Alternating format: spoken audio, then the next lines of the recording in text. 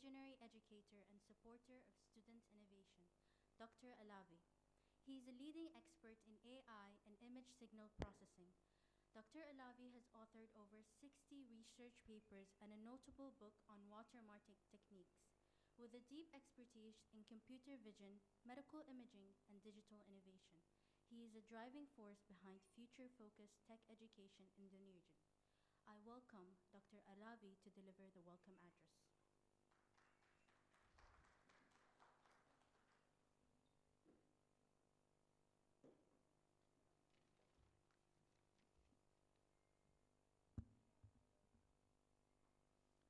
Good morning, ladies and gentlemen, honored guests, esteemed educators, talented young students, and respected parents and all the judges. And it's given me immense pleasure to welcome all of you to this 5th edition of International Digital Festival, a true celebration of innovation and creativity of young talented minds, and which the event is proudly presented or proudly hosted by the University of Dubai. There are a lot of speciality of University of Dubai. We are the first university in the MENA region and the second university in the world. We are the lead certified campus. We are sustainable university in the world. And this event is organized by CyberSky.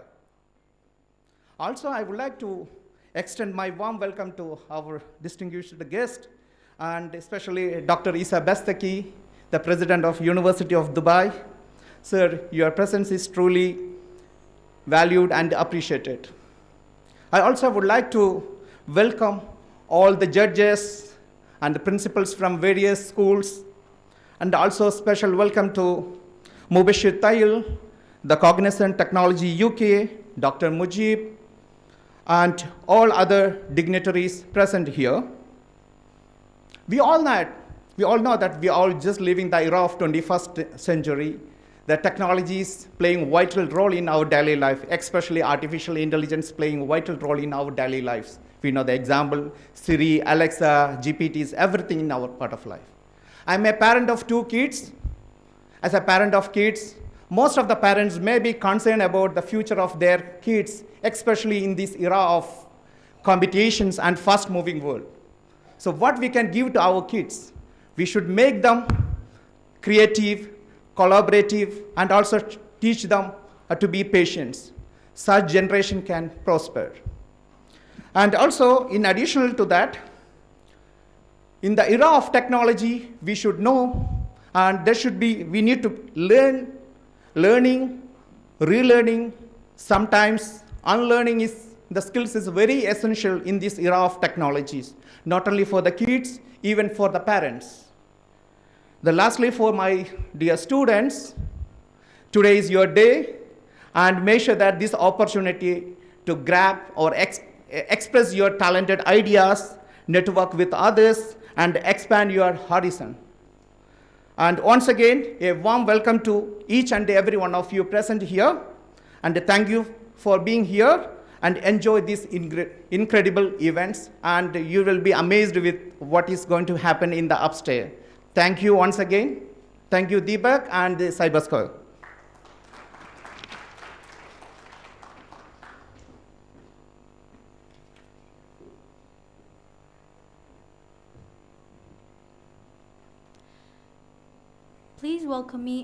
Please join me in welcoming our chief guest, Dr. Isa Muhammad Al-Bastaki, who is the President of University of Dubai, with a distinguished career in education, technology, and leadership. He holds a doctorate from the University of California, Irvine, and has held key roles at the ICT Fund, Dubai Silicon Oasis, and as a professor at the UAE University. He is also actively involved in various academic and scientific organizations. We are now honored to invite him to inaugurate the 5th edition International Digital Fest by playing a video. I'll tell you.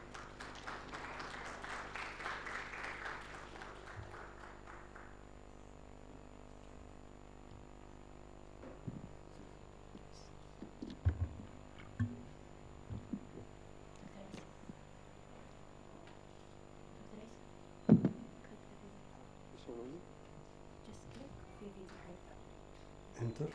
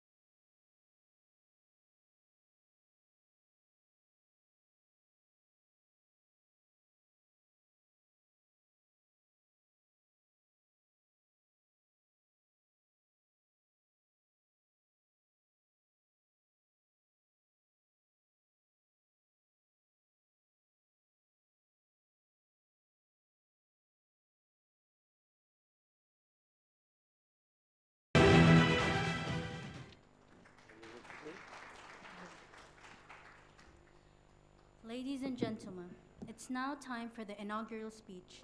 We are privileged to hear from a pioneer in the field of engineering and education, Dr. Isa Muhammad Al-Bastaki. Please join me in giving him a warm round of applause. First of all, good morning to all of you, honorable ladies and gentlemen. On this very important occasion, by the way, wow, what a dance. It was beautiful. I enjoyed every action in it. It was really amazing. Thank you very much, wherever she is. So, actually, this is my passion. My passion is innovation, and I've been after it since I finished my PhD and I came to United Arab Emirates University. That was my goal always. That's why I took over so many organizations. I was the CEO of ICT Fund, the first actually employee, and there we were always funding innovations, startups, incubation centers, research in the universities. And then I was also one of the founders of Silicon Oasis, Dubai Silicon Oasis. There we were working on building a big incubation center and also a fab for electronic manufacturing. So now I'm also the chairman of Emirates Science Club. Emirates Science Club is a government entity that actually, what they do is they incubate the ideas of those kids. And now, right now, they are in America. They are going for final of ISEF. Our students, they all from the childhood, they start from 7 until they finish schools. They come to Emirates Science Club. We train them. University of Dubai is a partner of that. And believe me, these kids, they have 11 patents till now. You can see how well they are doing. So innovation is in my blood. I love it. My son has a big patent that Dubai Aluminum Company, now called EGA, they're selling it to the world. It's his patent, actually, did it. So anyway, for me, that was the goal. And my motto is, made in UAE, sold globally. So I'd like really to start my speech. I'd like to, first of all, to thank the Cyber Square, Mr. Harith. I know that Harith in Arabic, you say it Haris. In Arabic, you have 2 different words anyway. So thank you for choosing us to Dubai. You see, when you look at the 4th Industrial Revolution, you can see the elements of those, and the 4 things that are here are part of the whole system of 4th Industrial Revolution. We go from blockchain, we go from Internet of Things, we go into, IP version 6, then we go into robotics, we go into big data, 3D printing, nanotechnology, AI, cybersecurity, 5G, 6G, and it goes on. And at the end, if all these together, the 4th Industrial Revolution has to have some final thing that we work. No matter what we do, at the end, we need a green future. So It has to be a part of it, green economy. And 4 of them are already here, the robotics, the coding, the AI, and the IoT. Now, why do we need to go into these kind of technologies? You know how many students we have in the world in universities? Can you guess? 250 million. You talk about total with high schools, 1 billion. 1 billion students. What happens in 25 years, 2050? How many students will be there on university? 1 billion students. Or 4 billion totally with schools. That's a huge number. Can those buildings of universities or schools, can they accommodate this kind of numbers? Can the roads accommodate the cars that they could drive through? So the future is AI to be the enabler of learning, not the learner. Enabler of learning. Work as an agent, any kind of AI they can do, but that will be the future. So in the future, it's not building, it's called buildingless learning, buildingless banks. Whatever you do is buildingless. You need to take care of the green economy to make sure that it is sustainable in terms of environment, in terms of economy, and in terms of society. So from now we have to work, make sure that we work to improve and develop the AI to go to a point that it will make it a strong contributor to learning. In the future, it will be learning from anywhere, at any time, from any professor or teacher, from any device, as long as there's strong ICT infrastructure, robust one. Once that's there, then will be personal learning. I am a student, I'll learn by my helper, my agent, AI agent, will help me to go through my education, will know exactly where I am, what courses I need, where is it offered, and which professor is offering it, or teacher at school. So you are learning 24 hours per day if you like to. So time is flexi, location is flexi, faculty members flexi. Everyone will teach maybe at one time 100 to 200 students. And it could be in a week, maybe thousands. So everyone will have their job, but it'll be different. So once we look at that future, we need to work from now. AI is changing. And Ray Kurzweil, in his book, Singularity, he said that 2045, the machine intelligence will overcome the human intelligence. I don't believe in it. It will never happen, because our thinking is random, and the thinking of machines is deterministic. You can always go into it and change it whatever you want, but in minds, you don't. You create your own. AI creates according to the program that we programmed, right? So at the end, it will not happen. So we don't worry about the future, the jobs, but AI, if we don't implement it, somebody else will do it, we'll be left behind. And there's a lot of nowadays discussions about AI that will control the world. If you look at that way, that means we will never go ahead. It'll never happen. You don't worry about it. So this kind of competition for this innovative students, smart students have come here to compete and then win. For me, all of them are winners. No one is a loser. And His Highness Shaykh Muhammad Rashid said, if you fall down, don't stay down. Stand up. So that means that you don't fail. If something happens, you don't succeed. Try again, you don't succeed. Try again, you don't succeed. At the end, you will succeed. So failure is not accepted. And Shaykh Muhammad always says that impossible is not in my dictionary. So make sure that all of you that are in IT, in engineering and technology, impossible is not there.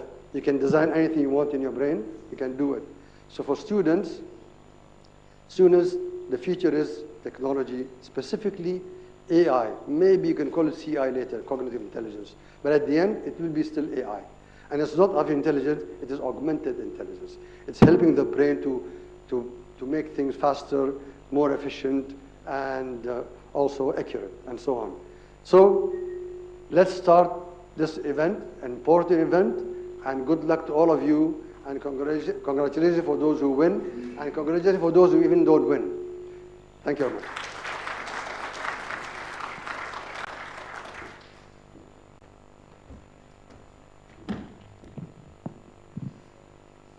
Thank you, Dr. Isa, for this inspiring speech. We request the judges to kindly proceed to their assigned judgment seats. The exhibition and evaluations will now begin.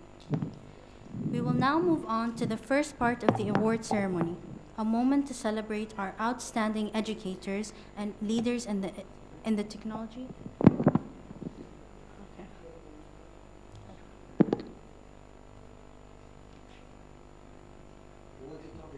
No? One thing you said, national anthem of what about Janagana Dinaka Jayan, Bhaga Vidata, Punjab Sindh, Gujarat, Maratha?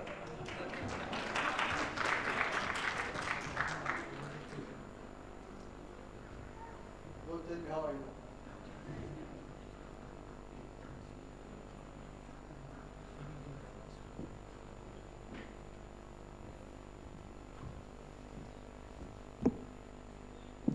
We will now award Dr. Isa Muhammad al-Bastaki for his amazing achievements.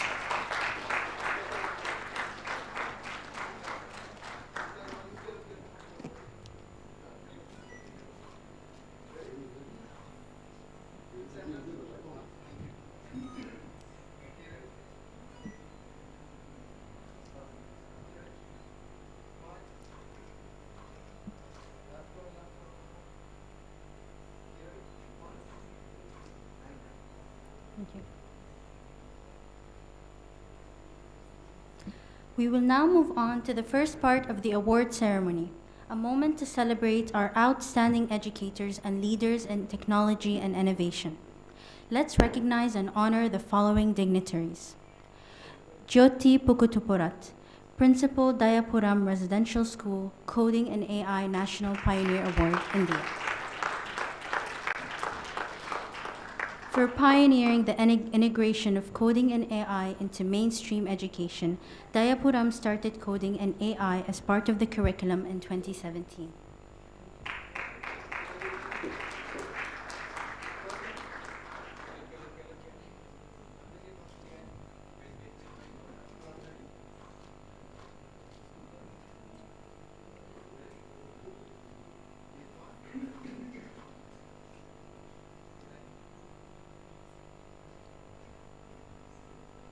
Now I request Ms. Jyoti to speak a few words about her experience. Good morning, everyone. Respected dignitaries and dear participants. On behalf of the Abram Residential School, I am very proud to receive this award. This is the result of a teamwork. This award is, I'm dedicating this award to entire Deyapuram family. And I would like to mention the name of our patron, Siti Abdurrahim. Siti Abdurrahim is the person behind all the innovative activities of Deyapuram campus. Deyapuram is a school located in Kerala, near NIT Calicut, started 43 years back. Still, Deyapuram is continuing the spirit of social equality and innovation. And Deyapuram is giving education to around 400 students, free education to orphans and destitutes. And I would like to dedicate this award to the entire Deyapuram family and Deyapuram volunteers and the people, those who are supporting Deyapuram. And I would like to thank Mr. N.P. Harris, CEO, Cybersquare. His support helped us to achieve this award. Thank you all. Thank you very much. Jisha Jayan, Foundation of Change Maker Award. Cybersquare started the journey of coding and AI in 2014. Jisha Jayan was the first and then principal of Habitat School, Alger.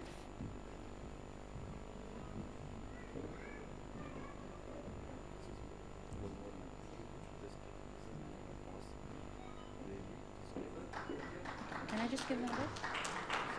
Can I just put that? It's just an extra.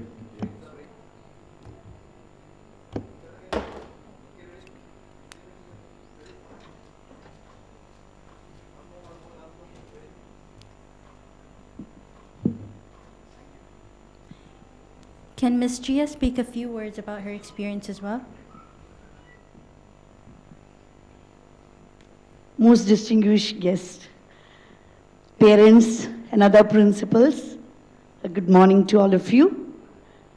As I reflect my journey that began in 2014 at Habitat School Al Jarf Ajman, a school that embraced the vision of transforming digital literacy, Cyber Square then was just taking its shape. And I vividly remember how we chose to invest in digital literacy, coding, and innovation. It was not just sharing a platform with each child, but it was nurturing a mindset then, the entire stakeholders' mindset. And this allowed the students to be very creative.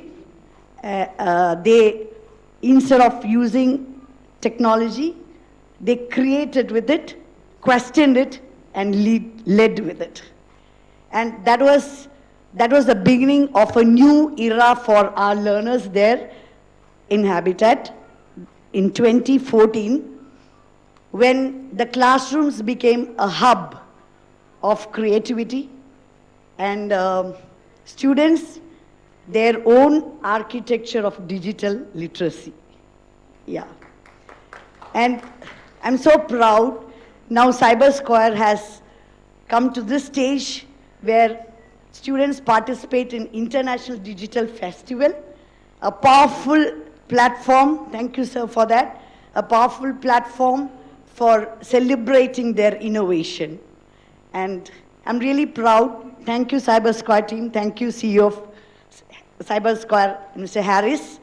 And let us shape the future again with AI, as Sir said.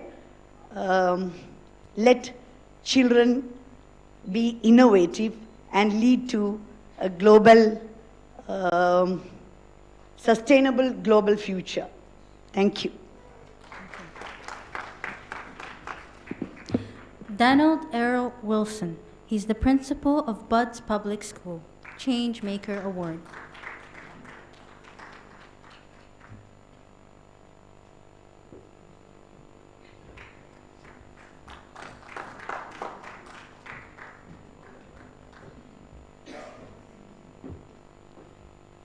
He is receiving the award for championing innovation and transformation in school education.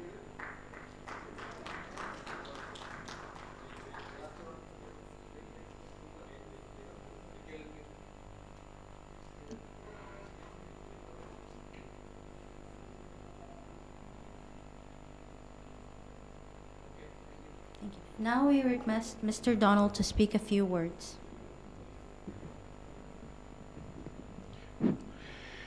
Ladies and gentlemen, chief guests, and the guests of honor, I think it's a privilege to be receiving this award.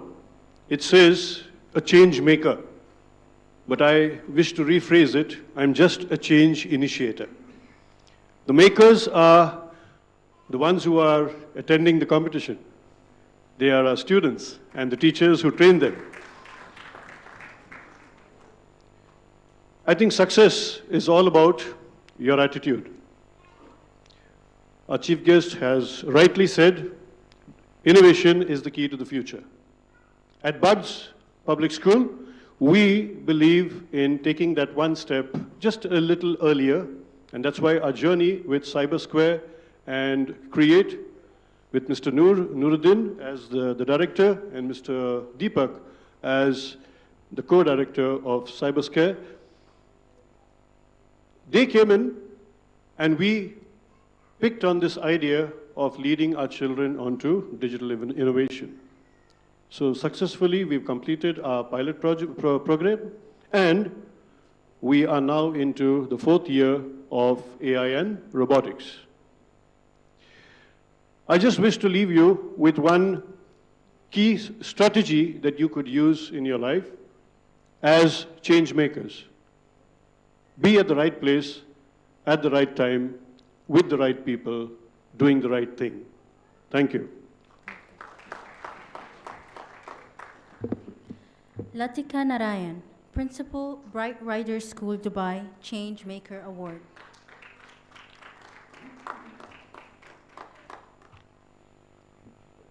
She is receiving the award for inspiring change and promoting 21st century skills among students.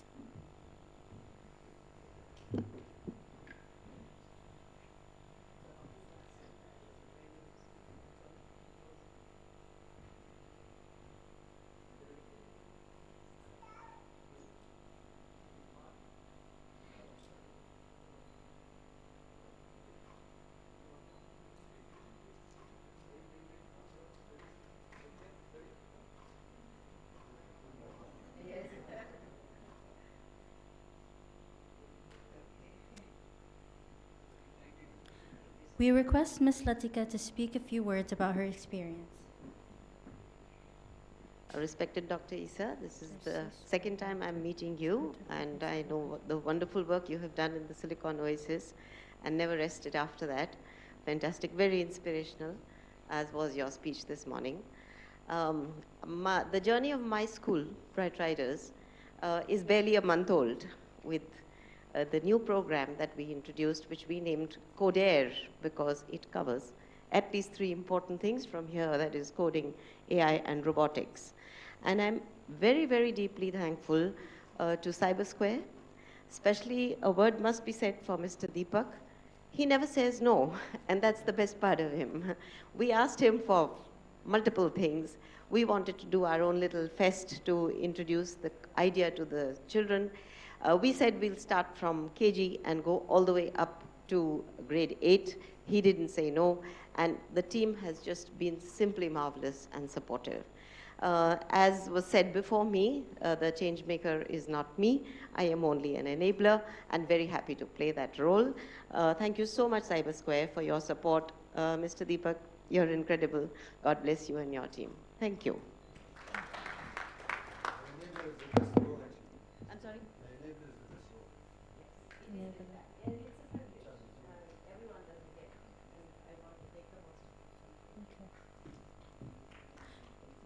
Dr. C. Suman.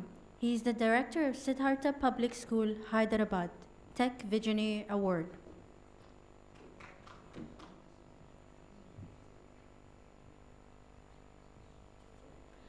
Siddhartha Public School is the first school in Hyderabad to implement practical coding and AI as part of the curriculum from grade 1 to onwards.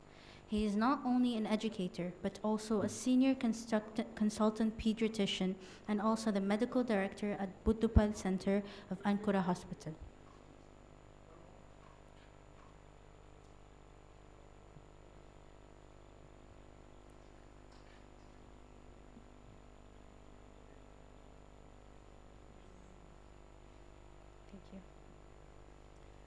We would ask Mr.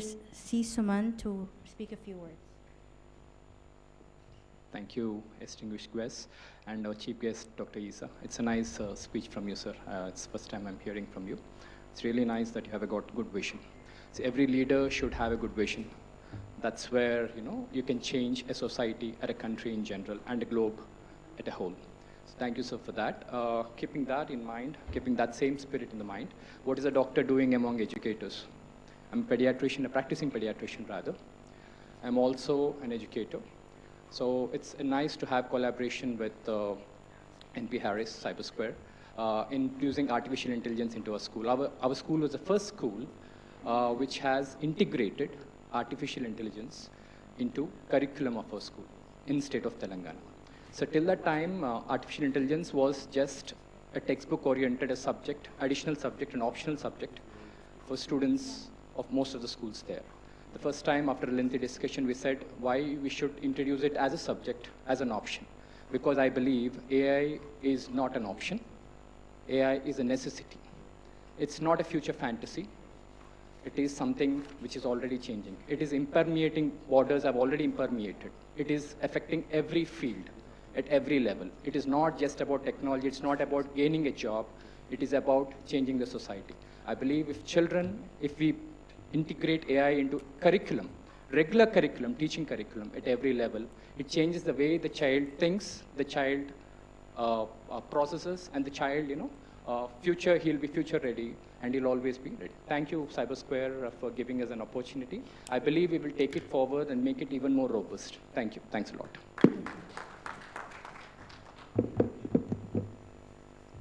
Sushma Nalapat, the principal of Eminence Public School Change Maker Award. She is receiving this award for fostering a culture of creativity and progress in learning.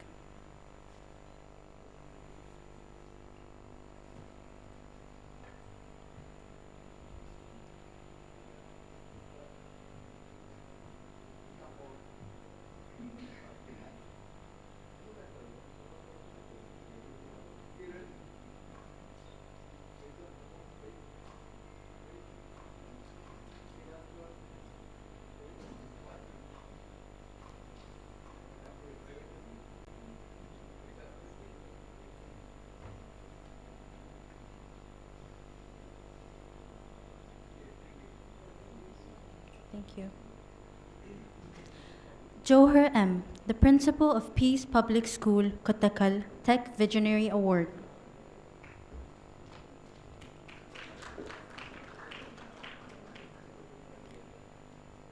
He is receiving the award for outstanding leadership in integrating technology into education. He is always a forerunner in doing it. One of the examples is introducing Google Classroom in his school well ahead of the COVID.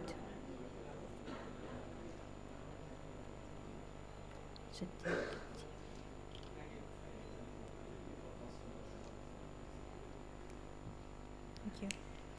Siddiq TV, Chairman MH English School, Talamunda, Tech Visionary Award.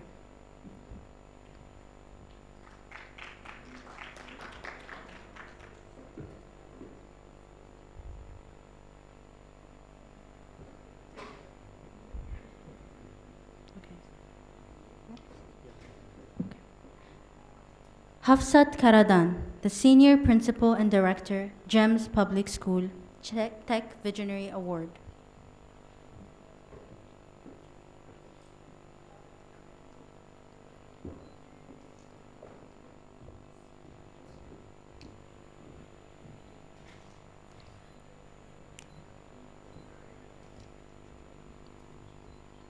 She is receiving the award for outstanding leadership in integrating technology into education.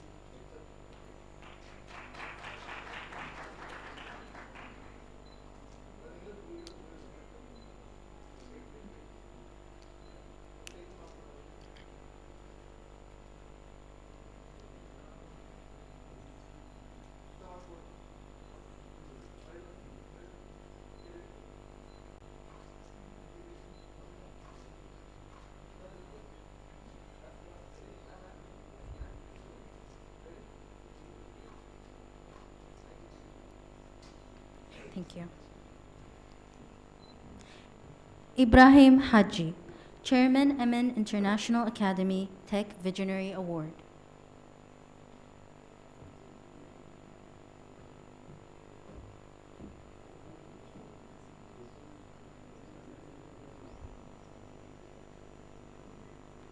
Next.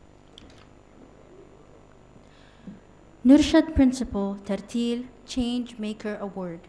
And on behalf of Nurshad, Badusha, Captain of Indigo Airlines, proud alumni of Tartil Central School, will be receiving the award.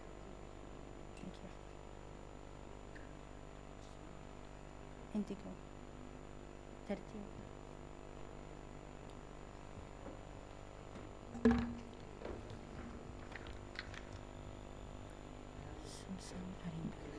Sumsum.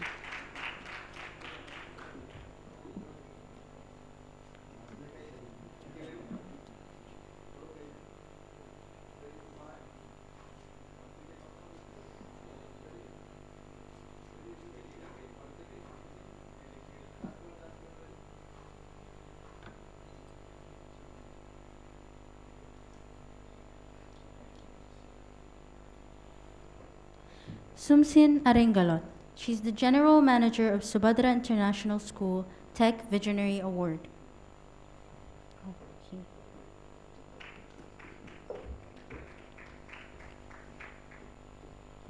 Sumsin has built an international school with all the facilities in Maharashtra, India. He is making sure that every school in his school gets exposure to the skills that are required in the incoming AI world. Exposure to the skills. Thank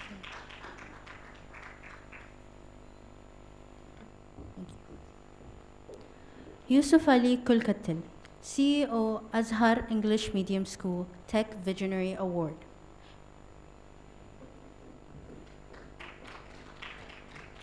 For outstanding leadership in integrating technology into education.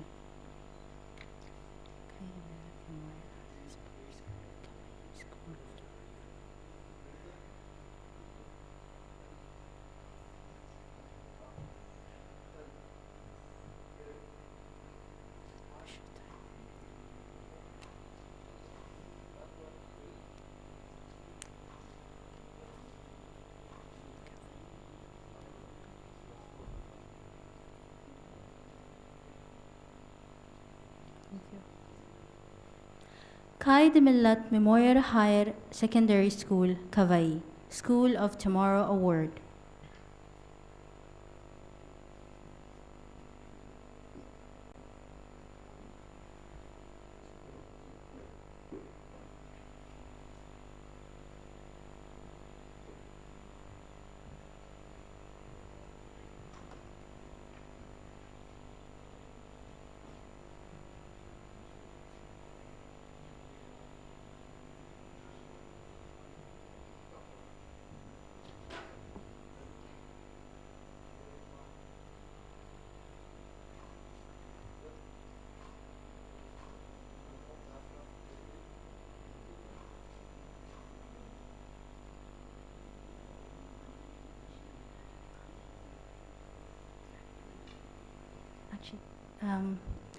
As we celebrate innovation and student brilliance, it's important to also hear from those shaping the futures through education and leadership.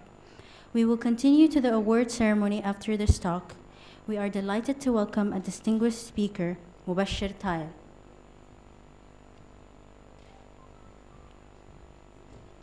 AI and Analytic, Cognizant UK with over 18 years in the IT industry. Mubashir has led AI and data innovation across global firms including Cognizant, Wipro, and American Express, a Google-certified machine learning engineer and Harvard-trained leader. He holds a degree in computer science and software engineering from BITS Pilani. Please join me in welcoming him with a big round of applause.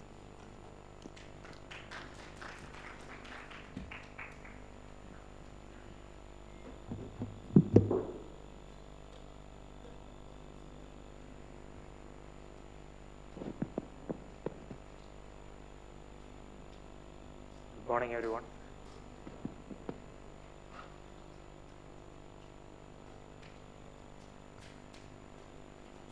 So before getting into my topic, let me share a prediction from when I was in 10th grade, one of our physics teacher.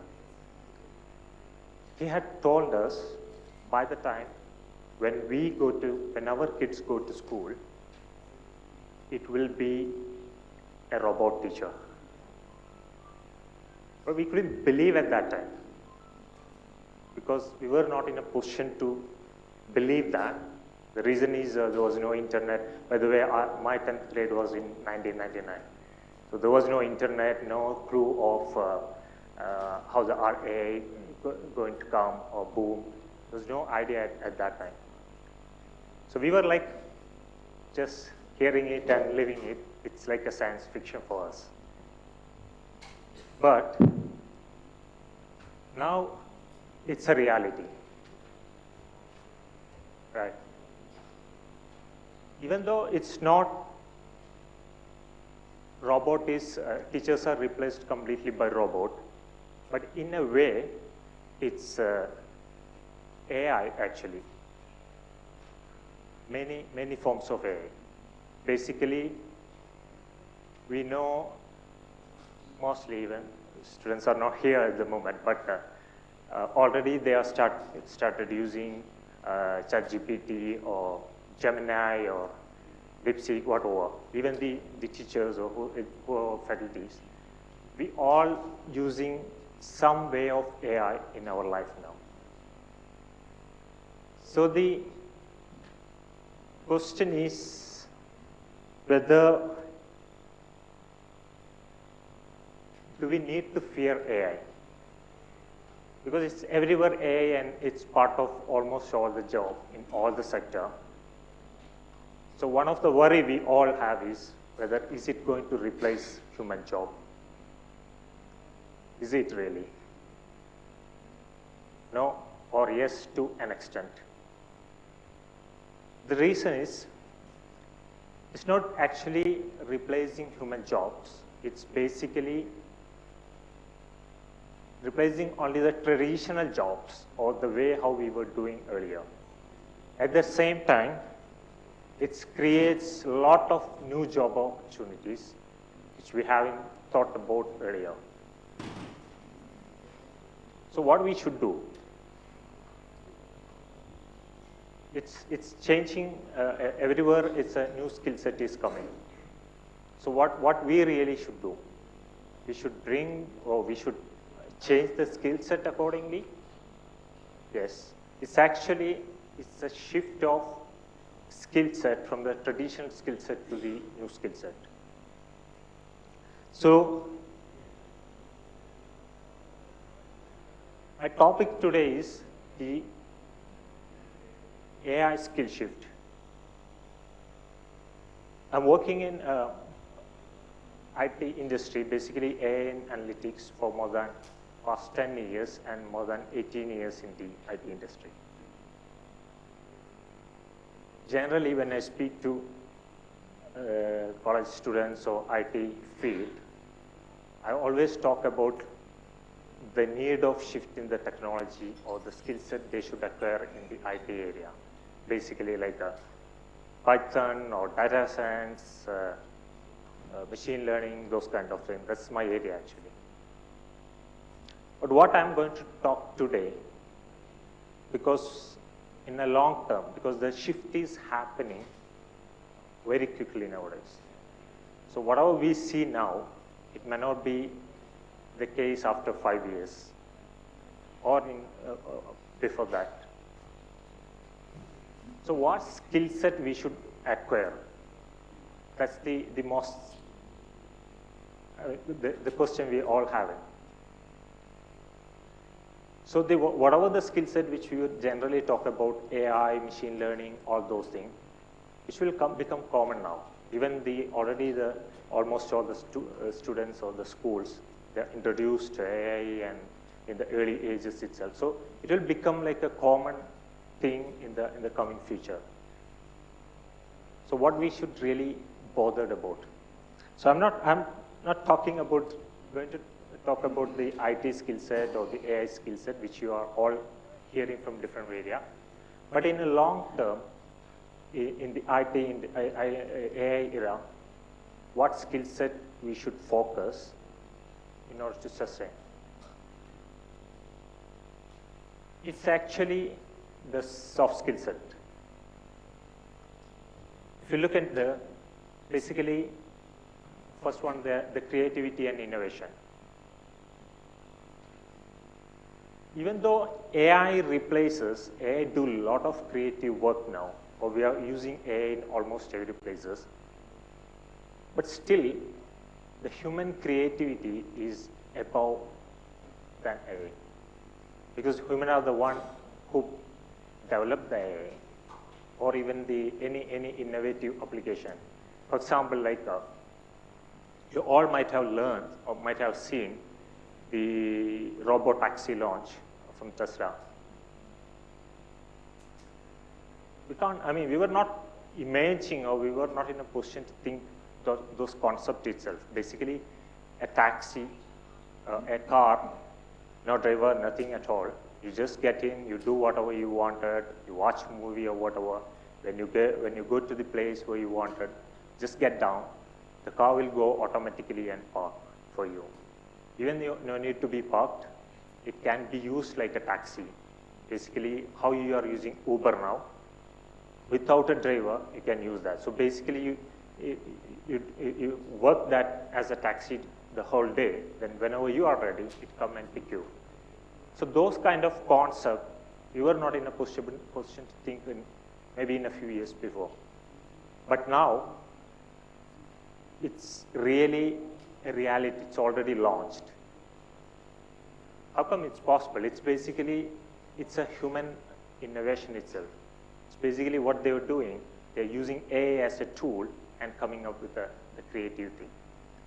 So this skill set, it's, if you are developing, if you are making sure we are developing this skill set, I think you don't need to worry, it can survive, because it's needed always. Secondly, the critical thinking and problem solving. Even AI does a lot of critical thinking or the problem solving part. When it comes to the actual problems or big problems, it's still human has to take the decision. Whenever it comes to any decision making part, it's human has to do it. So what we need to focus actually, we make sure we develop the skill set related to the critical thinking and the problem solving. Then the third one is emotional intelligence. We know AI doesn't have any emotion. That's the one of the problem. Even though AI do a lot of things, but it doesn't have any emotion. But as a human, we have a very good emotion. So there is an article I read somewhere. Maybe by 2050, one of the things which people will be, or our students will be, training will be, they may not know how to shake hand each other because they are living in the technology world. I don't think we need to reach 2050 for that, even in a couple of years. Even among us, even though we were in the previous generation, we cannot sit in a room more than an hour without checking the mobile now. I think that's the true fact now, right? If that is our case, what is the case for the students, those who are coming, their starting itself is IT or AI or mobile. So there's no point telling them our old story and all. So what we need to make sure, this skill set, emotional intelligence, that's important one, and we need to make sure that we develop that skills into our students as well. This includes everything, all the emotional part. Then it comes the adaptability. In the earlier world, if we have a master's degree, or if we are specialized in one area, that's enough for lifetime. We can survive lifetime. But that's not the case now. It's happening, changes are happening very frequently. Earlier I used to tell, I work in IT industry, so earlier what we used to tell, the IT people has to update their skill very frequently because it keeps changing. But that's not the case now. Now it's all the sectors, people have to update their skill. And they need to adapt with the changes. So what we need to develop actually, the skill set in our students, they adapt the things very frequently. Then they can survive in the AI era. The other thing is continuous learning. Again, continuous learning was optional earlier, but now it's a mandatory for survival. So there is no way, I mean, almost everyone, as I mentioned, the one degree, keeping it one degree, that's not enough. You may have to keep learning, improve the learning, and invest in the learning. But the thing will be, the learning method will change. Because when we say earlier, the learning, it's mostly we reading the books or educating in subject. But in the AI world, it will make things easier. So automatically, everyone will be doing it. So the only thing what we need to make sure is, we build or develop something, the skill set that makes students to do the continuous learning. So all this actually the soft skill set.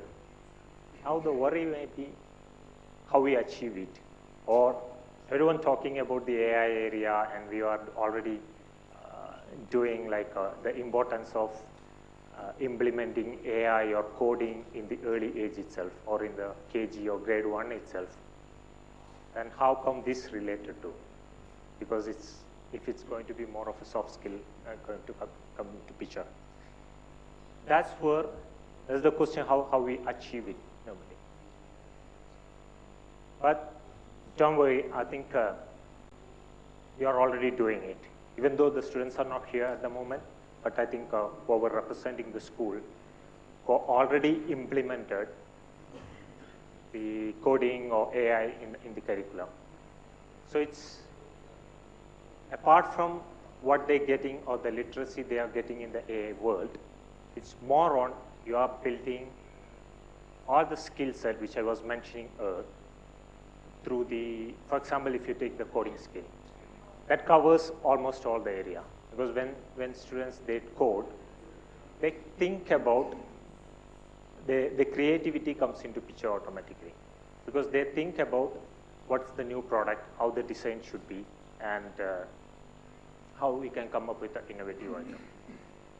Same way, the critical thinking comes into picture, because if you want to solve a problem, you need to apply your critical thinking and the decision making, all those capabilities. Thirdly, the emotional intelligence. The question will be how you achieve emotional intelligence when you do the coding. How it happens is, when you do the coding, you work in a project, you work with a team. So you need to collaborate with team. In that way, you're still maintaining, or you develop the skill, the emotional intelligence skill, how you do empathy, dealing with other people, interpersonal skill, all those things. Then again, continuous learning and adaptability. Even though you all know, if you're doing the coding, whatever they learned in their previous grade, the next year or the year after, the things might have changed. So they adapt very quickly. They do new things with the new technology, things and all. So in that way, they develop that skill and even the continuous learning skill set as well. Having said that, let me conclude my speech. AI is as a tool for augmentation, not just for a replacement. Thank you, and thanks to Sabre Square and Mr. Harris as well for giving me this opportunity. And yeah, thank you all. Have a great day. Thank you.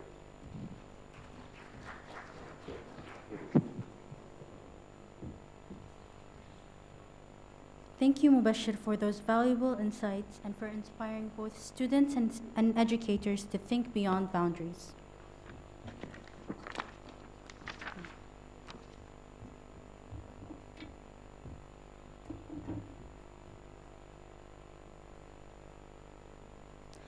Let's continue celebrating excellence with the second round of our award ceremony. First, let's welcome Vincent, who is an expert in the cloud industry from hardware to the multi-cloud. Thank you. Vincent will be handing out the awards. Okay.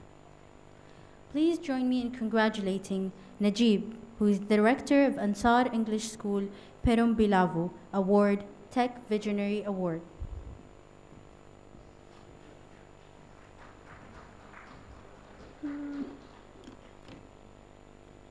For driving innovation and education through strategic technology leadership.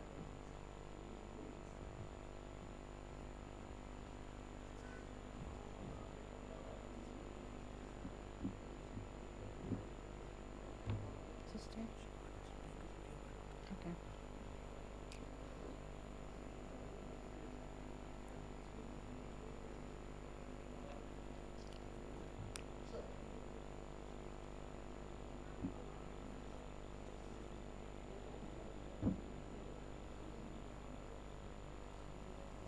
Thank you.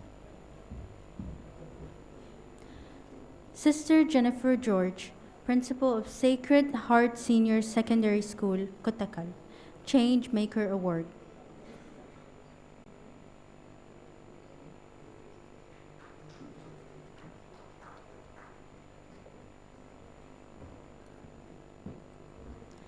For introducing impactful reforms and modern practices in school management.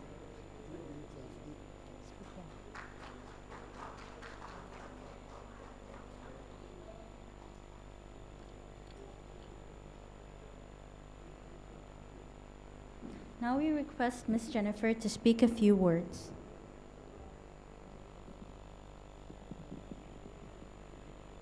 Good morning, distinguished guests, my fellow principals, parents, educators, and students. First of all, let me thank Almighty God for giving me this opportunity to be here and receive this award, representing my school community. And I would like to dedicate this award to my team members and my students and Sacred Heart family, because it is their dedication, commitment, and my students' hard work and the cooperation of my parents' community. As some principals said before, I'm not a change maker, I'm just giving an initiation, and I'm just giving a way and they are following it. And we know we are living in a world where it is fastly changing. And we know the permanent reality is change. And where we are little hesitant to have a way different or have a change in our life. But I'm really happy and privileged to say my team members and my students are always happy to welcome all the changes, whatever we suggest, to have a growth in their professional and their student life. Once again, I thank, and especially I thank educators and CyberSquare for giving me this opportunity to be here and receive this award. And once again, I thank each and every one of you, and let us work together to make a change in this fast changing world. Thank you.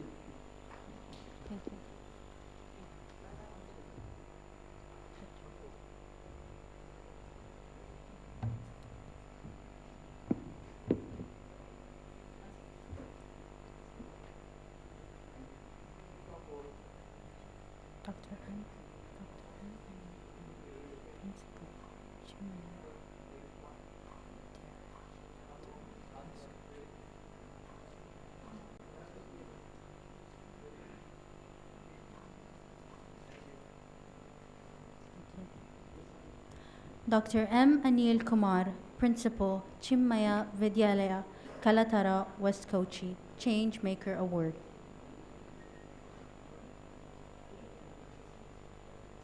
For transforming institutional operations through visionary academic leadership.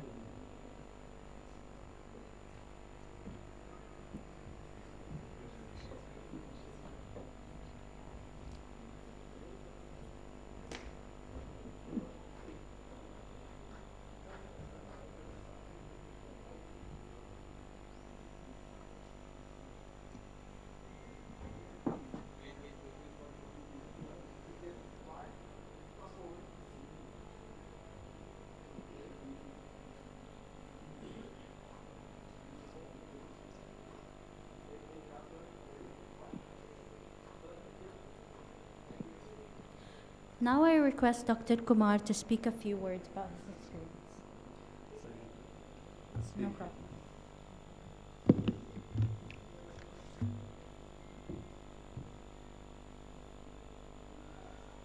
Respected guests, esteemed organizers, and fellow educators, I am deeply honored to accept this prestigious Changemaker Award on behalf of Chinmaya Vidyalaya, West Kochi.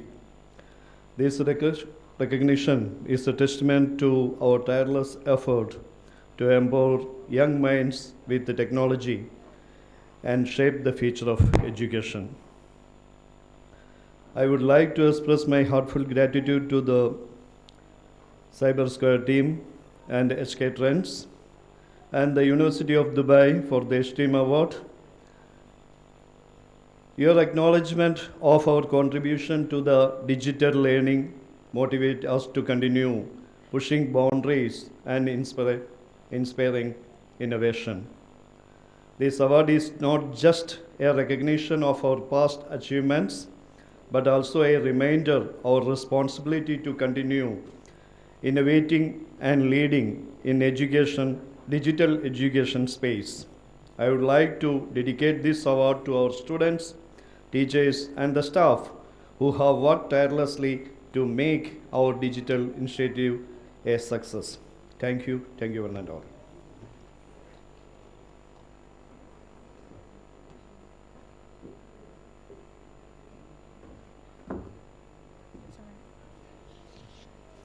Suma Paul, Principal, Assisi Vidya Niketan Public School, Kakanad, Change Maker Award. For implementing dynamic educational strategies and inclusive school culture.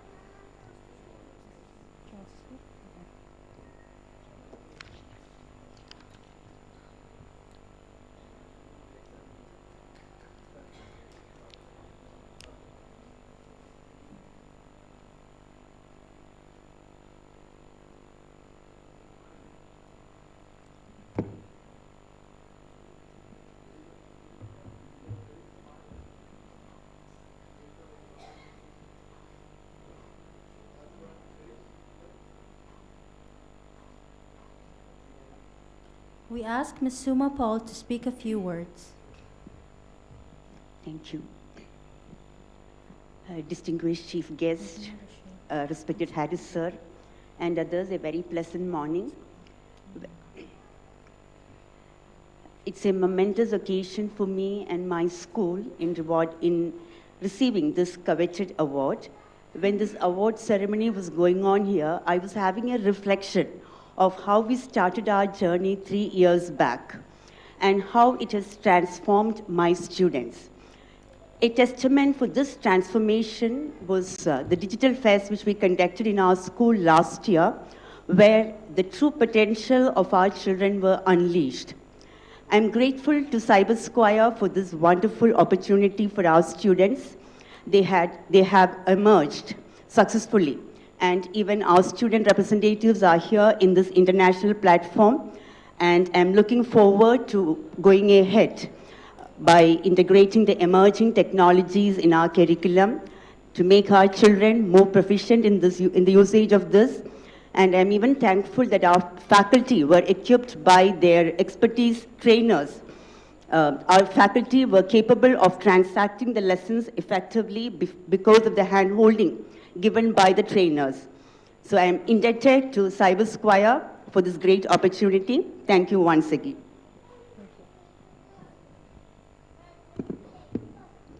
Najma Rashid, Principal of Al-Irshad English School, Kilimangalam, Change Maker Award. For promoting progressive learning environments and student-centered policies. Can you hear me?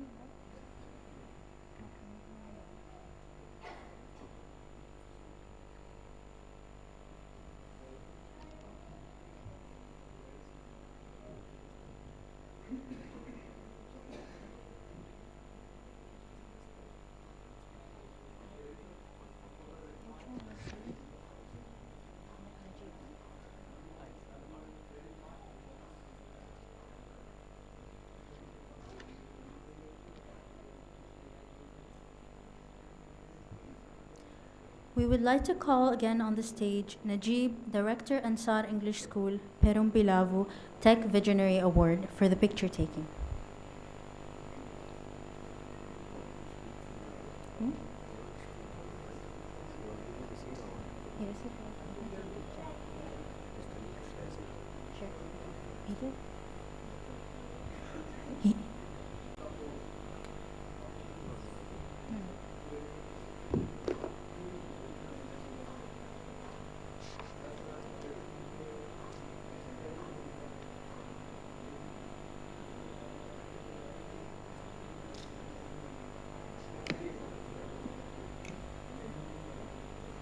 Thank you. Dr. Madhukumar Nair, Principal, Prakash Public School, Islamapur.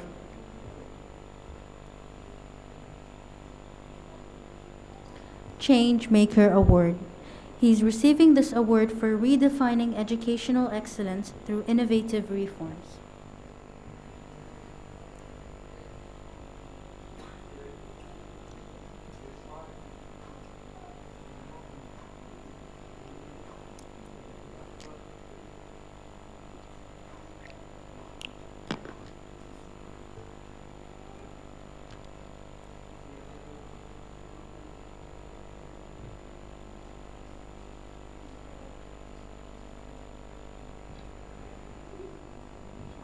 Najiba Sulaiman, Principal, ABS Global School, Trikaripur, Change Maker Award. For leading systemic enhancements in teaching methodologies and outcomes.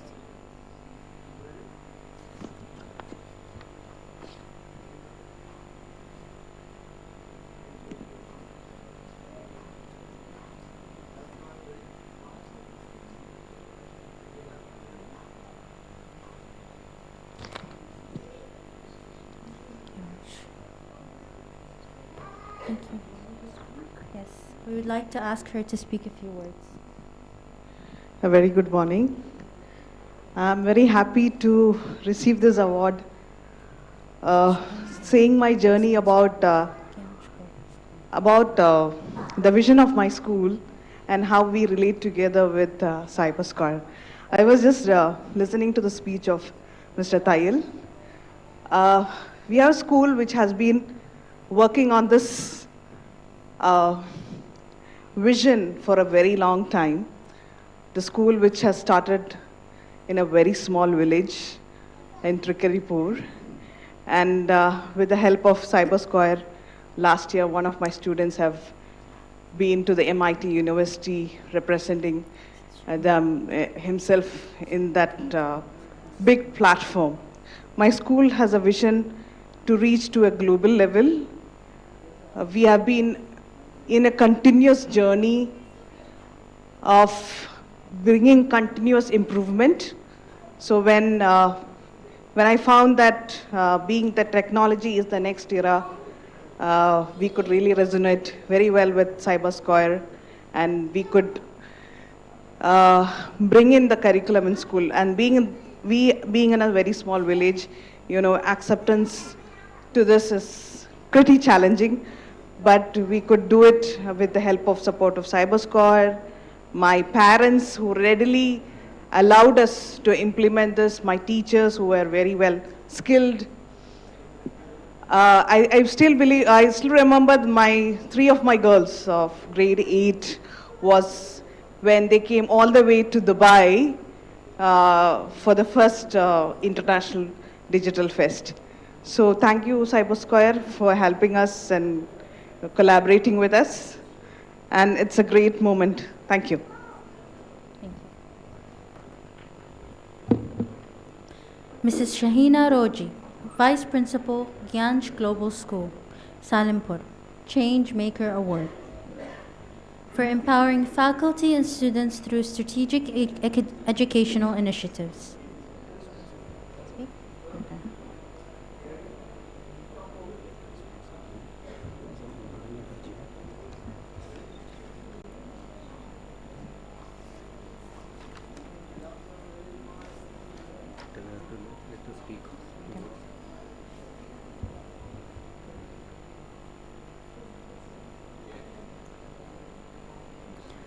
We request Mrs. Shahina to speak a few words on her experience. A very good morning to all the invited dignitaries and the chief guests. I'm deeply honored to receive this award, and we introduced this curriculum 2 years before. And I proudly say that ours is the first school in Punjab who introduced this CyberSquare platform. And now I think we have more than 20 schools in Punjab who follow this curriculum. And regarding the curriculum, this is absolutely amazing. The support they give, the training they give, it's absolutely amazing. So thank you Team Cyber Square and SK Trends for bringing this vision and making the change in the 21st century. Thank you so much.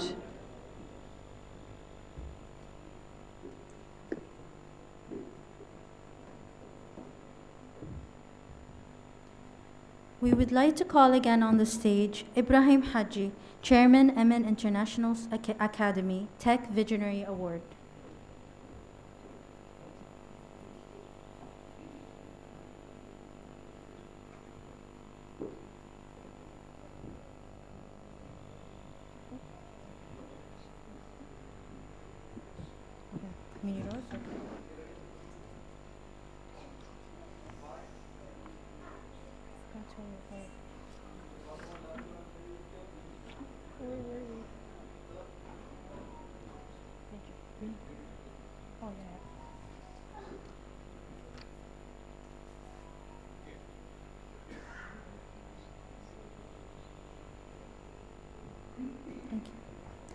Sister Minnie Rose, Education Counselor, Sacred Heart Senior Secondary School, Kotakal, Change Maker Award.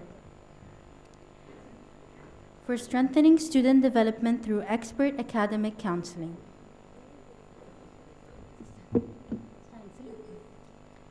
Sister Jennifer, can you come?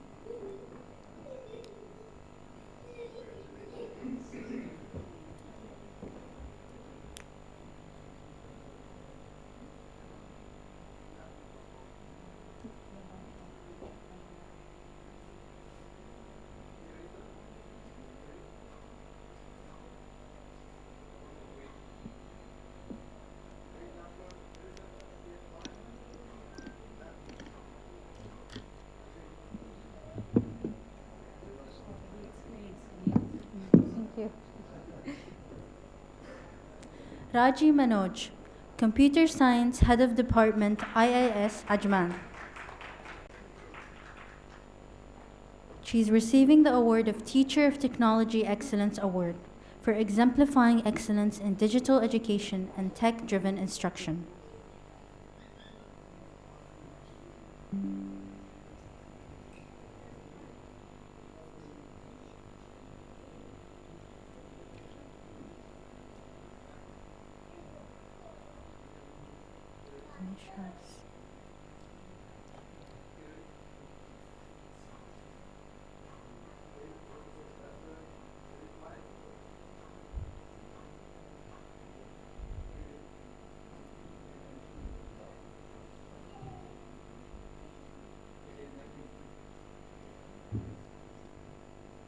Nimisha C., Computer Science Head of Department, Habibatullah, Teacher of Technology Excellence Award, for integrating cutting-edge technology in curriculum and student learning.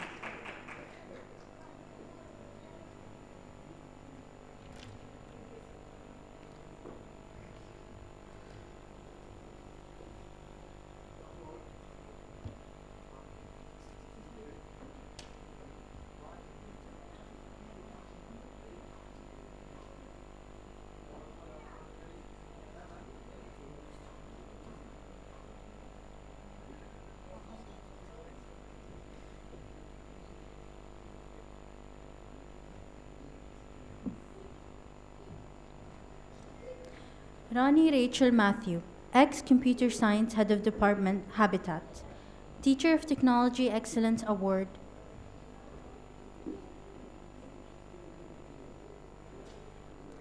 She's receiving the award for pioneering modern classroom experiences with advanced digital tools.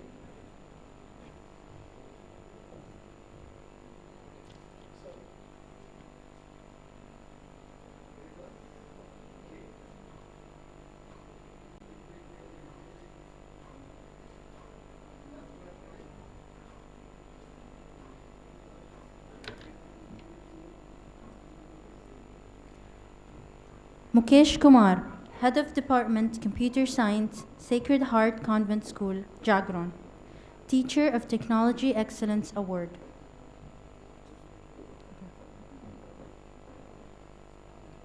for enhancing computer science education through practical innovation.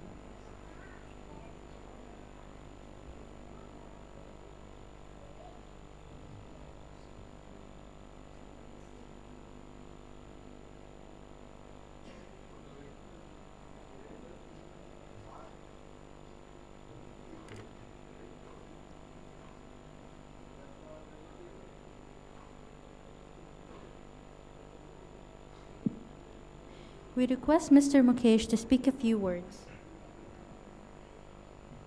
Good afternoon to all. Actually, I'm from Punjab, and I congratulate to my sister principal NC because she gave us chance to work with the cyberscape team, and I'm congratulating to cyberscape team also because they are giving us to make our students very powerful in AI technology. Because students can build nation, and if nation is very strong, then they can represent country in all the world. So thank you, sir, HK sir also, and congratulating to our Reverend Sister NC. Thank you, ma'am. Sunita Sridhar, computer teacher, Qaid Millat Memorial Higher Secondary School, Kavai. Teacher of Technology Excellence Award.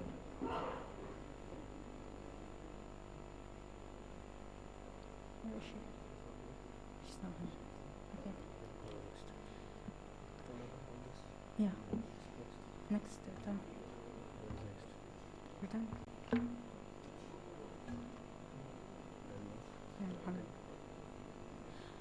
Muhammad Habil Kundil, Peace Kotakal, AI Cinema Challenge.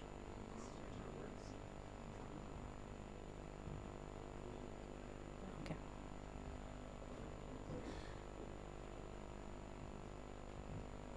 Thank you, Mr. Harris and Mr. Vincent. Now let's take a moment to hear from an inspiring voice in the education community. Please welcome Dr. Najib Muhammad. He's the director of Ansar English School. Dr. Najib Muhammad holds an MBA from the American University and a PhD in Quranic Studies. With experience at Ittisalat and Dubai Islamic Bank, he is also a certified NLP coach and has completed a diploma in school management from the University of Oulu, Finland. He brings valuable insights on innovation and leadership in education. Please join me in welcoming him with a big round of applause to deliver a short address, sharing insights on innovation, leadership, and the future of learning.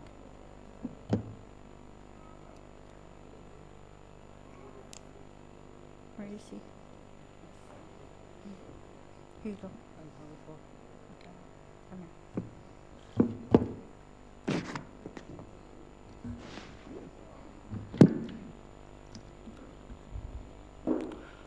Good morning, respected dignitaries, esteemed delegates, educators and students from across the globe. It is distinct honor to me to represent Ansar English School, Kerala, an institution serving over 5,000 young minds at this prestigious platform. The 5th edition of the International Digital Fest, hosted by the University of Dubai.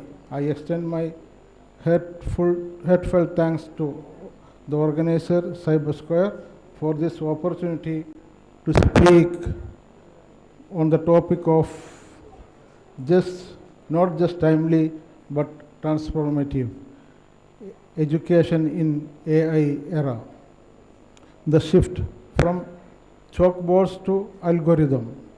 We are living in an age where artificial intelligence is no longer the future, it is the present. From productive text on the smartphone to personalized content learning platforms, AI is shaping the very fabric of education. What began as a simple integration of technology into the classroom has now evolved into the full-fledged paradigm shift.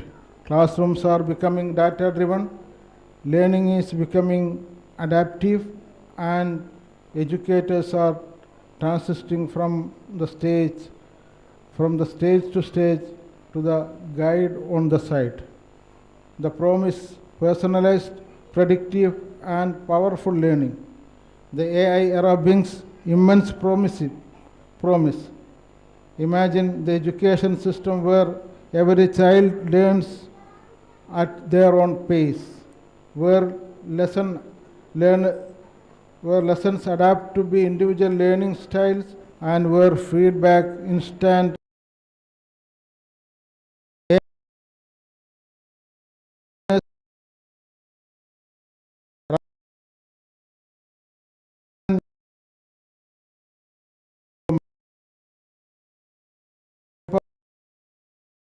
let the machines replace the heart of education, the human connection. A machine can correct an essay, but it cannot ignite a passion of a poetry. An algorithm can suggest a solution, but it cannot comfort a child struggling with self-doubts. In the AI era, the role of teachers becomes even more crucial, not as a distributor of content, but as a mentor, motivator, and moral compass. Preparing for an unpredictable future. At Ansar English School, we believe that education in the AI era must go beyond digital skills. It must nurture the emotional intelligence, critical reasoning, and global citizenship. We are focusing on developing AI literacy so our students understand how these systems work. Critical thinking so they can question and not just consume. Value and empathy so they can stay grounded even when algorithms soar. The future we are preparing for our students for does not exist yet, but we are committed to equipping them for the mindset to navigate the courage and creativity and conscience. Collaboration over competition. We must also realize that in the AI era, no schools are in island. We must foster global collaborations like this very first. So, share the best practices, co-create solutions, and demonstrate access to AI tools. As a school in a rural Kerala, we are deeply aware of the digital divide, and we strive to every day to ensure that the benefit of AI reach every student, not just to the privileged few. To conclude, education is in the AI era is not just about teaching machine to learn. It is about teaching human to remain humane. Let us use AI not to replace, but to amplify human potential. Let us use it not for dictate, but to support learners' journey. And above all, let us ensure that even the world of artificial intelligence, we never lose sight of authentic wisdom. Thank you once again for the opportunity. May this fest spark conversations, collaborations, and shared commitment for shaping education system in the technologically and advanced and deeply human. Thank you very much.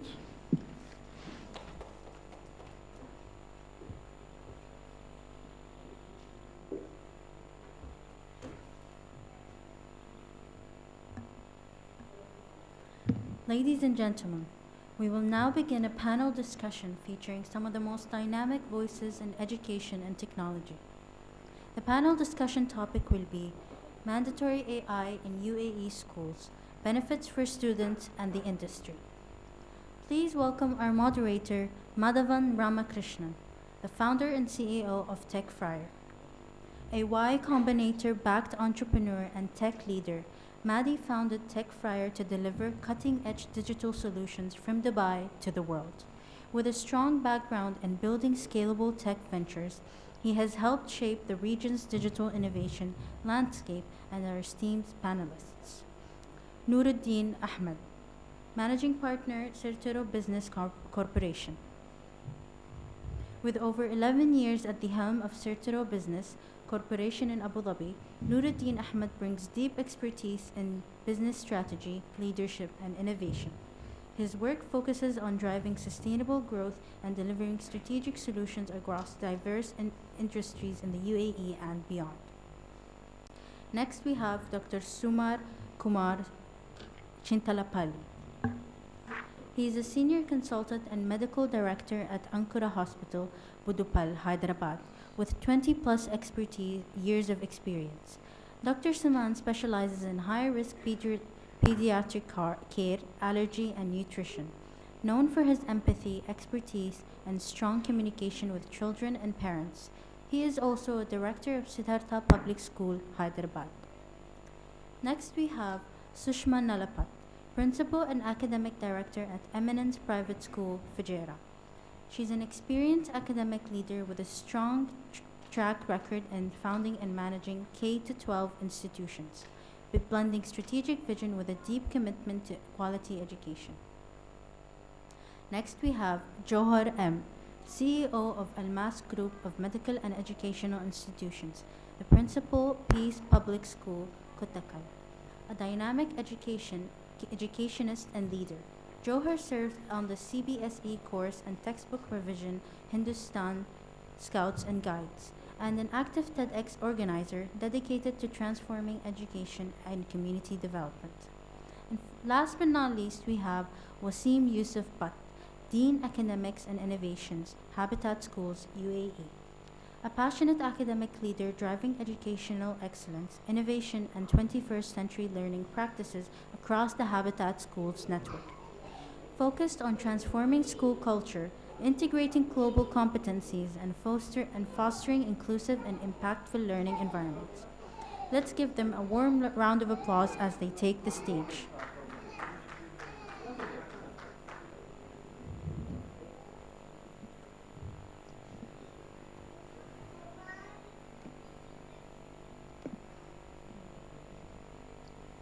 Thank you.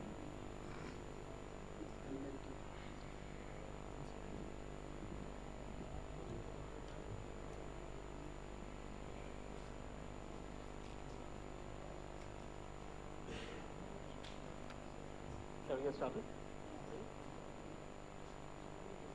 Hi everyone, I'm Madi. I've been in tech all my life.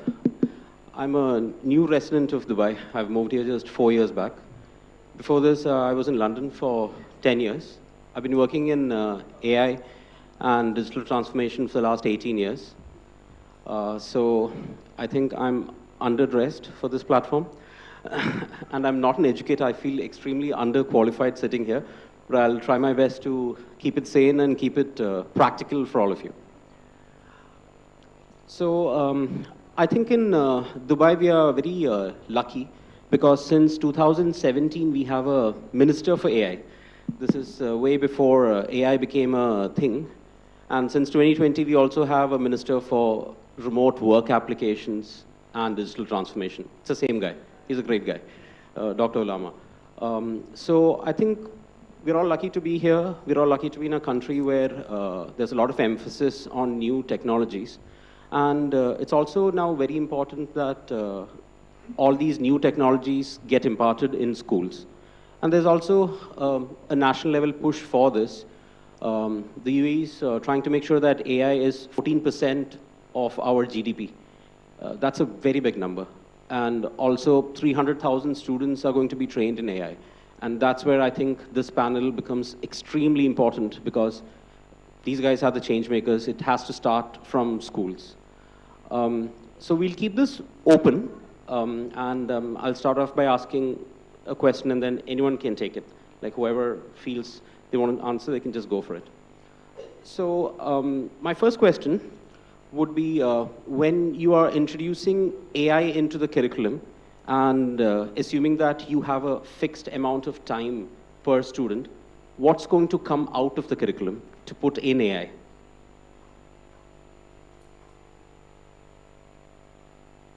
Could you rephrase that? Sure. So you have a finite amount of time to spend with every student during school hours. So if you're going to be introducing AI into your curriculum, what's going to come out to make way for AI? Subject-wise, time-wise, period-wise, how are you going to find the time? What are you kicking out to bring AI in?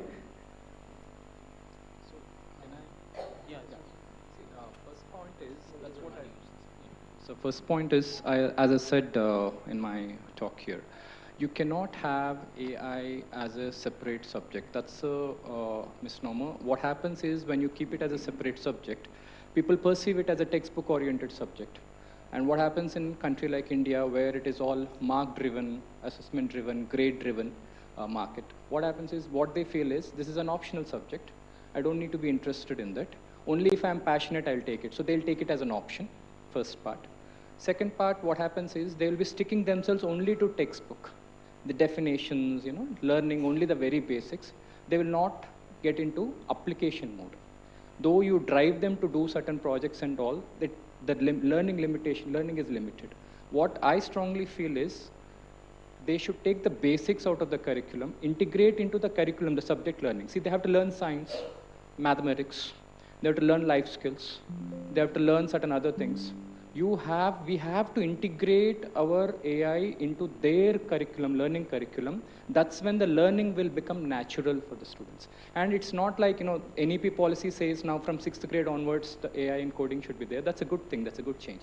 But what we strongly feel, I was discussing with NP Harris, is it should be introduced right at the KG level, so that children learn it naturally, just like they learn other phonetics and all this stuff. This also language should be integrated in such a way that they should not feel that they're learning something new. They should feel that we should do something out of it.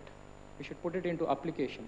That's where a lot of creativity, innovation, and these things will come, because that will be registered in their muscle memory. That's what I strongly believe. If I may add, I think your question was pertinent, because schools are always tied for time. And we can all think of integration, and that's a good thing, but nevertheless,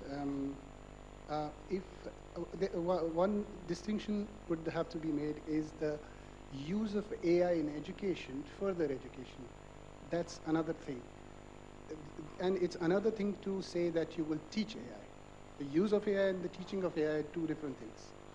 And therefore, if you want to teach AI, just like we teach coding or we teach computer sciences, I think some accommodation will have to be made. I've had discussions with Harris going back long, where he would always talk about how, just like to speak to each other, we use language, whether it's English or any regional language. The language of computers is coding. So in the same way we teach English, we should teach coding, because machines are the future. And therefore, definitely we'll have to make some time for it. And we'll have to, so it will mean we'll have to emphasize it, give it importance, and it might mean that we have to de-emphasize something else also. So will that time come from within the school time or like after our classes? Because I'm assuming you guys are all CBSE, ICSE or state syllabus or IB. Just an example for illustration. When we started with CyberSquare in 2014, we started it as an after-school activity. We had cyber mentors, we set up a facility, and we did it after school because we were doing only coding in CyberSquare. While as there was a subject called computer science, which was already in place during the regular school hours. Then it took us some years to phase out the teaching of computer science altogether and integrate the teaching of CyberSquare, which means integrate the teaching of coding right from grade 1 onwards. So we de-emphasized the traditional way computer science is taught, and we shifted to teaching coding from grade 1, and we replaced one with that. So yeah, makes sense, makes total sense. Yeah, my take is that Actually, we cannot separate AI in education. AI, whether we like it or not, AI has become an integral part of the education learning. During the time of COVID, it's automatically that change happened. Otherwise, because that became I think it's a good thing that happened during the time of COVID, that a change, knowingly or unknowingly, it's happened in the field of education. And since the learners of today are the users of technology and AI, so we cannot separate it from the education system. And we cannot say that computer science is the only a separate curriculum or a syllabus. It is connected with all across the syllabus and subjects we taught in the classroom, even if it is a language. So here we have the tech talk. So language is connected with the technology. So we cannot separate it as an individual subject, whether it is mandatory or even here we are honoring the change makers. Personally, I believe that CyberSquare is a change maker, especially in the field of IT and AI in the schools. Because in my school, we have introduced this curriculum during the time of difficult times of the COVID.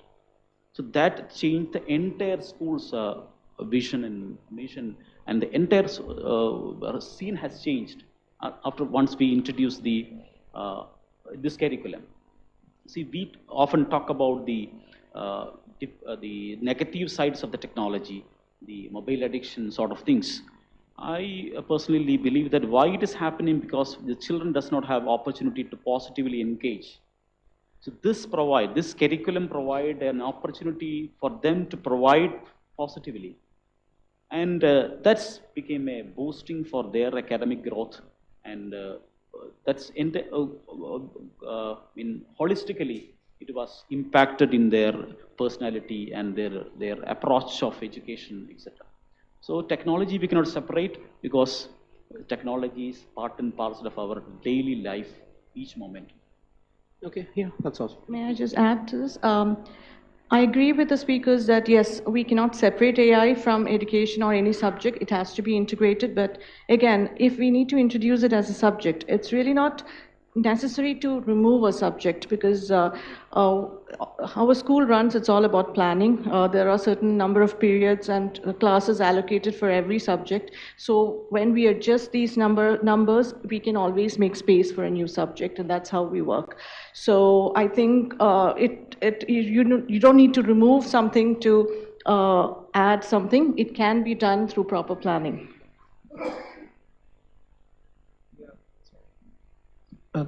Thank you. I think just from a different perspective. So I'm coming from the industry. Okay, so and pretty much been here for 2-3 decades, right? So the energy industry and also involved in the technology industry. So I work with educators to see what is the future of the children who are coming out and placed in the industry and what careers are out there and how do we integrate them.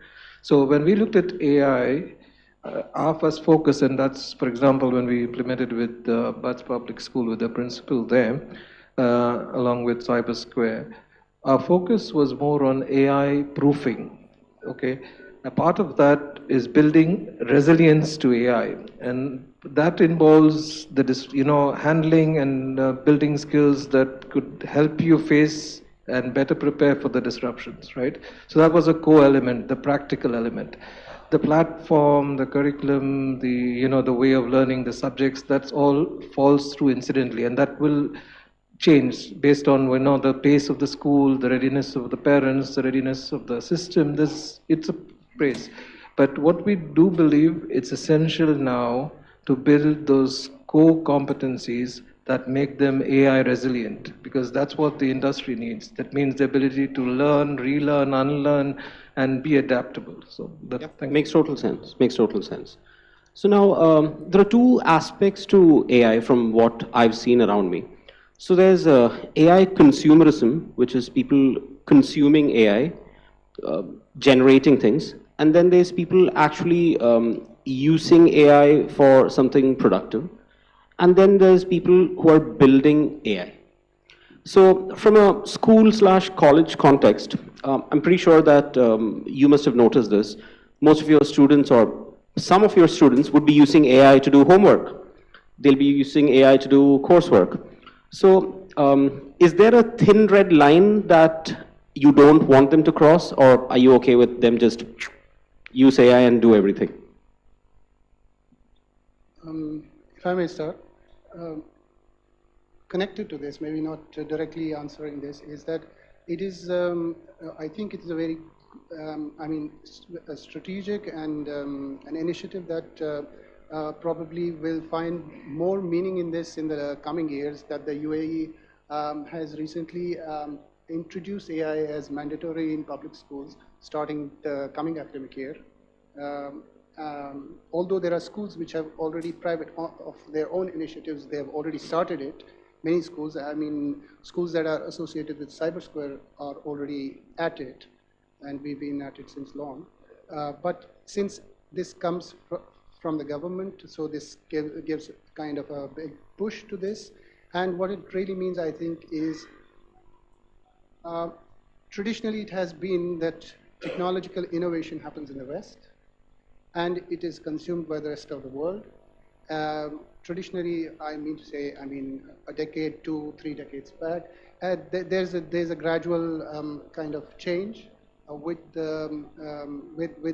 innovation being done in the East, in countries like China, India, UAE, and specifically with respect to AI, I think it's important that everybody starts at the same time, or it's not the same time because AI in the West started off way back, but it's important that everybody contributes to building these, say for example, generative models of AI, because there are some implications of the use of AI, like only the other day I was reading a short report about how generative models of AI can have a bias towards native speakers of English, and it would read drafts written by non-native speakers as plagiarism. So which means, and that's a bias of the creators of that model, you know. So, and therefore it's very important that the creation of AI itself becomes diverse, that the entire world participates in it. Sure, agreed. Let me rephrase my question. Are you okay with your students doing their homework using ChatGPT? That's my question. See, my answer would be, I'll take it as digital responsibility. See, what happens is, when a technology comes, there will be a good side and a bad side of it. What did COVID do? You had both. See, what happened, a lot of children have got addicted right from the mother's womb. I've seen a 7-month-old baby playing with my smartwatch. How do they know that you have to slide like this? So it is something which is integrated into their genes right from the womb, what the mother does. So I'll not go into it. What I'm trying to say is, when you give knowledge to children in a responsible way, when you make them think, that's the reason why when you started from KG onwards, when you tell them that this is natural, this is not something unnatural, when you give them to teach them in a responsibility way, you're saying that homework is used by ChatGPT, they use ChatGPT for homework. Why are you giving homework, which can be easily done by ChatGPT? Why can't we innovate and create and give something work where the children have to think and do, rather than depend, try to copy it and paste it? That is where the teachers have to be educated, the parents have to be educated, so that this technology is imparted to the children in a right way, so that they don't become consumers of the technology. They become creators and a part of the technology. They embrace it in a right way, and they implement it in a right way. This digital responsibility comes when all the sections of the society impart this in a right way to the child at a right age and a right amount of time. And otherwise, we are all consumers. We are all interested in what our Instagram reels are, how many people are putting likes to it, and we are wasting our time rather than keeping it in a productive way. I think we can do it. It is possible if we think in that direction. It's not about having technology. It is about how we impart the technology to a developing brain. So just a quick follow-up on that. I too second his opinion. Okay. Because we cannot stop all this technology away from students, since even if it is social media or the technology is available at their hand. My take is that actually the educators are now struggling to come to the level of the students. Previously we were talking that we must come down to the level of the children. Now we wanted to come up to the level of the students. Very true, very so true. we wanted to rethink and revisit our activities and how the teaching learning process has to be changed by considering the development of the technology.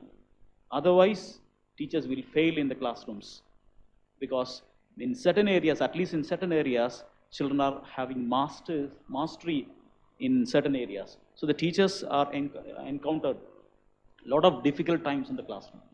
So we cannot stop ChatGPT or any other things, but we have to realign, assign the teaching, learning, and our strategies. Makes total sense. So a follow-up question from an industry perspective, which I want you guys to answer. So when I was studying, when we were like submitting reports, there used to be these plagiarism checking tools like Turnitin. I don't know what's happening in India. So Turnitin used to be the tool that we had to use. We didn't have a choice.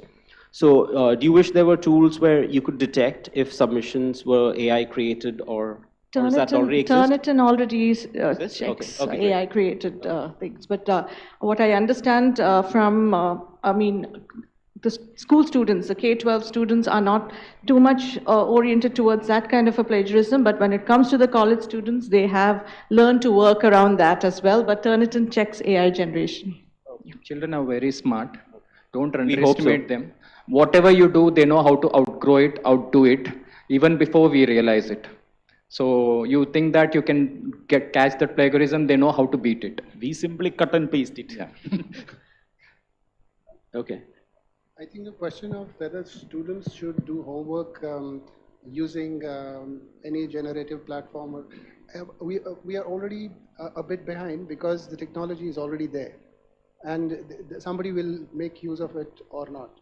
And the question is now how the whole initiative about introducing AI in schools and the use of AI in school and the teaching of AI in schools is about how fast can we involve students in the in being part of building or being creators of AI, so that at the same time while technologies produce, responsible use is also kind of ingrained. Okay. All right. Yeah, from the industry perspective, again, the question that you asked, there are a couple of things. I think of it as an antibiotic or a prebiotic, right? When you're looking at it, since you're a medical doctor, so you can either say that, we're sick and we're dealing with it and I have to take medication. Otherwise, you nurture the bacteria that's within. So I think if we adopt that probiotic, prebiotic approach, it will generally help, I think, in this thinking. Thank you. Yeah. And from, again, let's talk about gaps in technology that you have access to currently. So in your existing systems, like software that you use or programs that you use, have you identified any gaps that you wish some industry player came in and filled? Can you rephrase, because I couldn't get your question? Sure. I'm sure you're using some software in your school. Could be a school ERP, could be a curriculum management system, could be XYZ. Have you identified any gaps in existing technology systems that you're using which you wish were filled by somebody? You got my point. See, that's exactly what I wanted to say here. See, in a school, in general, there are a lot of educators out here. There'll be a certain section of students, right? There will be high-performing students, really geniuses. Give a feedback to the teacher, saying that this child requires this. Give a feedback to the teacher, saying that this child requires this kind of assessment. This child requires this kind of assessment. If the technology helps the teacher in enabling it faster, filling those gaps, imagine how much it will help the student and how much it helps the teacher, because it's a relief for the student, because somebody is identifying and giving a different assessment. I wanted, if 30 children are there, 30 children should be assessed in different ways based on their learning skills. And they should be brought. That is what equity is. You can't challenge a child who is not doing well in most of the subjects with the questions which has to be challenged with the genius. The same thing, you can't challenge a genius. Means you can't keep him dumb by saying that, no, I have to give equity. I will only give you easy questions because I wanted every child in the class to get through it. So that is where the gaps are there. We wanted the technology to identify gaps as fast as possible in various ways of assessment and try to give the feedback to the teacher in real time so that the teacher does assess the children in different ways in different ways. I think technology can do that. Got it. So you're expecting that technology will come in and help you identify what direction you need to Learning steer the gaps are student. there Got it. from various Now, children. the education is equal to skill, not knowledge. So I think these kind of softwares fails to identify the skills of the minute, micro level skills of each child. So I think the AI will help the technology to identify and also to appreciate. Earlier the assessment was very peripheral. Now it has to go to a deeper level. So the technology of these type of ERPs and sort of things has to integrate with the AI so that we can work more on that. Got it. So hopefully the next version of CyberSquare will have that feature where they tell you what gaps are there in the market. Yeah, Harris should start working on that. So you want to say something? In terms of the gap. Just to add to what Sir said, I like the term he used as equity, which means to say that when you teach children, you teach them as they are according to their needs and their capacities, which all of them have different. But at the same time, it's challenging to do it in a school environment, in a class setting, where you're always tied for time, you're tied for so many things. And the moot question is, in a 40-minute period, how does the teacher, even if she has the data where different children are identified and she knows some of them have these biases, some of them have those biases, how does she plan a lesson which is good enough to cater to all of them? And there might be some special children in class, there might be some gifted and talented children in class. That's a lot of diversity to address and create equity for. So data is very important here. Generating the right kinds of reports, generating the right kinds of alerts, presenting, I mean, a lot, as far as I know, right now schools, data, we are behind data and we produce a lot of data, which we might not be able to act upon. So data is there, but how is it, the presentation of the data is presented to the user succinctly, clearly, in a precise manner, so that it helps them concretely in the level where they are. For example, a teacher teaching a class of science of grade 7, how does she make better lesson plan for the students who she has at the moment? So this is where I think as this progress gets refined, AI engines are refined, I think this is going to help. Okay, a slightly more macro question. So if you take India as a whole, I think we are still an agrarian society. There's a large amount of our population which produce food for us. And I'm sure you're seeing this at a school level and to an extent even at a college level. The number of incoming, I would say, school graduates or college graduates, that's increasing. And that's proportionately decreasing the number of people entering the agrarian economy, even though the agrarian economy represents an extremely large percentage of our GDP and we're extremely dependent on that sector. So I'm not going to get into AI here. I want to come back to a school level. So from a school level, what's your plan internally, externally, or your thought process on how are you going to make sure that we're still net food production positive? How do we enable more people to get into that while they are skilled at the same time? I can add. See, it's all based on the need of the society. What does the society need? Based on that, the society, the children will be driven, the sector will be driven, or the market will be driven. Society needed at one point of time in the early 2000s when no technology to technology, society driven a lot of software products, software engineers. So education sector also stressed on that. So a lot of software engineers, computer systems, a lot of internet, every knowledge, app development, everything came into the picture, and that's what we are seeing today. When the need comes, obviously, as the population grows, the number of producers go down, food shortages will be there. That's when the society needs, automatically will revert back to the basics, saying that we need more technology, more education, more people coming into farming sector. I also see that happening nowadays. A lot of people who are educated are coming into farming sector because thanks to globalization and connectivity, they've ensured that anything can be produced anywhere.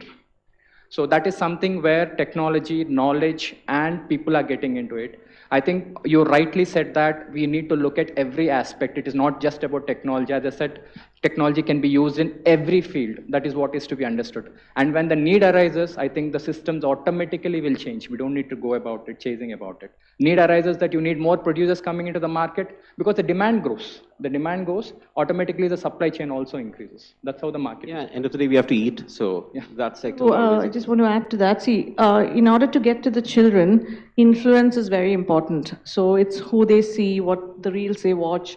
So if you can bring to them success stories of people who have, who's an engineer but who's now doing agriculture or, niche agriculture, that kind of exposure to children will give them an idea, yes, I have a career in this field as well. It's not just being, going to the US or working for a tech company. So that kind of exposure is very important at the school level.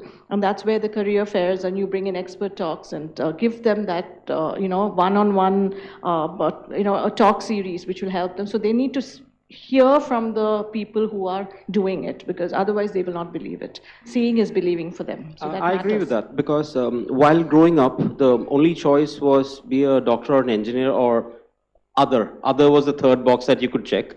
But nowadays I'm seeing that schools are very positive in promoting all kinds of sectors, all kinds of industries, all kinds of career choices. Because I'm seeing my cousins, kids, nephews, nieces, like they have a wide variety of subjects to choose from. We do not have that. Right now, too many subjects are there, opportunities are endless, and I think that's going to keep growing and growing and growing. At some point, like Sir rightly said, there will be a shift when the needs of the society become so evident that schools will not have a choice but to push people into certain sectors because the society needs it. The parents are really having a huge role in that. Parents are stopping them. See, you have to go to this. See, we have an experience in our school. We one day conducted our school in a field, agricultural field. We asked, given an open call, only interested students can come. Majority of the students came. And once they touched their legs in the wet soil, they had an inhibition in the beginning, but by the end, they were not ready to came out of the field. Because they are ready. Because the parents and the social pressure and the societal expectations are stopping them from this sort of. But at the same time, there are a lot of new, highly qualified people are coming into the agriculture.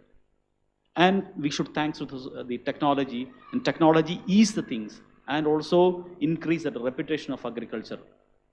So, that as technology changes any field, even agriculture also will change. See, that's what I was saying. Earlier, whatever agriculture was done for the local needs. What that local needs.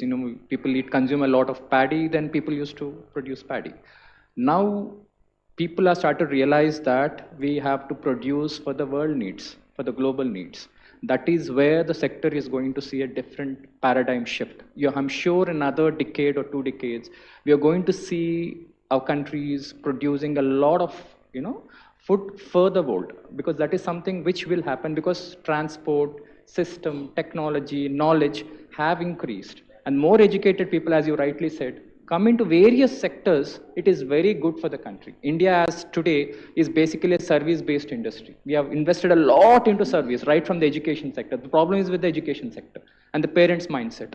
If we get into industry-driven or if we get into product-driven, industry-driven or food production, if we get into production as a matter of fact, our system, then our country, or as a matter of fact, as a global stage, things will move in a different direction. We are more focused into service sector. I think we need to diversify as far as our education sector is concerned. The parents' mindset really affects, especially among the Indian parents. They still have this craze of medicine, engineering, no matter how much I'm sorry, I know you're a doctor, but still. No matter how much we educate the parents, I remember we have a school back in India as well. So we had a student who wanted to do art and design. He wanted to go into liberal arts. He got an admission on his own in Ashoka University, and the parent was against it.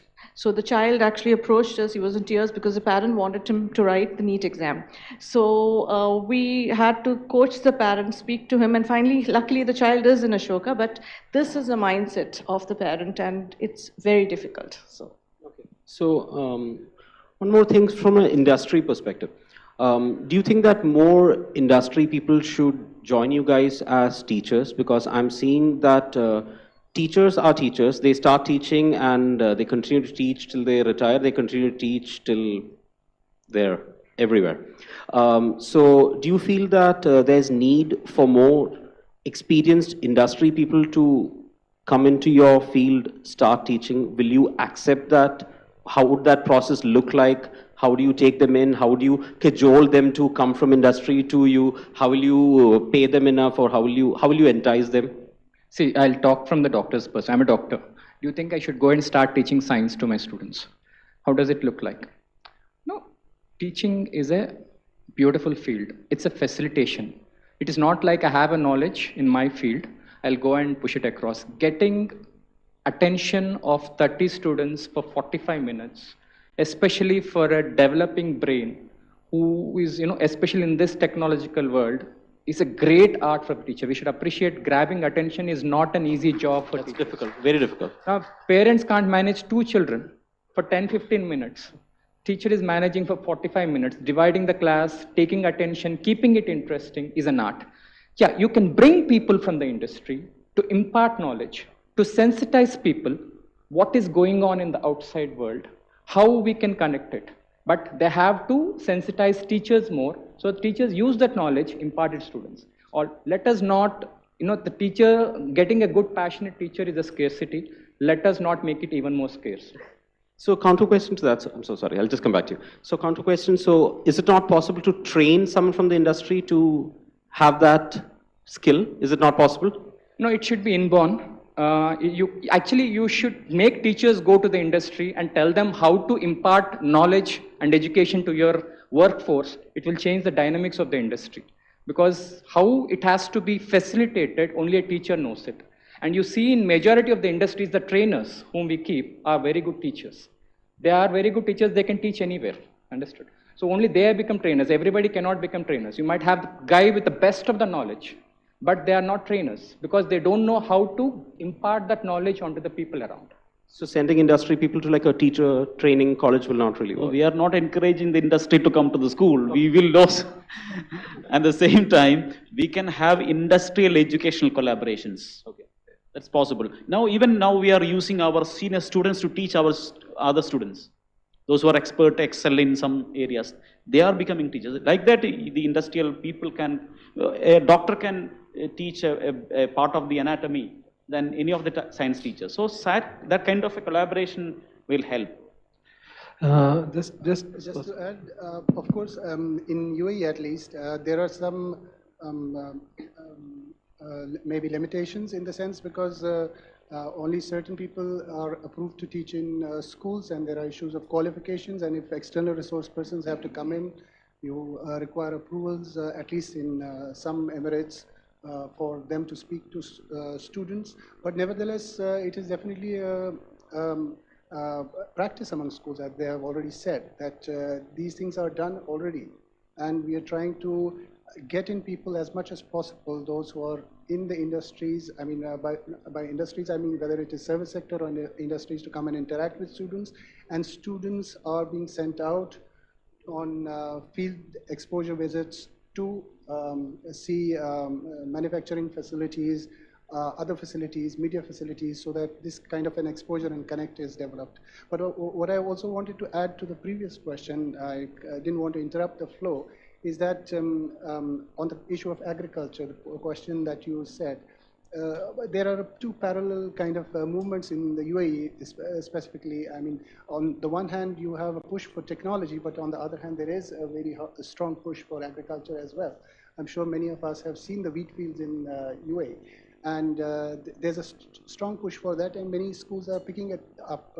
At our schools, we started it 10 years back, where we wanted students to be a part of this movement, and we started farming very early on, greenhouses for students, integrate farming into the curriculum, and On the topic of how do we create space for adding more subjects, we created a space for there to be farming periods, and at the same time, a field exposure for students, farming fests, and so on, so that this move away from an obsession with certain areas, certain subjects, takes root. And over the past 10 years, we've seen wonderful results, and we've seen parents also kind of changing their mind about this.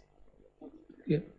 No, just to add to both those things. So from what our side, practically we've done, for example, for the energy industry, and that's coming back to the domain knowledge. So what we see is that there's like an incubator where you have experts from the industry, experts from the academics, as well as practitioners.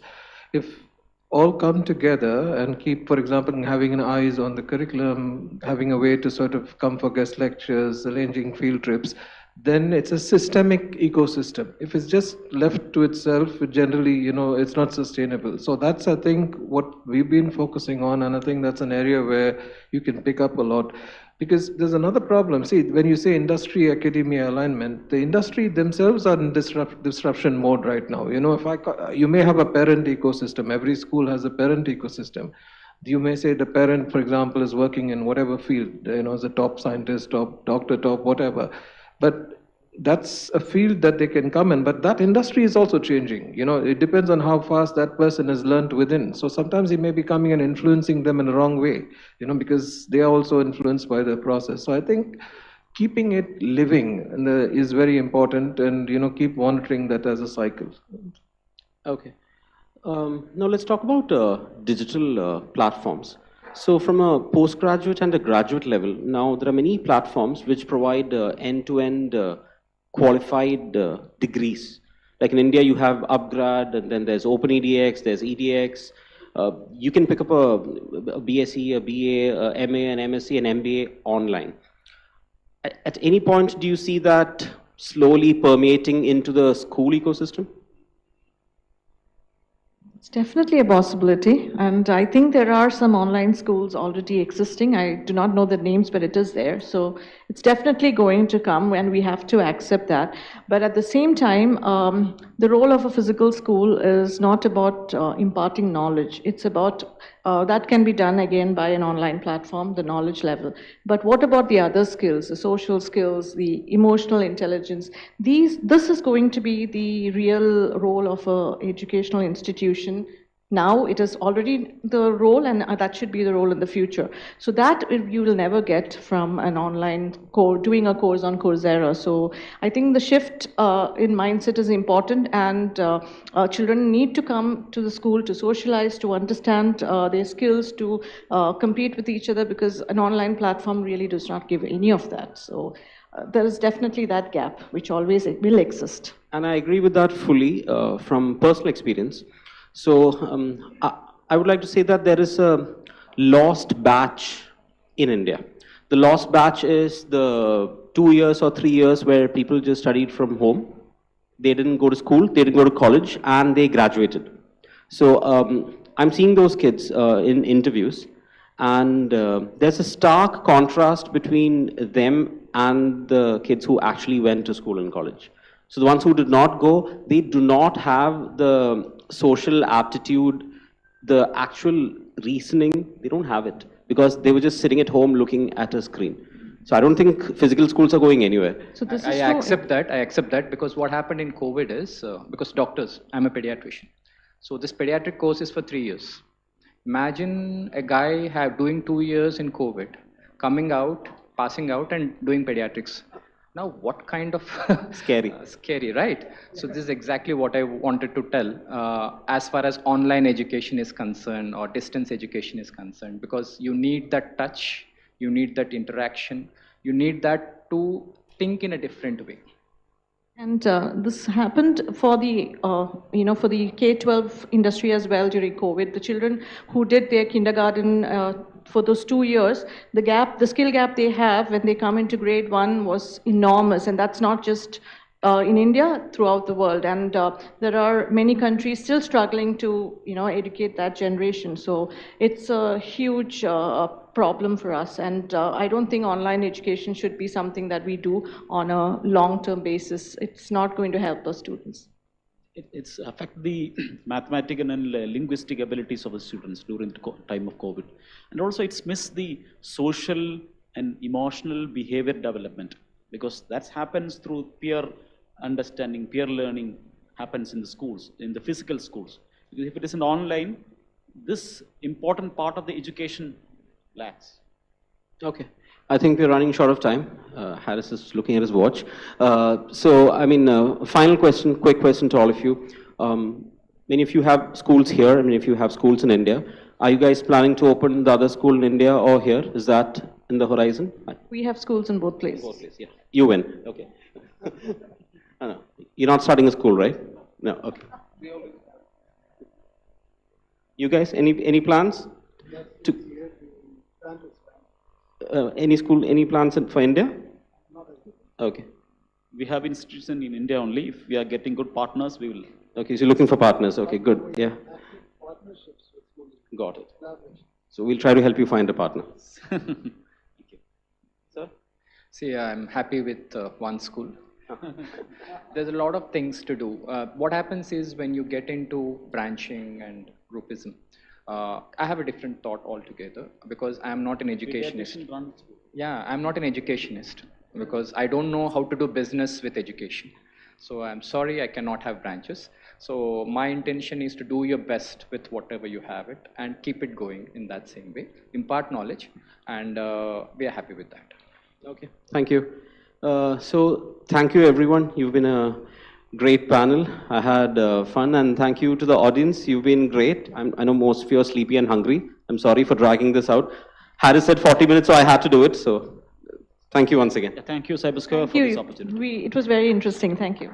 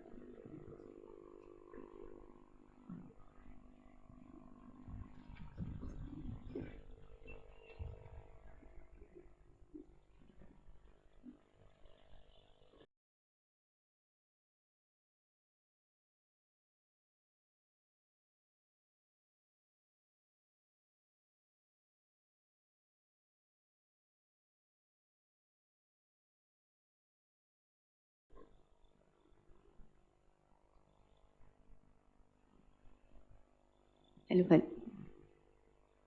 We had a very insightful panel discussion, and the moderator had put across a question. Do you think we have to draw a line in AI usage? And one of the panelists had given the reply, we have to educate the children regarding the usage of AI. I think I will carry forward from there. We have seen the amazing display of projects created by our students using the emerging technologies, and it is a testament to the treasure trove of knowledge possessed by them. If you look at this, we are sure their potential will help them to come up with some path-breaking findings, innovations in the future, provided they use the technology judiciously. There are cyber predators all around. We, the educators, parents, and the stakeholders should alert our students, should alert our youth regarding this. I hope My presentation will be an eye-opener for each one of you regarding this, and it will prove justice to my topic.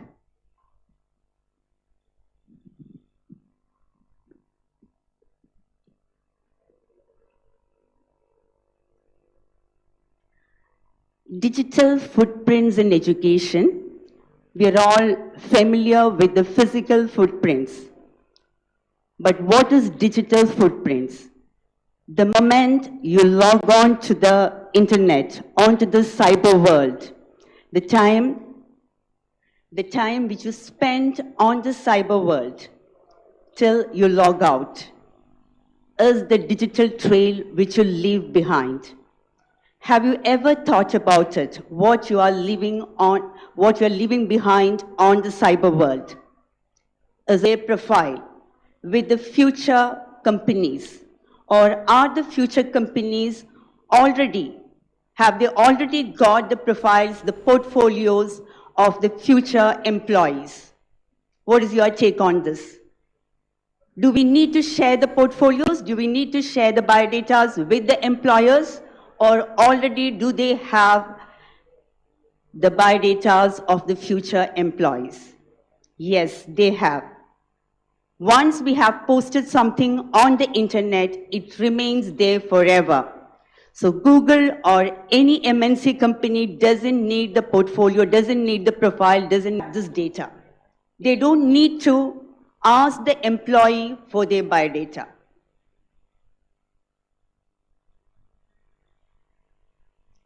When you browse using Google, Google knows everything about you.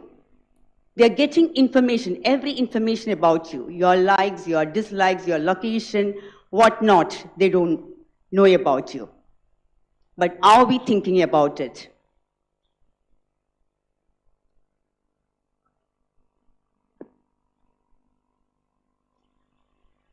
So, through the online platform, through the cyber world, you are predated. You are being preyed on every minute, every second.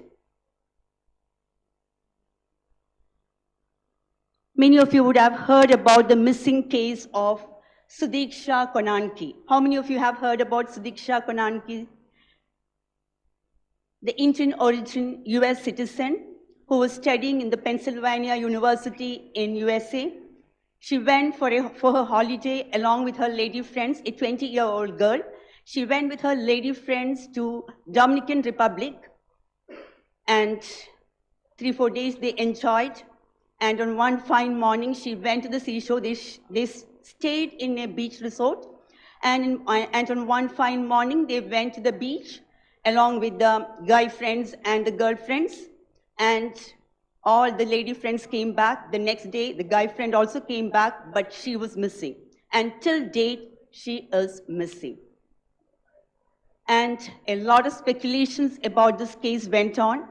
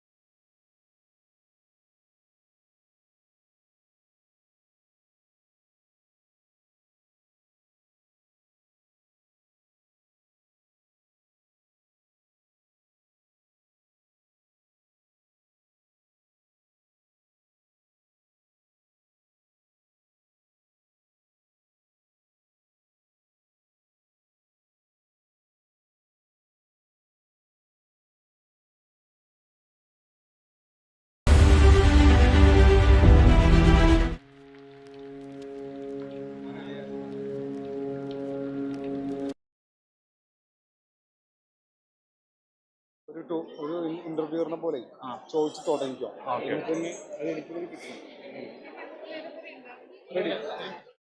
അന്നെ കിട്ടണമെന്നില്ല. How's the event so far going? How is it? This is a very wonderful opportunity, and this is a very good platform for the students to explore, to learn so many things, and also to exhibit and also to collaborate. It's a huge opportunity for children, the upcoming techies.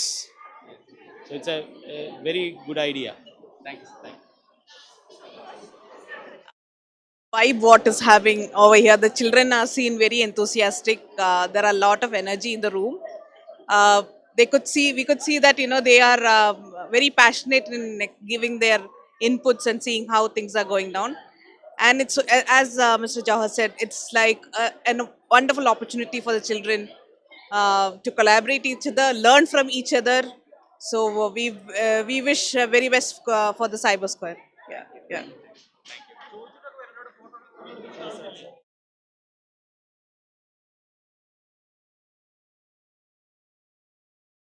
Yeah, this is light detection robot. This one.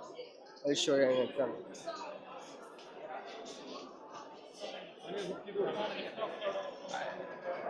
You can explain. This like we can follow this like this will follow like the forward and backward. This is a backward and this is a forward. We are using in the solar panning rotation here. That time we can use an emergency case we can use or navigation system we can use like. Just through the light, it will. Yeah, if you Can I follow. try? Yeah, sure. I'll put down.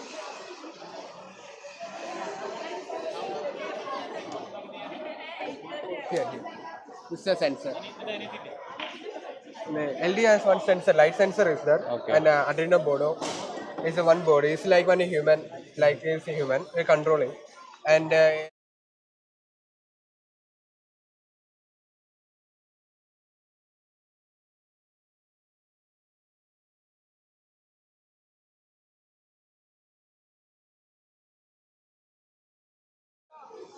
We'll move on to the next.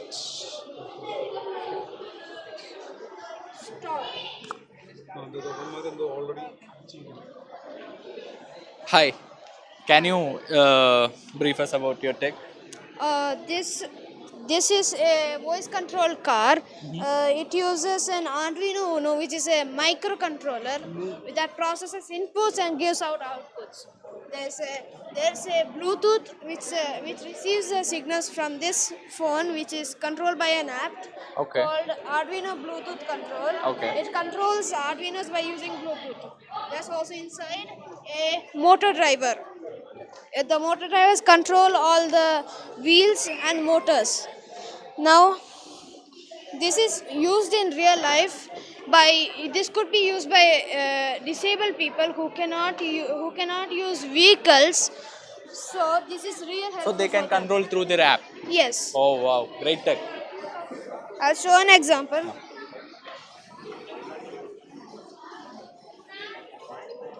Garba dance. It will dance around.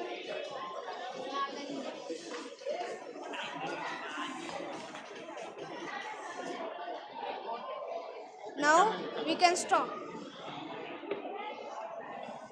Stop. It will dance around. Stop after this. Yeah. Okay. Thank you. ഇത് കൊടുക്കണേ അല്ലെങ്കിൽ പിള്ളേർ കൈ ഇവര് ഭയങ്കര energetic ആണ്. Hello, hi, how are you? Can you explain about your tech with us? So this game is use the programming language called Scratch, okay? So which makes this. There are 6 districts. Each district has its own minigame and activities. Yeah. So the 6 districts are community services, sustainability, skills and talent, cultural innovation, and inclusion. And each district has their own mini games, as she said. Um, the more you help in each district, the more the tree of community, which symbolizes growth of the community, grows. As you could see, the students or the kids who are playing this game won't feel bored because with as I said, each district has its own mini games. They won't feel bored. Like for example, if you take cultural district, we have match the language. So each like the voice and the country will be there. For example, if Chinese, ni hao, so you have to Chinese match with that. So each district has same like that. For community, we have a doctor with a hospital, which we have to give a medicine for the patient, which increase the growth of the tree. So, and sustainability, like picking up trash and clearing the area, it would grow. And the other thing is skills and talents, like art stuffs. Here, you can either choose This Eva, is Sam. our game. You can choose the characters either Ava or Sam, and so let's. And then there are these districts which you can teleport to, the same districts which we mentioned earlier. And this tree of community grows as you play more of the game. The community grows. So yeah, So I said right, the cultural district. If we go, then it will match the language. See, now Chinese. The audios are here. Great. All the best, guys. thank you so much. Thank you.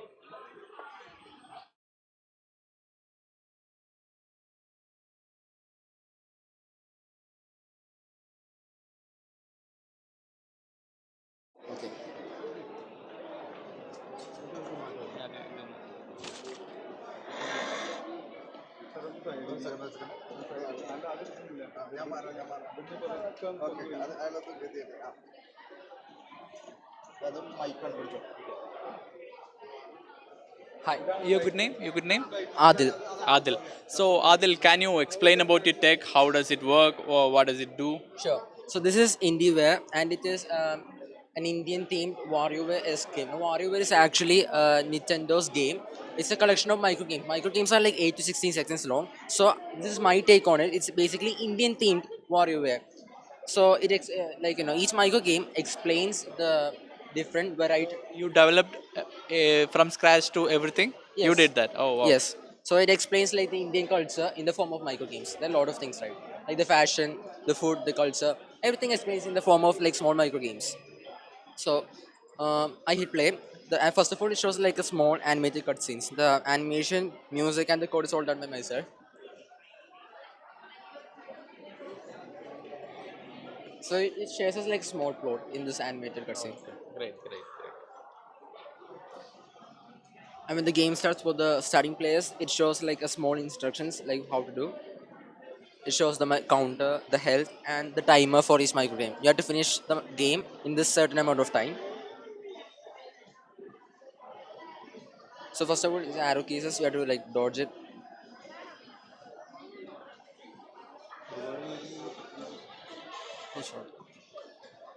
All right. That's a great game, Adil. All the best. All Thank the you. best for your future. Thank you, Adil. Thank you. Okay. Hi, team. Hi. Hi. Your good name? Rudra. Rudra. Rudra, can you explain about your tech? Yes, sir. This is a miniature electric vehicle, and this is in 3 stages. This is first stage car, miniature electric vehicle.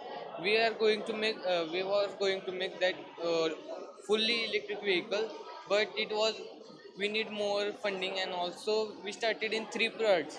This is first part, miniature electric vehicle. Second part, we will make compact size electric vehicle, which will be size of this table, and third, we will make fully functioning electric vehicle. It has a steering mechanism and all. So, can you show us how it will work and everything?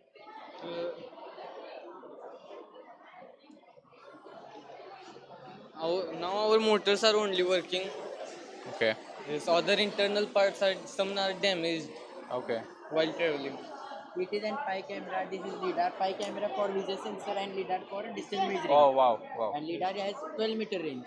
Yes. Nice. This is our dongle for navigation For, and all the GPS. For fast processing and for motherboard, we have chosen Raspberry Pi 5. Great tech. All the best for your future. Okay. Hi. Your good name?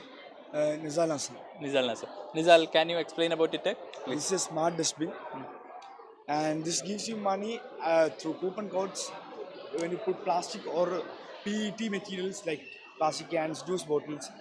It does this by scanning the QR code or the barcode that's in the data in the OpenCV by using an ESP cam inside it. When I scan it here, it scans the barcode.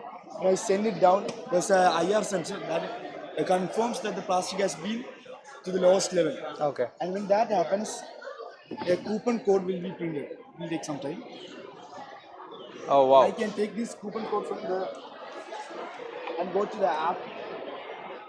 Use this app known as a smart dustbin and enter the coupon code here. And enter the coupon code here, and after that I can enter my UPI number. And right now we have to manually send the money, but in the future we will upgrade it to automatic.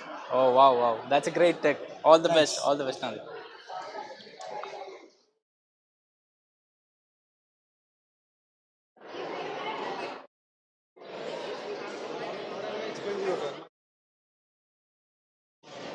Yeah, you can. Continue here. Yeah, continue. From the, if, it would be great if you could. First, so Yeah. can I finish? Yeah, please, please, please. Then Shall you can finish. I'll come back. I'll come Okay. back. Yeah, your good name? My name is Abdi. Okay, Abdi. What you tech? Like, can you explain about your tech? Yeah, so we made a game called Mines. It is heavily like dependent on a game called DOS. Inspired. Yeah, so this game is very long. Like we are trapped in a haunted mine, so we need to overcome any entities and maps in order to escape. Yeah. So that's this. The game is coded in LUA, which is a Roblox specified coding language. It's similar to Python, but it's way faster and easier to learn. And it's the version 5.1 of it. And we took around 2-3 months to create this game. And yeah. Great, great, great. Thank you. Thank All you. the best.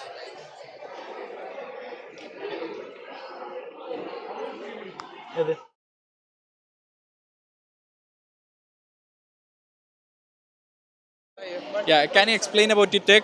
Yeah. So Okay, so here we have prepared a game known as the Adventures of Mystery, based on the theme adventure, mystery, and exploration. The game is not only a single game, it consists of many sub games in it, so that the player can enjoy multiple games in a single game embedded in it. So that's how the game is going to be. Can you demonstrate? Can you show us? Sure, definitely, why not? Spot developers mode on. This is the menu page of the So game. you developed everything. You only coded and developed the whole. I will not take credit for myself. My special coder, Ms. Mohammad Yusha, he was the main coding. Main credit goes to him. And the designing, script writing, and all done by my partner. So all has equal contribution. All did their best, and that's how we developed this game. And we expect to win from this. Basically, we'll be going out to each student and we'll be asking. So you can see one of the levels here. I'm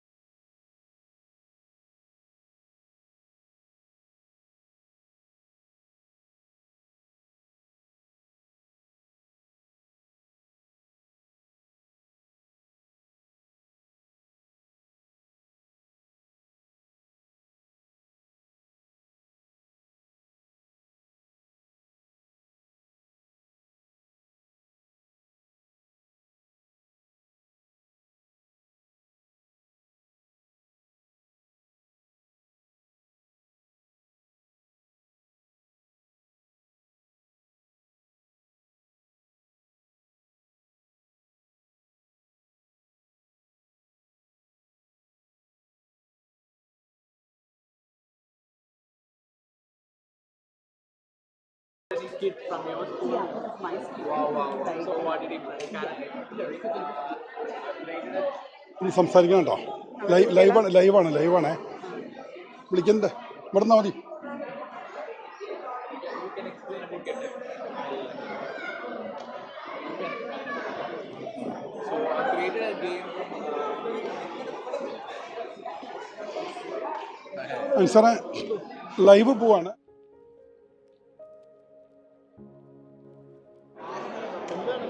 live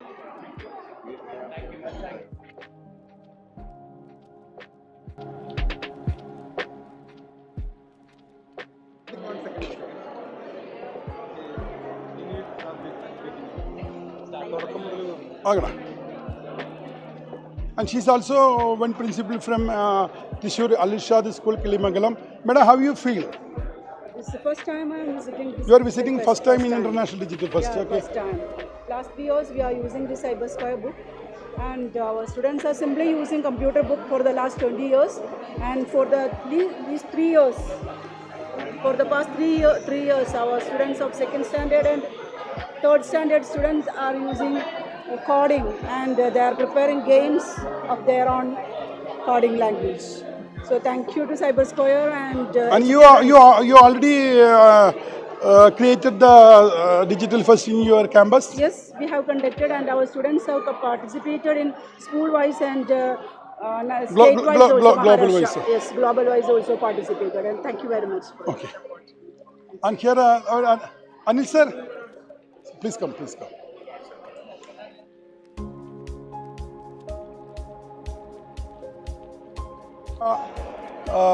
Ernakulam, Kandamali. Anil sir, you are also attending the first time in International Digital Fest.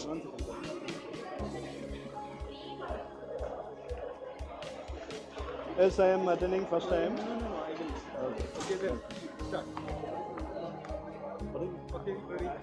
Yes, I am attending the first time in the International Digital Fest. It will helpful for all the students in the digital era. The last time, I think 4 students from your school already attended the International Digital Fest at Fujara. Yes. Mautika, like that. I remember their names also. And Srihita also attended. And one more, Arjun Prashant.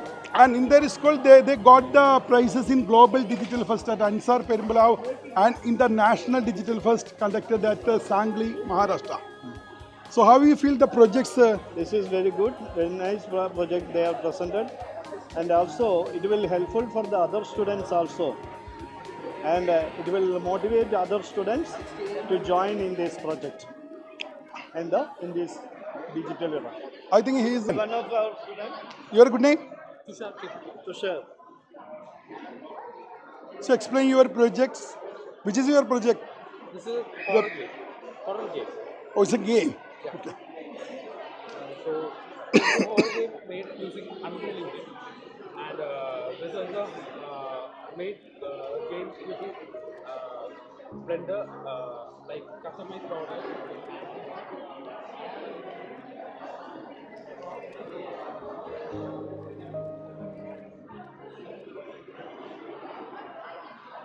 Yes.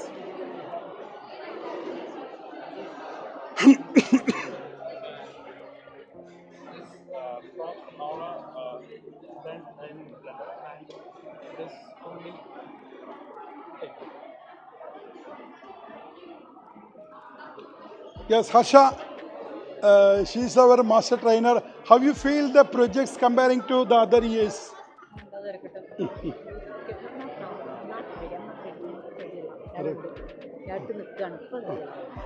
Okay.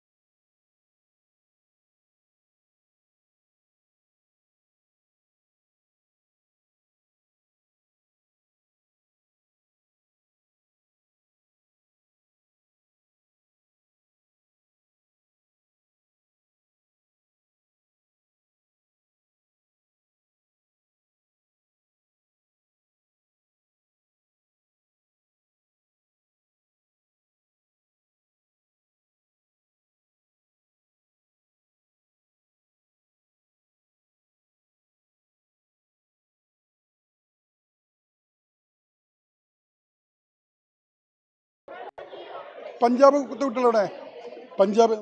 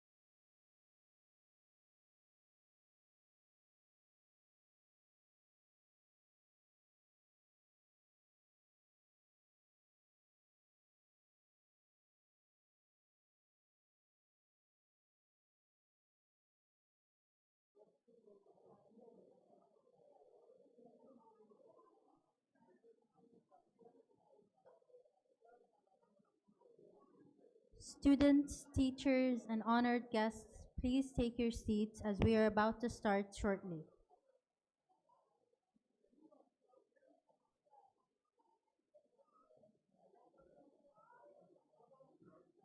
How do I start?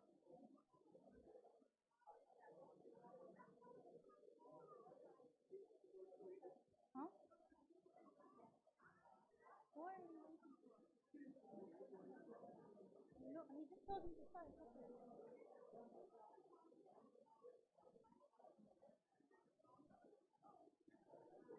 I can start? Start?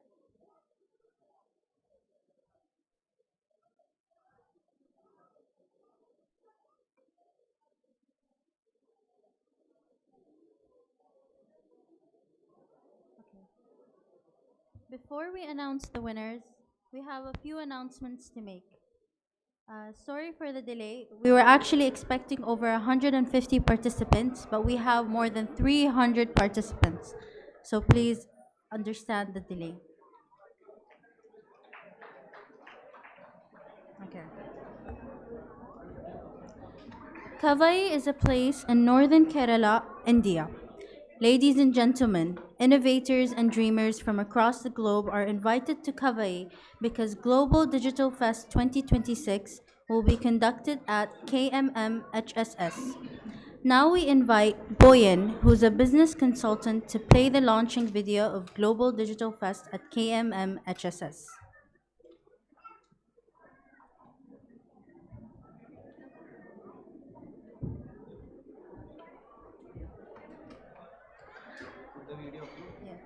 Just click anything. Thank you. Just click play. 10, 9, 8, 7, 6, 5, 4, 3, 2, 1, 0.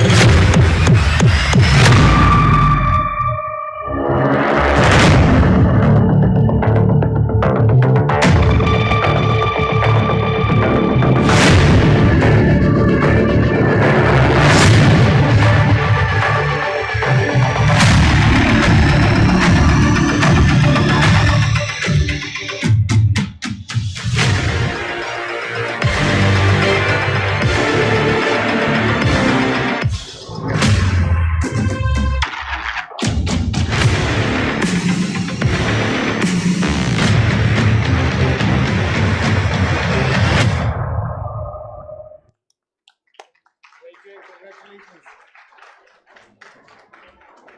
Thank you. All right. Congratulations.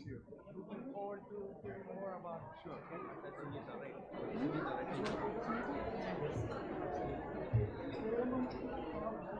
I'll just.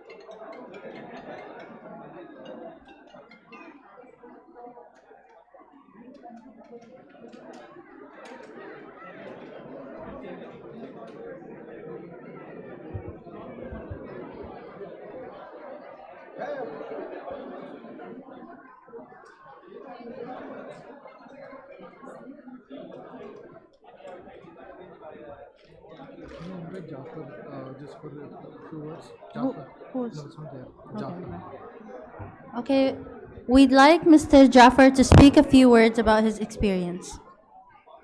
Can we have a brief-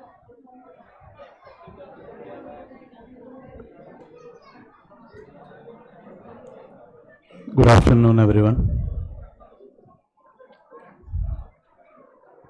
ഞാൻ Jafar ഗായിദമില്ലത്ത് school Kannur പയ്യന്നൂരിൽ നിന്നാണ്.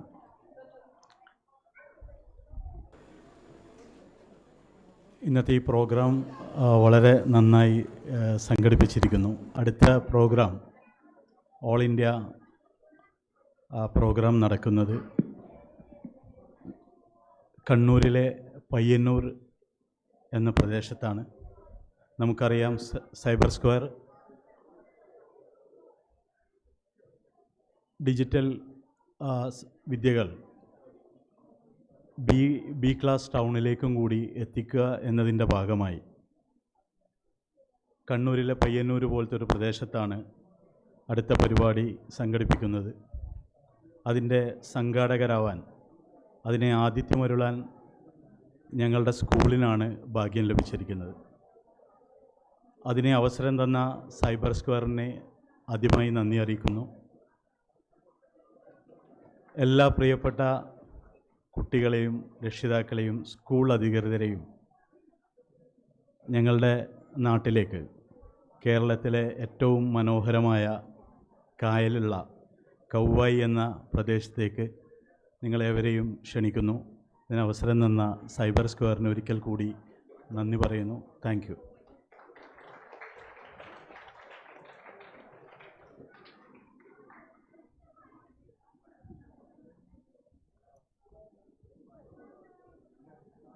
We'd like to call on the stage now Sunita Sridhar, computer teacher, Kaya de Millat Memorial Higher Secondary School, Kavai, to receive the award of Teacher of Technology Excellence Award.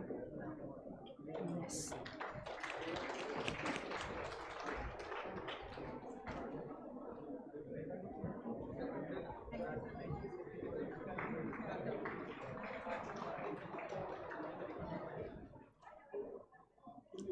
She's receiving this award for delivering impactful tech education and fostering digital literacy. Third year. Vishavidyalaya.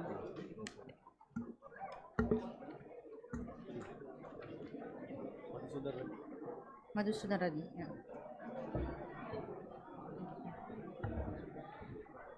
The next announcement is a partnership between Rishi Vidyalaya and Cyber Square. Today, Rishi Vidyalaya is signing an agreement with Cyber Square, and now we invite Mr. Madhu Sudan Reddy and NP Harris, CEO of Cyber Square, to share the momentum of understanding with the audience.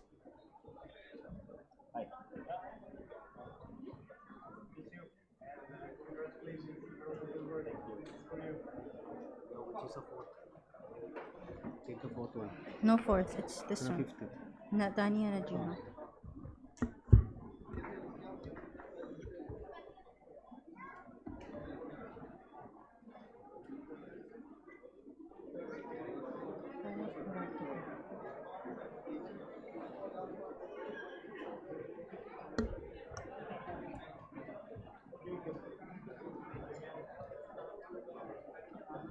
You will share the momentum of momentum of understanding.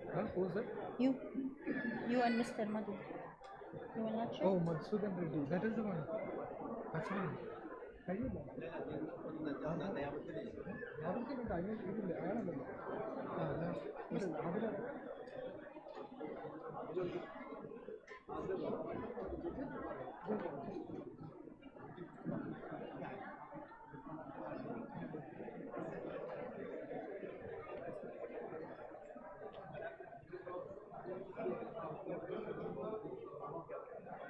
I continue?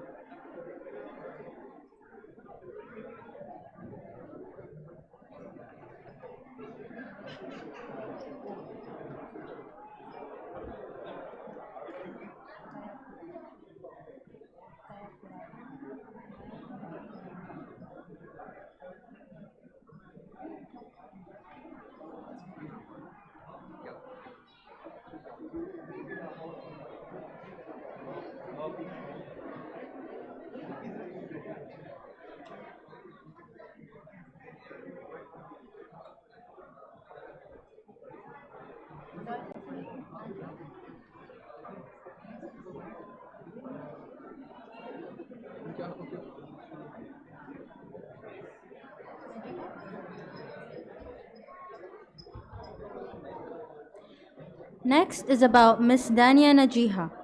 She has made all of Daya Turapukar proud and happy by securing her PhD in enhancing medical image segmentation with artificial intelligence techniques from Mohammed bin Zayed University of Artificial Intelligence, Abu Dhabi, UAE. In our efforts for expanding the world of knowledge, connecting across cultures and spreading the message of love and care, such achievements by people of Dayapuram are deeply cherished and appreciated.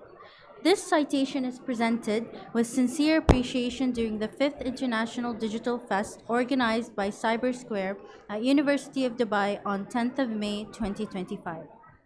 I humbly invite Adil Siti, social entrepreneur in education, consultant Habitat Schools, executive secretary, Dayapuram Residential School, to present this. Six. Old cinema challenge, right?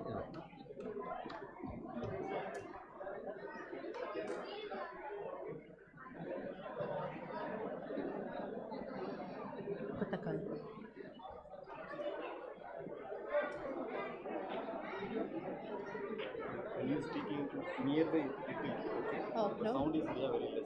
Okay. I can use the mic. I use the mic?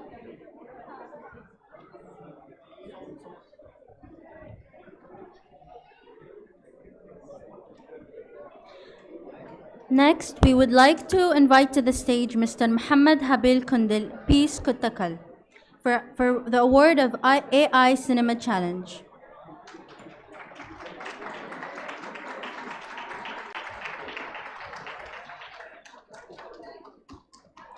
He is the winner of the first edition of the newly introduced AI Cinema Challenge, a creative competition launched as the part of the Digital Fest.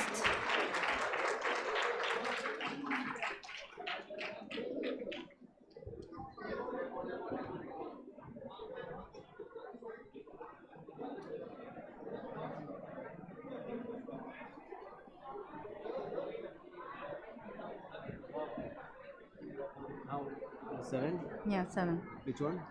Panelists. Panels, right? Okay. Now we would like to invite all the panelists to accept a token of gratitude. First, let's welcome Mr. Johar M. and Mr. Wasim Yusuf Butt. Where's Mr. Wasim?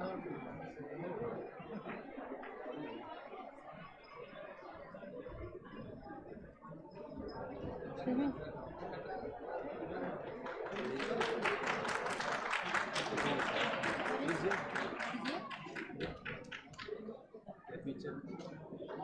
I will call again.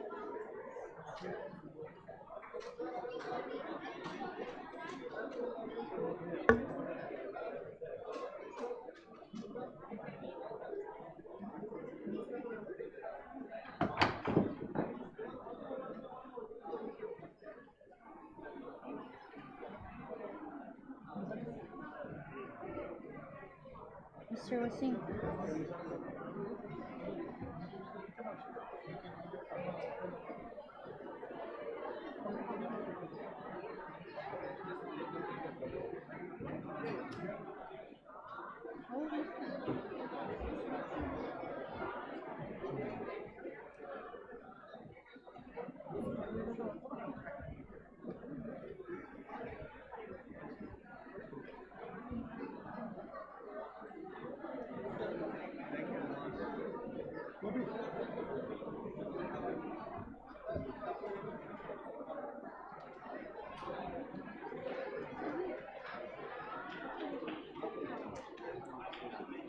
So what now? You finished 7. Finish all. Finish up. Now it's time for this.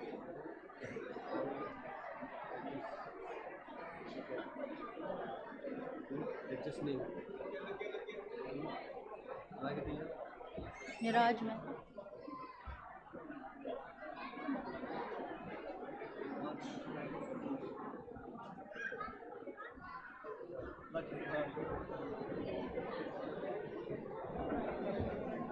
For the judges now. Jaylee, Aram, and I'm asking her. I'm asking her. If she wants, Jaylee. Okay. Okay. Thank you. Sure.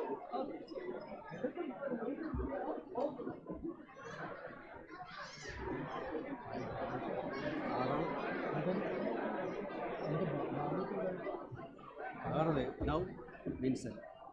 Okay. Call these three. Call them to the seat. Call them. All the judges. Invite. Where is the judges? There's no. Yeah. So, that is finalist, right? Yeah. Okay, then you can.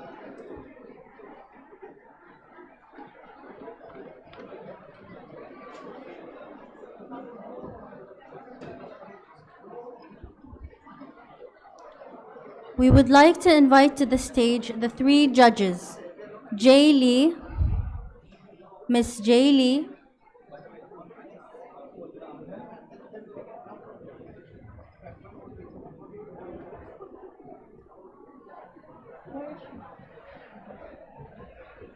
oh my God.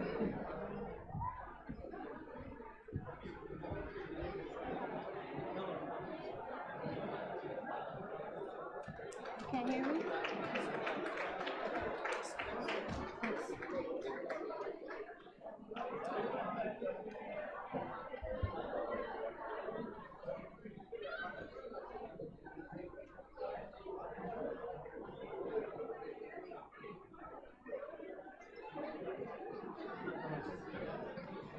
Next we have Aram Busal.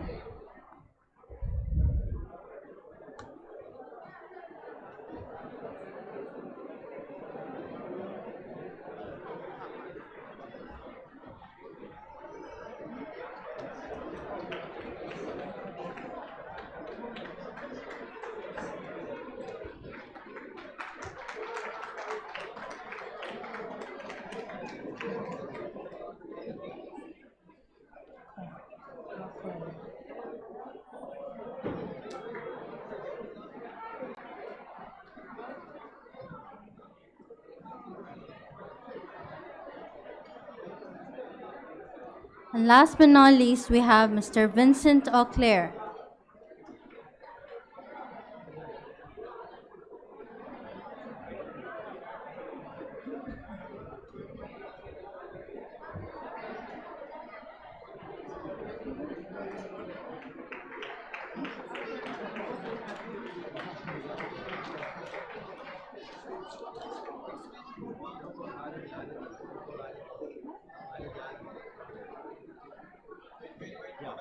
Arati?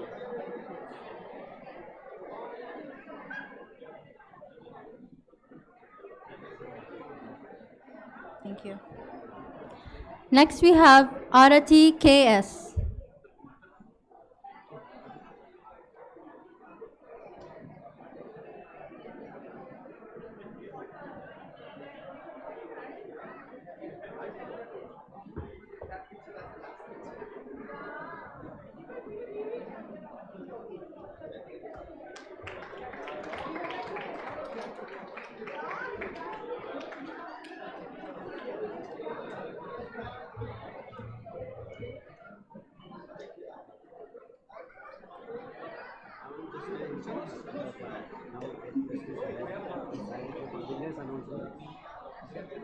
I'll give you the list now. Okay? Now Just we will once 5 announce minutes. Gautam is here.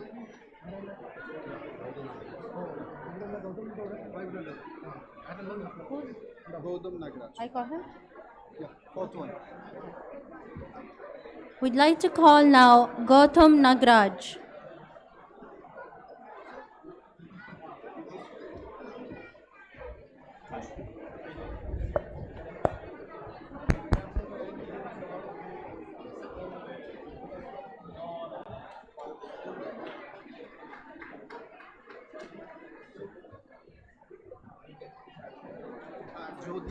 Jyoti Ramja.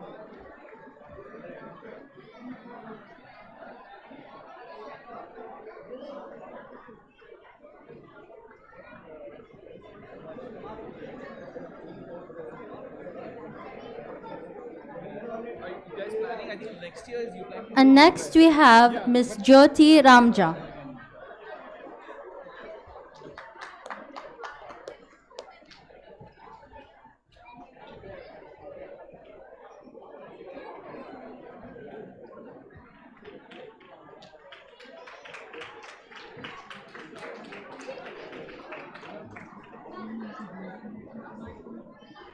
Gentlemen, next winner announcement in 5 minutes, 1 hour. Okay, I'll be like, the valedictory function will start in a bit.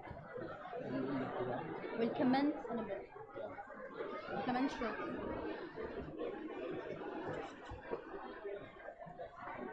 The valedictory function will commence shortly.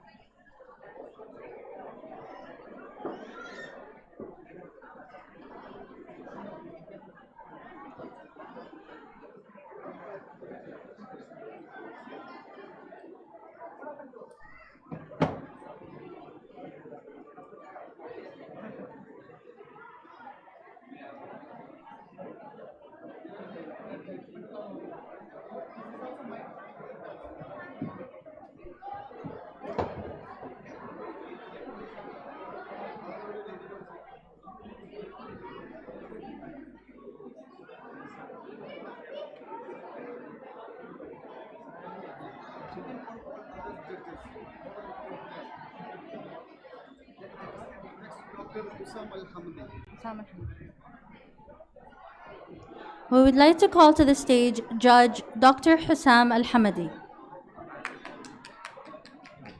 Hamadi, sorry.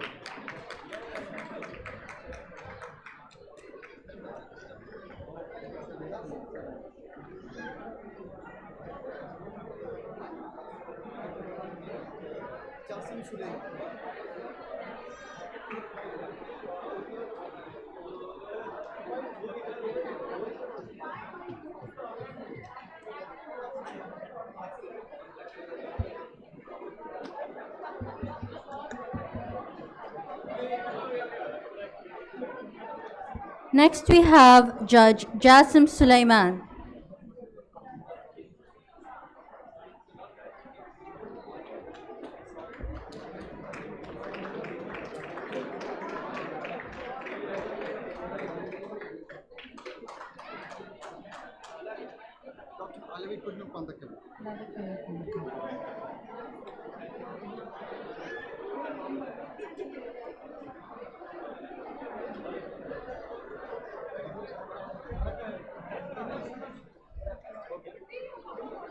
Next, we'd like to call Dr. Alavi Kunyu Pantakan.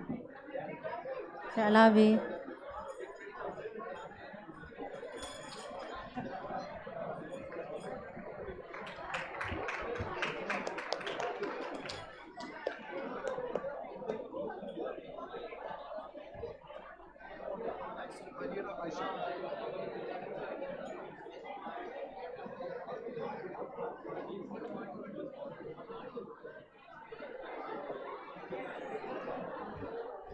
Next, we have Judge Barira Aisha.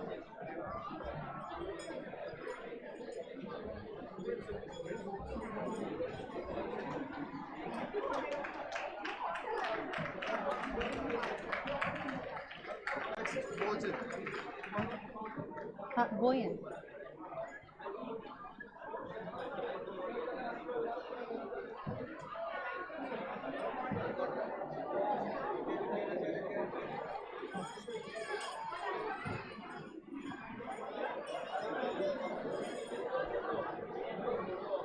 Next, we have Judge Boyan Pachkovsky.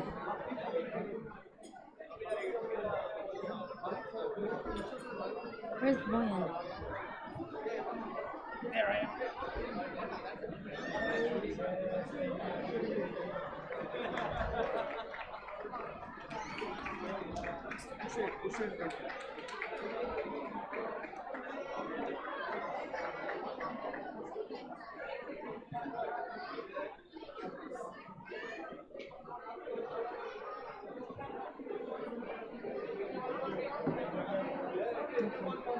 Next, we have Judge Busher AP.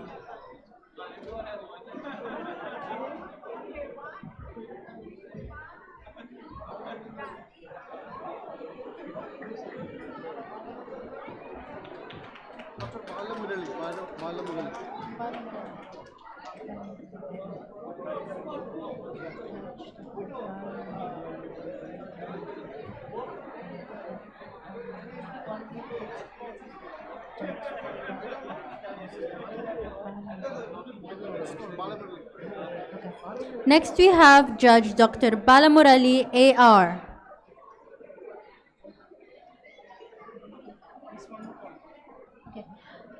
Judge Dr. Baramulali AR.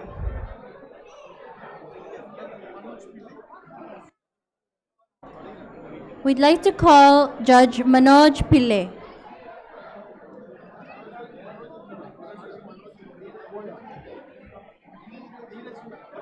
Neeraj Mehta.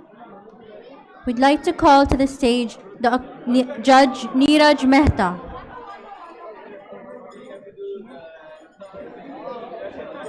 Neeraj.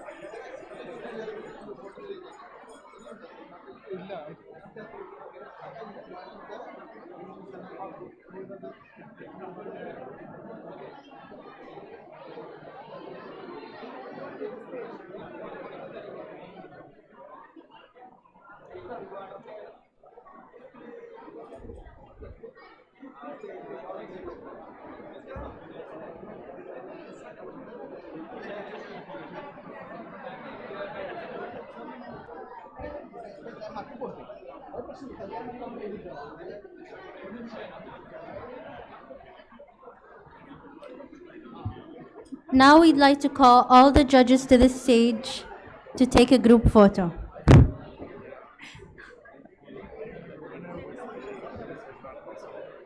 Yeah, that's not how yeah, it was. Doing a ring or a group? Semicircle. Semicircle.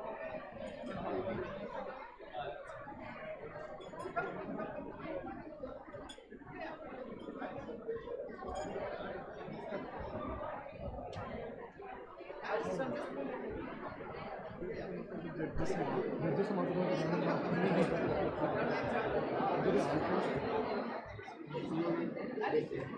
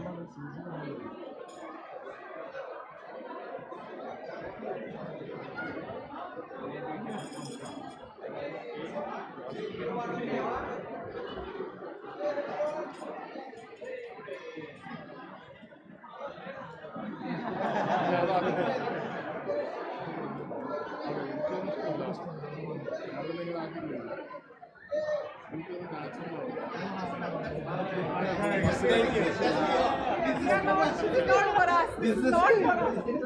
If you split it, we will get spoiled this way.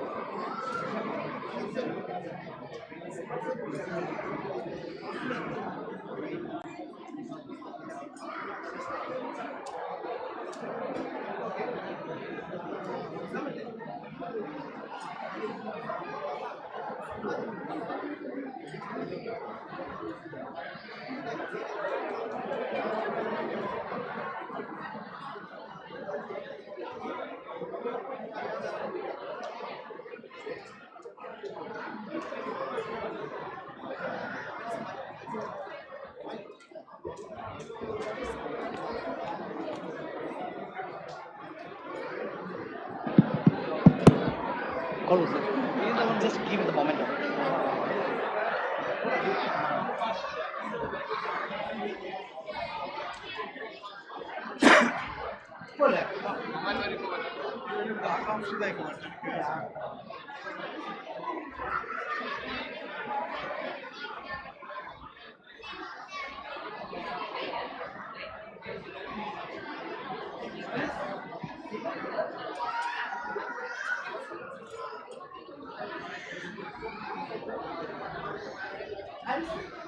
You should be in the stage.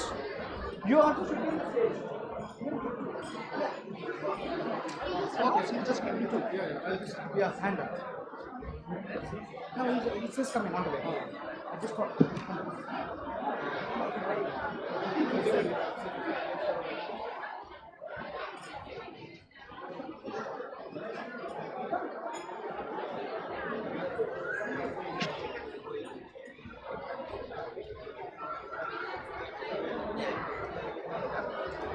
Yes, I'm here. I'm here. Good afternoon. Again. Once again. Very good. Very good afternoon. Good afternoon. This is the final terms. Now we are going. Sorry, first of all, sorry for small delay. You know the huge participations. That's you see what is the participation's strength from the parents, the kids, amazing projects. All everyone was the winner. You remember the morning our Dr. Isa Bastaki says that you all the winners already. But for this is the technical winners. So we are going to announce the winners. Maybe I will just first announce the winner for the category is called website. Cat 4. Category 4, the website. Any guess who will be the first winner? Anyone can guess? Okay. Any idea who will be the first, second, third? I'm starting with the third winner. Third winner is Model Private School, Abu Dhabi. All the team members, there are 3 people. Senha, Naufal, Raina Firdaus, Mida Fatima. Third prize, Model Private School, Abu Dhabi. The team winner. Zaina, no? Anyone from the Model Private School, Abu Dhabi? Team members are here. Teacher, if the student is not there, please, teachers, please welcome to the stage. You are the team. Give a big round of applause. No? So,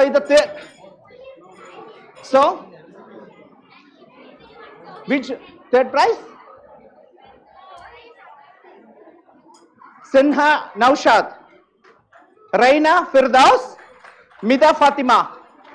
Third prize, the winners.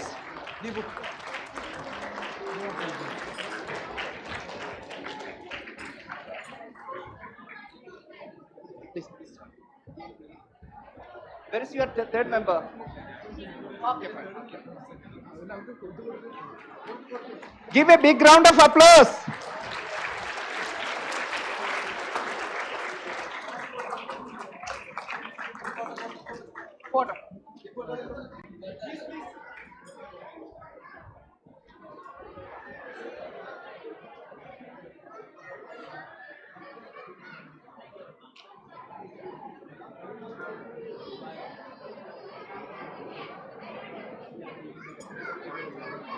Okay, now the time for the second prize. Any guess? Second prize? Vice Indian Academy Ajman. Vice Indian Academy Ajman. Karthik Vinod. Karthik Vinod.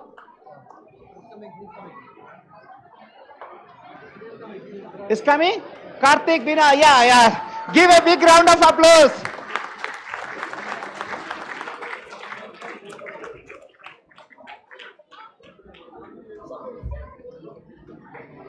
Congratulations.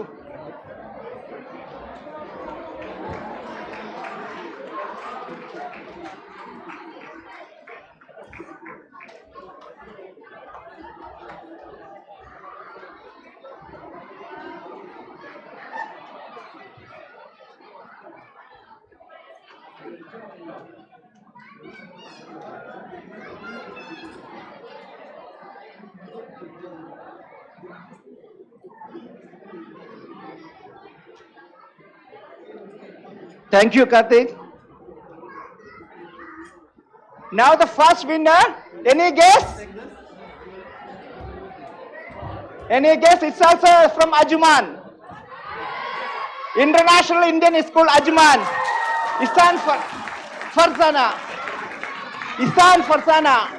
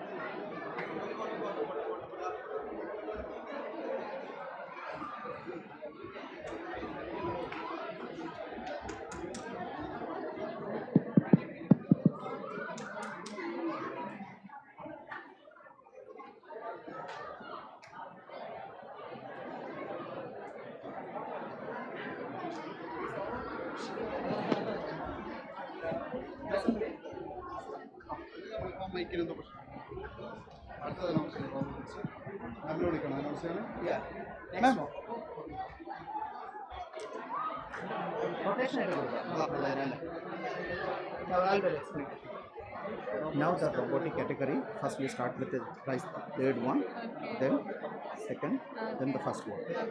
Third one you can read. Yeah, what is the next? What is the topic? The robotics category 4. Okay. Category. For the winner, third prize is Peace Public School Kottakkal, Ishan Muhammad, then Vice Indian Academy Ajman, Adarsh Jiso, Steve Thomas, then Zubin Abdullah. This is This is third one. This is third one. Saeed Muhammad. Which one? First Sadbhavana School. Saeed Muhammad. Yeah. You can use this. The winners of robotics category. No, you switch off. Hello? Hello? Yeah. Yeah, please. The winners of robotics category.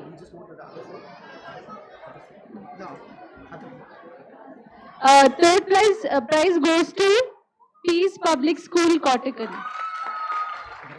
Could you just move other side because it's echo is coming. Go other side. Come. Maybe you can.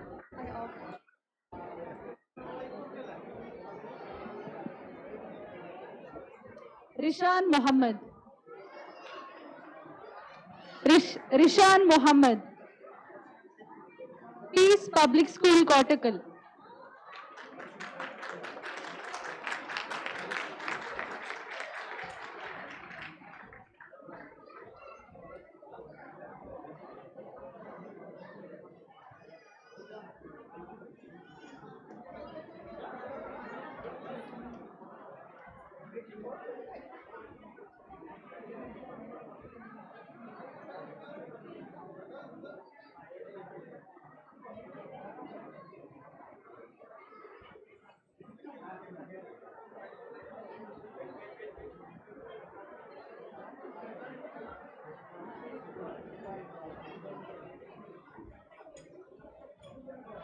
Second prize goes to Vice Indian Academy Ajman. Adarsh Jisu, Steve Thomas, Zubin Abdullah.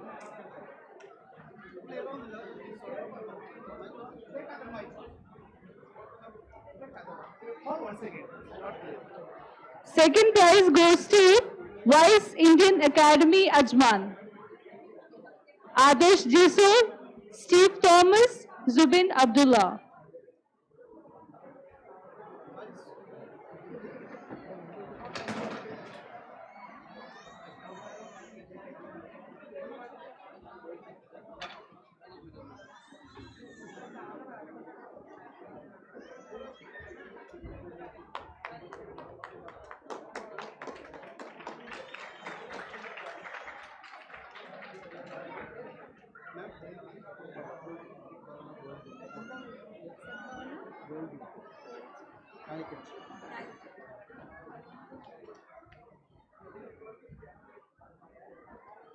All Sabhavana, I don't know any other not Sabhavana. Just all Sabhavana.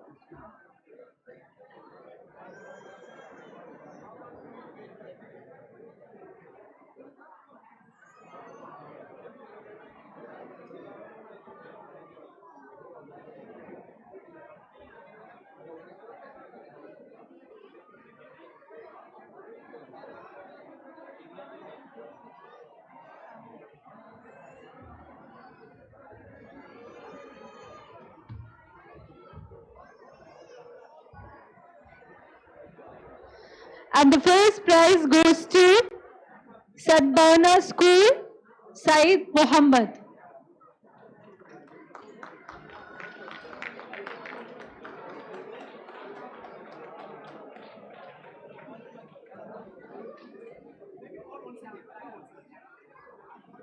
The first prize goes to Sadbana School, Said Muhammad.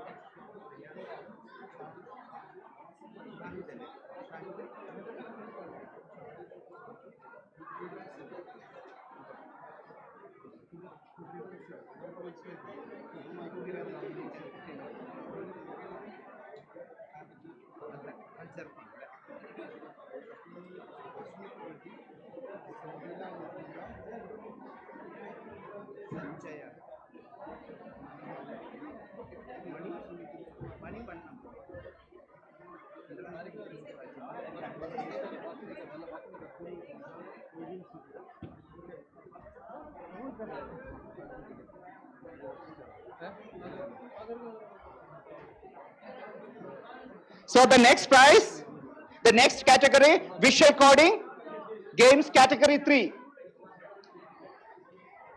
The visual coding games category 3. The third prize goes to, any guess? Third prize goes to International Indian School Ajman, Muhammad Shishan, Abdul Ishan, Niveen Sijo. International Indian School Ajman, Muhammad Shishan, Hello? Abdul Ishan,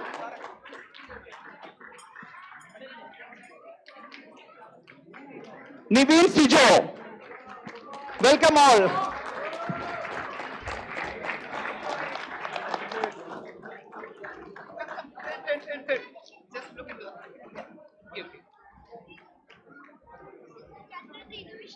No, no, again. It's coming, just be.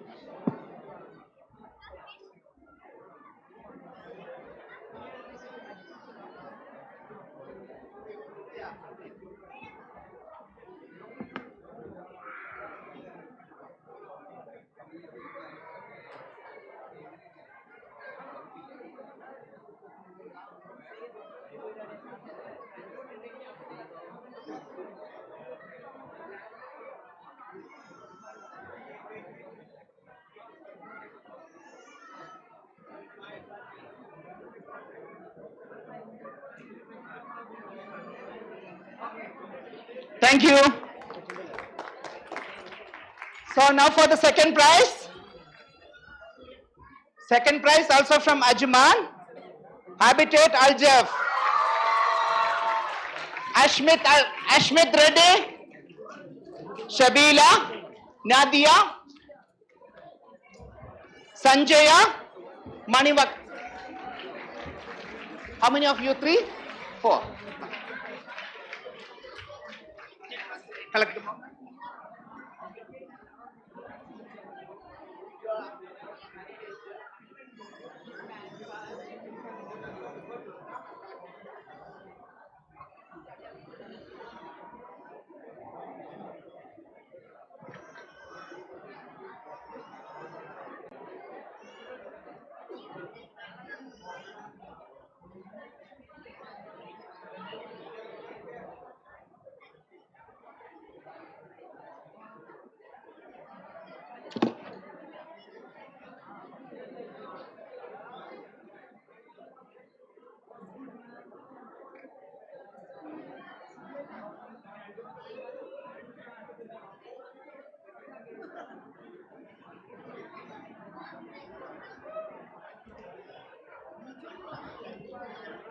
Thank you.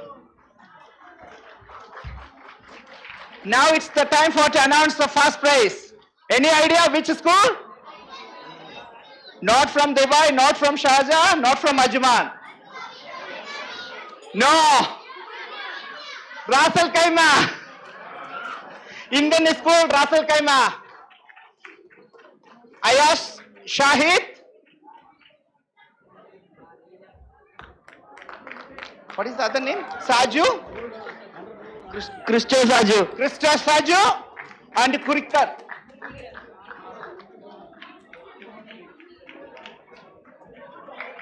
Give a big round of applause. Why you are keeping silent? Make some heavy noise.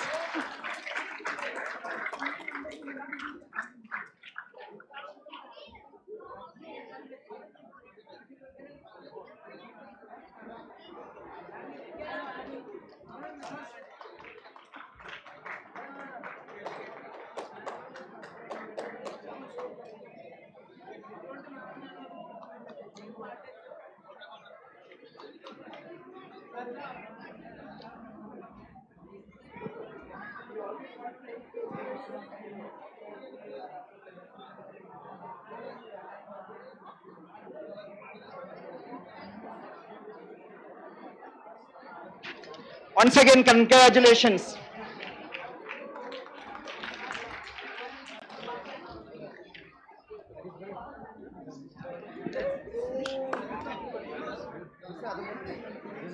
Yeah, where is the other one?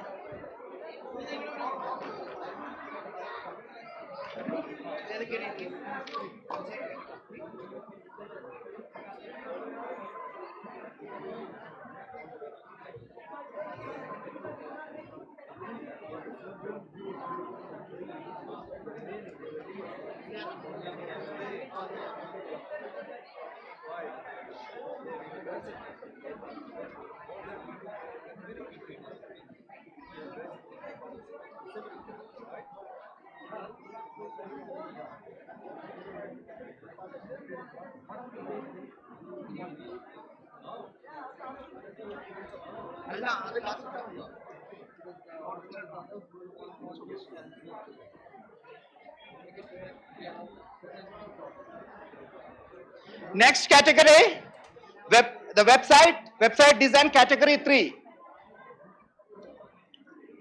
We'll start with the third place. The school, any guess? Bright Riders Dubai School. The team members are Manasavi, Krishnaya and Diya. Manasavi, Diya and Krishnaya.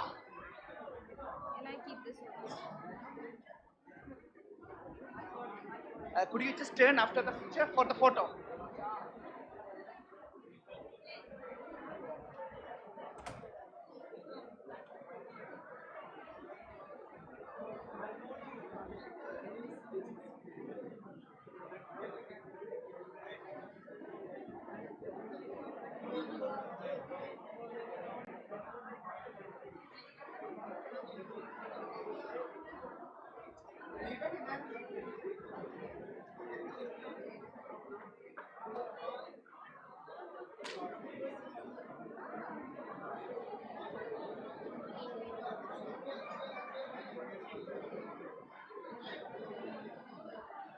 Thank you.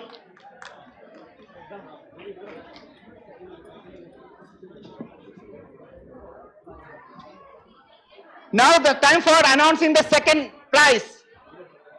Second prize is not from UAE. Yes? It is from Saudi Arabia. Dooms International School, Saudi Arabia. Barrett and Saket. Barrett.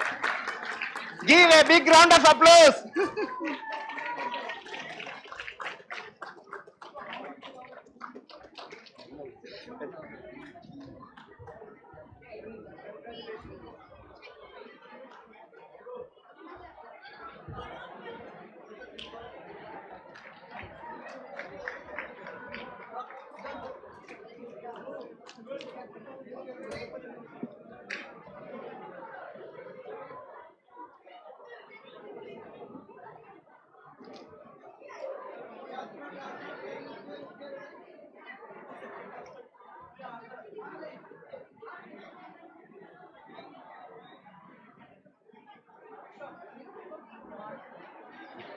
Thank you.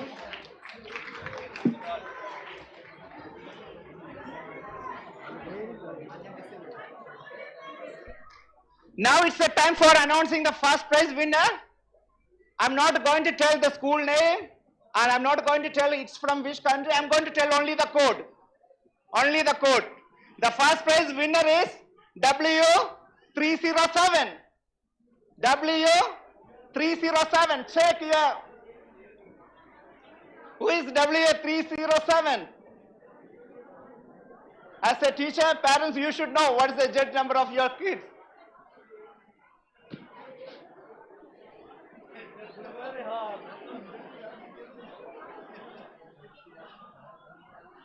Who is W307?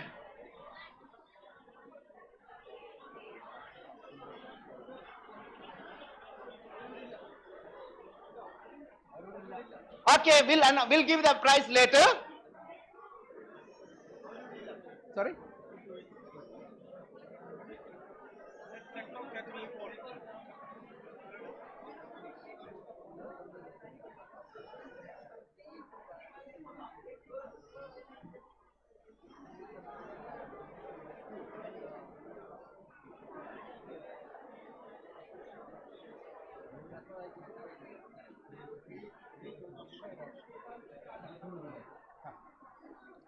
Now it's the time to announce Tech Talk Category 4. Technical Talk Category 4. Starting with the third prize. Third prize goes to, any guess? Pakistan Islamia Higher Secondary School. Vania Asif. Vania Asif. Give a big round of applause.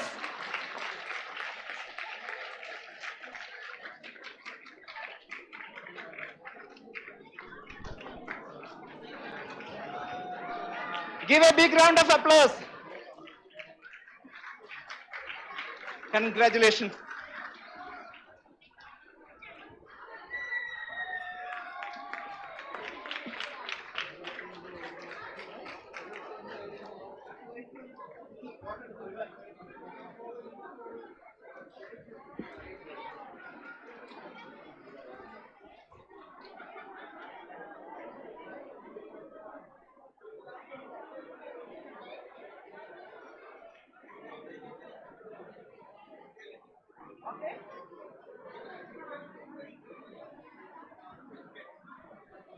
Done.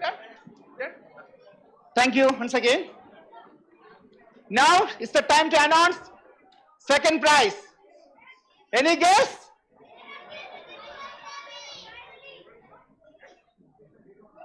It's also from Ajman. It's Habitat Al-Jaf. Pratisha.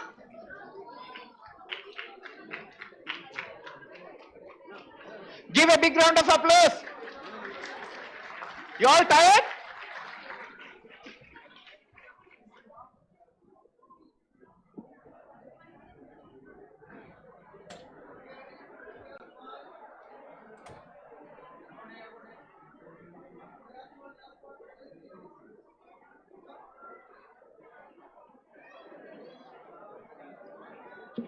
Thank you. Congratulations once again.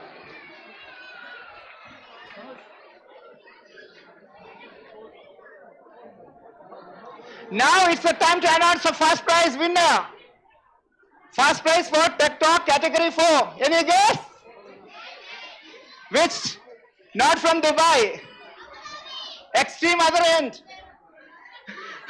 It is from Ras Al Khaimah, Indian School Ras Al Khaimah, Priyadarshini. Congratulations, Priyadarshini.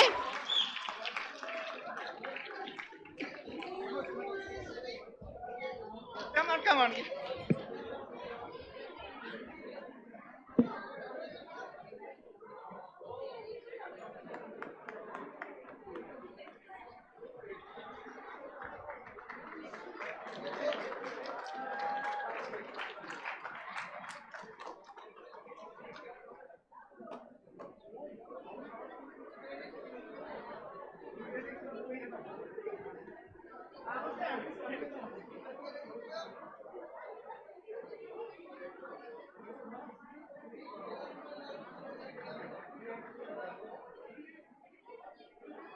Thank you once again. Congratulations, Priyadarshini.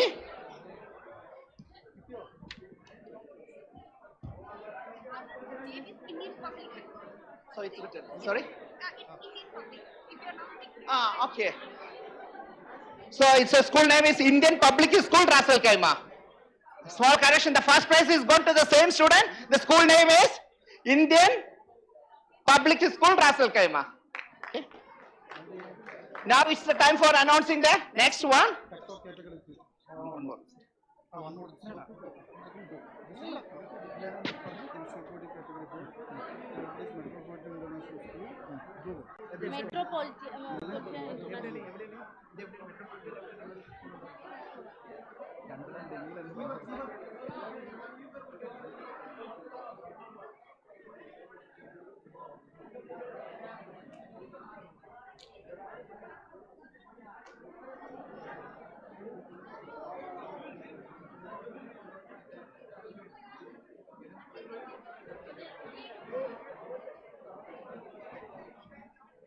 Now the next announcement, visual coding category 4. Visual coding. You are ready for results? So third prize goes to third prize. Metropolitan International School. Dhruv. Dhruv from Metropolitan International School. Visual coding category 4. Dhruv. Not present? Okay, so now we'll go to next one, visual coding category 4. Second prize goes to, it's from India. Peace Public School, Kottakkal, and Muhammad Abil. Muhammad Abil Kundil.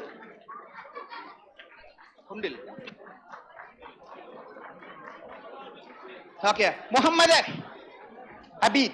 Yeah, Muhammad Abid.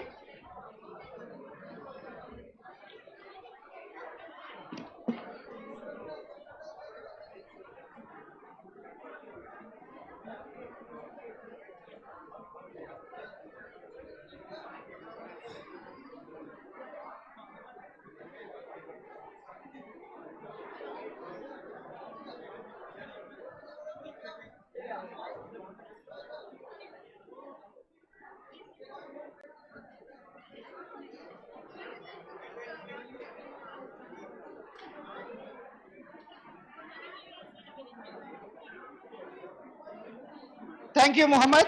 Thank you. Now is the time to announce the first prize. First prize from Fujira, Eminence Private School, Sadin Shabu. Eminence Private School, Fujira. The winner is Sadin Sabu. Sadin is on the way, coming? Yeah, congratulations. Give a big round of applause.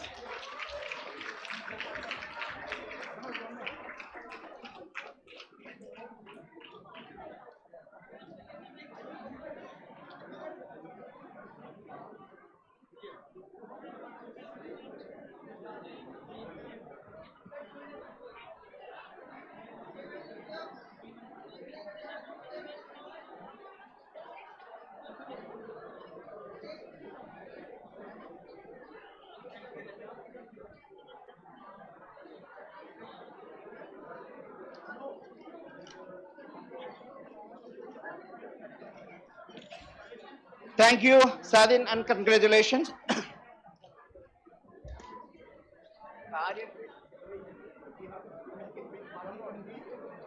Yeah, that's the one.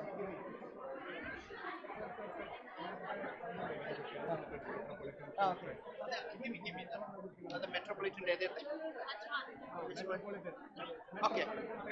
So the third prize is available. Metropolitan International School. Dhruv is here. Yeah, please welcome, Dhruv. It was the category visual coding category for third prize.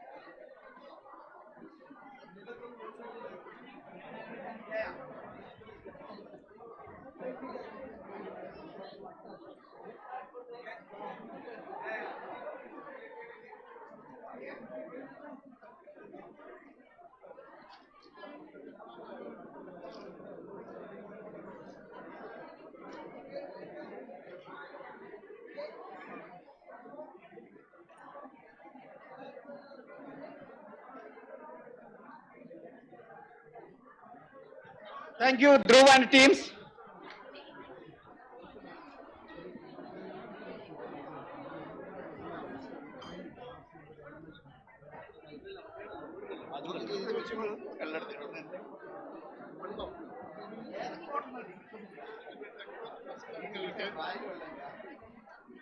You have to stay here. You have to talk something.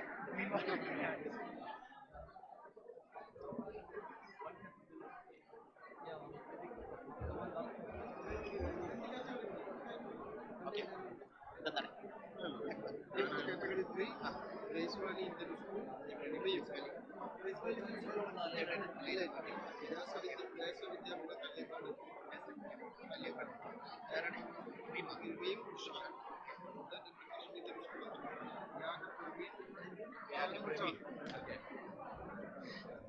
Sorry. So the next category is Tech Talk, category 3. Technical Talk, category 3. The winners starting with the third prize. Third prize goes to Reem from Grace Valley Indian School. It's Ajman. No, Alain, yeah? Alain. The Reem, Grace Valley Indian School, Alain. Reem is there? Reem. Okay. So now the time for announcing the second prize. Second prize goes to Vyasya Vidya Peedam. The school's name is Vyasya Vidya Peedam, Reem and Ishal. Vyasya Vidya Peedam, Kallekat. The winners are Reem and Ishal. Reem Ishal.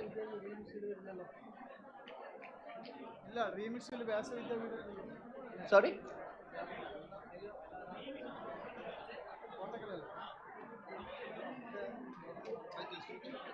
Okay, so now it's announcing the first prize. First prize from any school? Which one? International? Indian school? That's Ajman. Okay. Please, Praveen.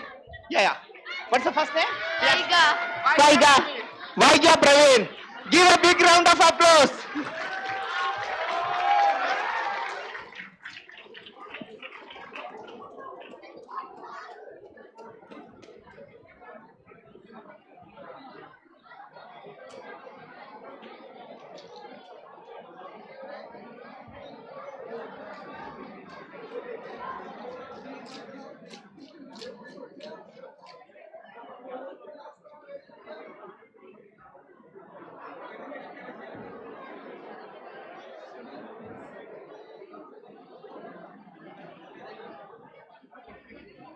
Once again calling the third prize.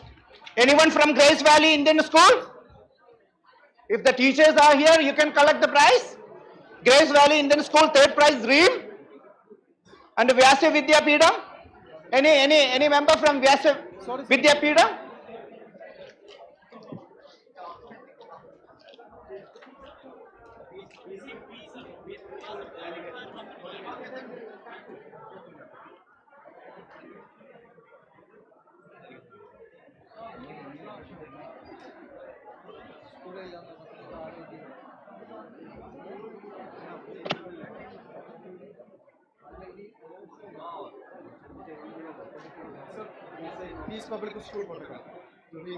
So sorry, there is a small typo error in the school name. The second prize is Reem Ishal.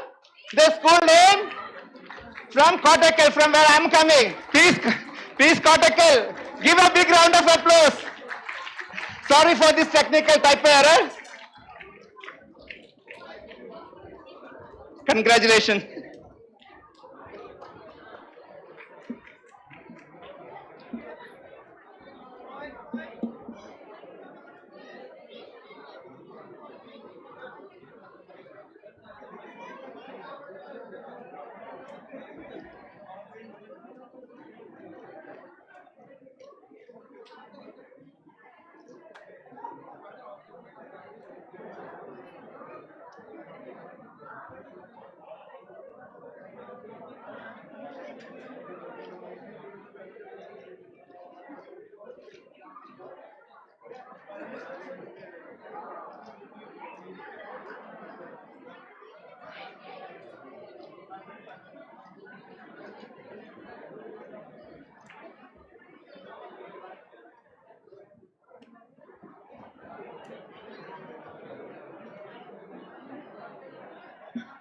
Okay, once again, thank you, Ray Michelle.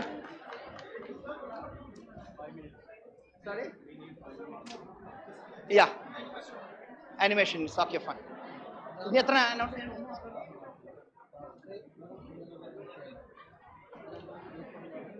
And what happened to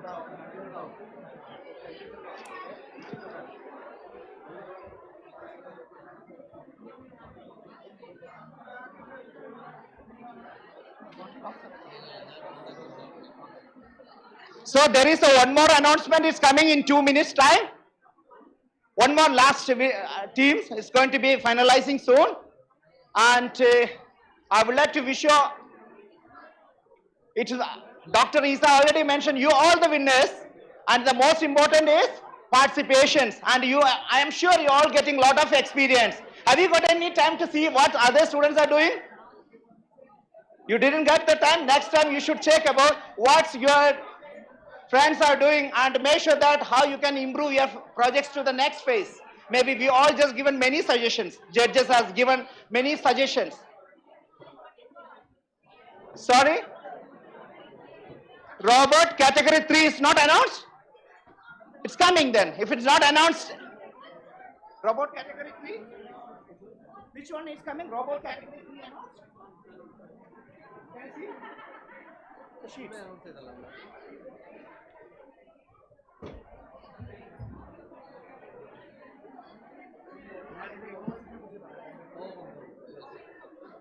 So meanwhile the announcement is coming. Let me talk about my university where I'm working. So have you got the time to see our university? University of Dubai. You know what are the courses we are providing? We have 3 colleges. College of Engineering, College of Business and College of Law. We have students, more than 15 nationalities are here. And we are the faculties from around 27 nationalities are here. So it's really international university, and our university is providing a lot of scholarships, those who are really talented students. Even a university providing limited scholarships in terms of even 100% scholarship, those who are best of the best. And if your mark is more than 50%, above 90%, we are straight away giving 50% discount to the university, independent of the course. So whenever you are getting an opportunity, visit our university. As an associate professor in our university, in additional, we are also working with the Space Center. Have you heard about Space Center? Muhammad bin Rashid Space Research Center. Have you heard about ISRO? Indian Space Research organization. Same way there is a one for UAE. I don't know those who are living here. Azal Mansouri went to the space astronaut. So we are also part of MBRC, Muhammad bin Rashid Space Research Center. I am working as an AI scientist there.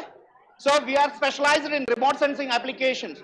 So our students are getting a golden opportunity to hands-on experience in the live projects.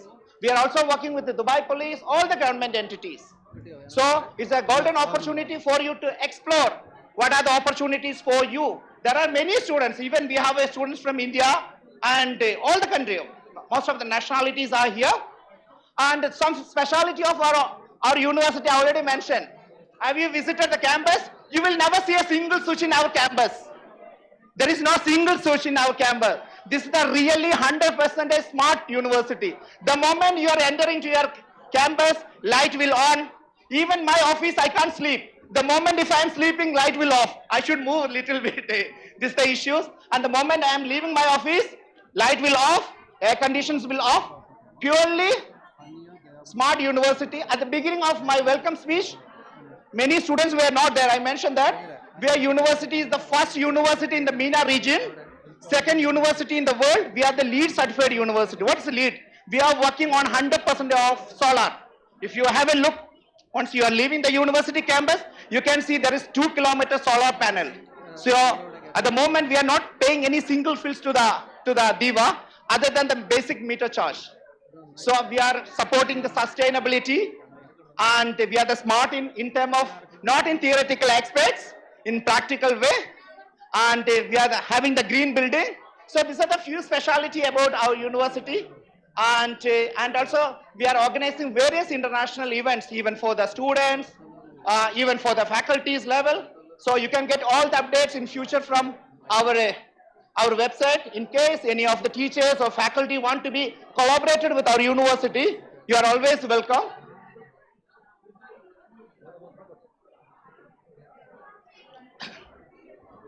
Doctor can also share a few words. Yeah. Okay. Now I will just introduce my colleague, Dr. Usam Al-Ahmadi, and the Director of Cyber Security and Director of CSAR Lab. Few words, Doctor. Thank you very much. Thank you very much, Dr. Alavi. Good afternoon. Good afternoon, ladies, gentlemen. Thank you very much. It's an honor actually to see you all here. Okay. Dear parents, dear instructors, dear beloved students, what you achieved today is actually great for all of you. Okay. And I think that actually this shows how your parent and your mentor, your instructors are guiding you. I wish you actually all the best. I wish you can learn a little bit about this competition. You learn something from this competition, and you continue your vision and your dream, and you try in the future to be an entrepreneurship. It's actually very important for you to make remark about you from your family and for your school, and to be an ambassador of your school.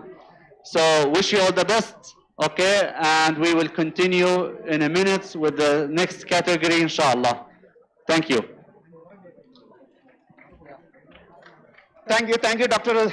Azam, for your kind words. Now it's the time for me to announce the winners for animation category 3. Animation, robots coming, be patient. As a kid of new generation, parents should teach the kids how to be made competitive, learn creativity, and be patient. This is must for everyone. Okay. So let me call the winners. Animation category 3. Third prize goes to. Third prize. Why so silent? Any guess? All tired? Third prize goes to Chris Anthony, Indian Public School, Russell Kaima. Chris Anthony.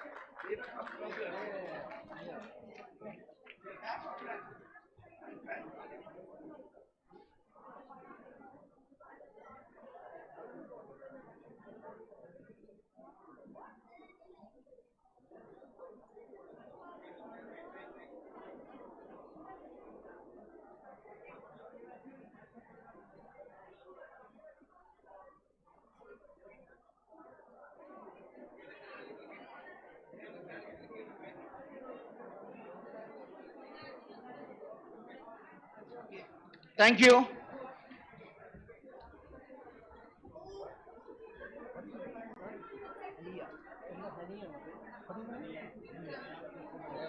So second prize goes to second prize.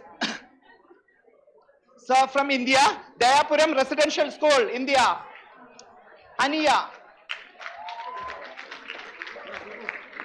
So the second prize goes to Aniya, Dayapuram Residential School. Give a big round of applause. You all tired?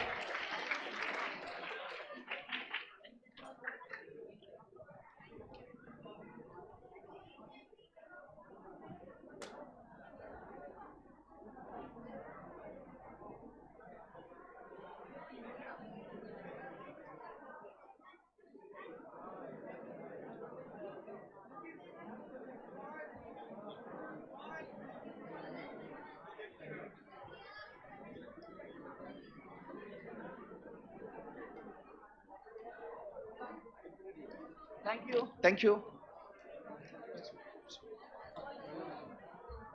Now is the time to announce the first prize. Animation category 3. First prize goes to, any guess?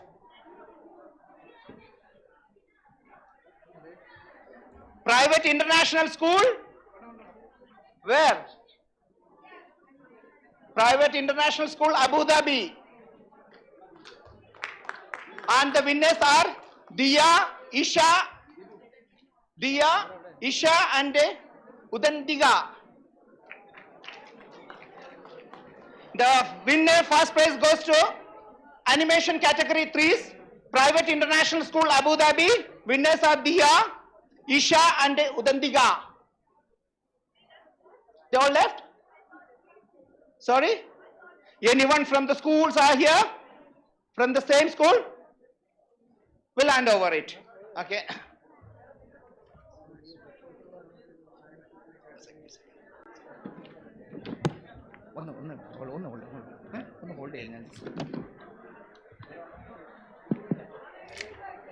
Robotics category 3. Secretary, Convent School, Punjab. Dilshan Singh.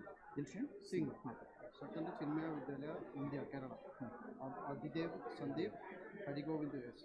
First one, Life Valley International School. Other Life Valley. Life Valley, Sridevi S. Nambudiri, Elizabeth Dennis. So now it's the time to announce the robotic category 3. Robotics. Robotics. You all here? How many of you participated in robotic category 3? Third prize goes to Sacred Art Convent School, Punjab. Dilshan Singh. Give a big round of applause.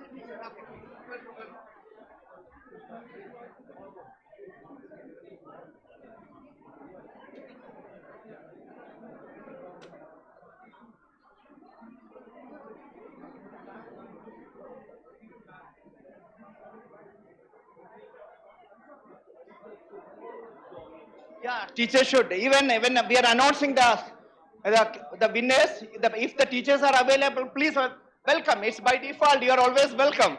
Okay. And I'm calling the next winner. Second prize goes to Next time. Okay, second prize goes to Chinmaya Vidyalaya, India. Hari Govind and Adidev. Chinmaya Vidyalaya, Hari Govind and Adidev. Welcome, well. Congratulations. Oh, you are the winners.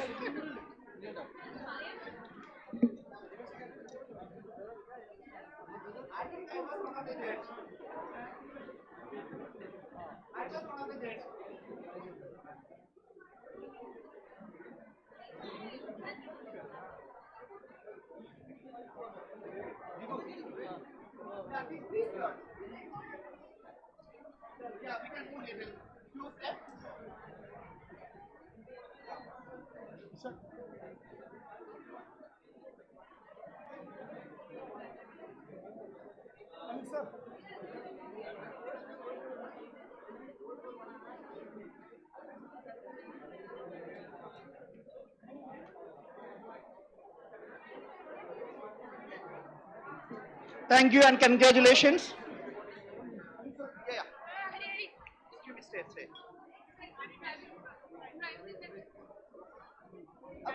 We'll call after this. There's one more prize, then I will give you. Which one? W307. We need evidence. Show the proof. Sorry. Okay.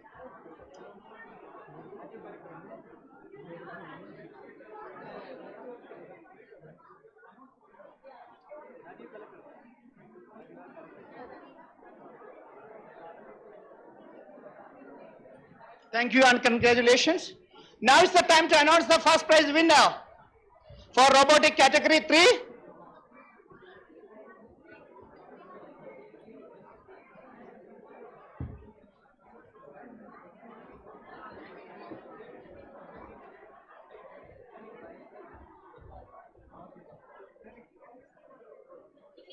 Okay. Now the first prize goes to robotic category 3, school from India, Life Valley International School. Give a big round of applause, Sridevi and Elizabeth. Congratulations. Please join. Teachers can also join.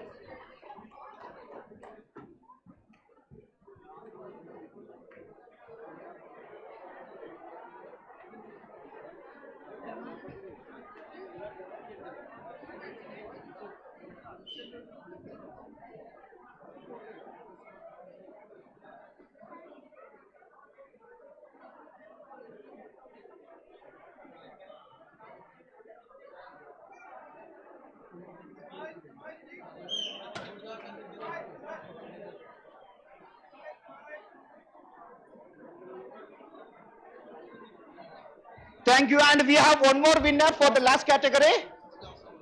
No, there's a visual coding.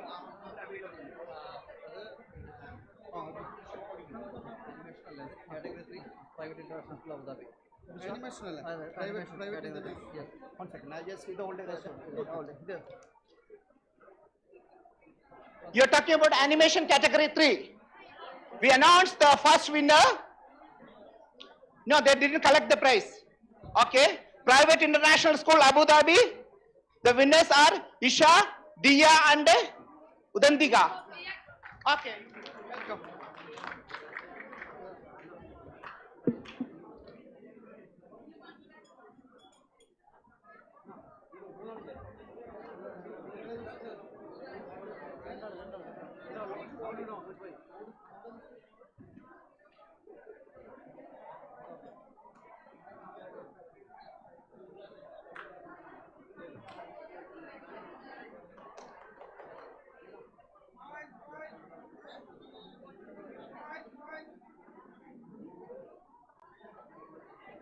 Thank you and congratulations.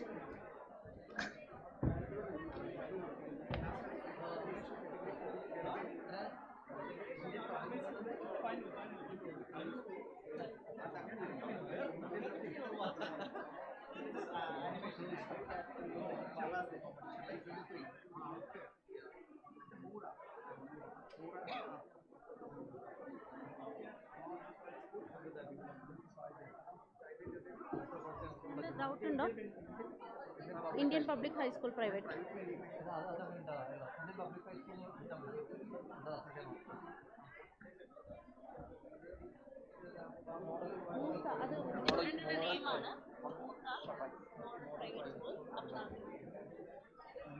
Now the announcing the last category, animation category 4. Animation category 4. Third prize goes to, any guess? Indian Public High School. Give a big round of applause. Muhammad Shabais. And what is that? Shavis. Joshua. Joshua.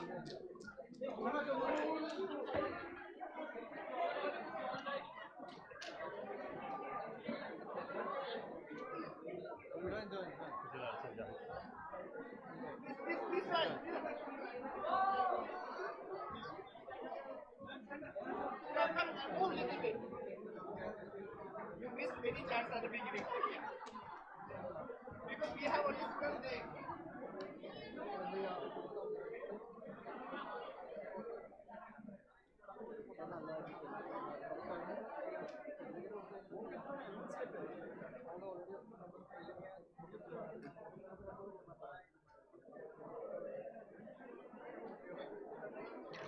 Thank you and congratulations. Excuse me. We are satisfied now. Now the second prize, animation category 4. Second prize goes to Model Private School Abu Dhabi. Give a big round of applause. Musa Afan Muhammad. Congratulations.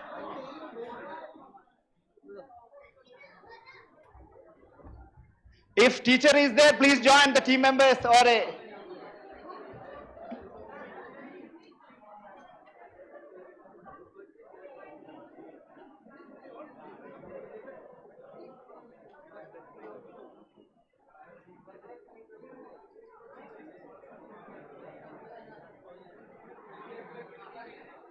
There?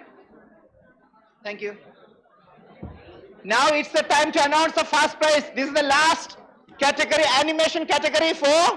First prize goes to, any guess? First prize? Which Emirates? It's from UAE. Which Emirates? Windows is from Ajman, Metropolitan School Ajman. Sridev. Metropolitan School Ajman. All the teachers can join. Who's the Sridev? Congratulations. First collect the trophy.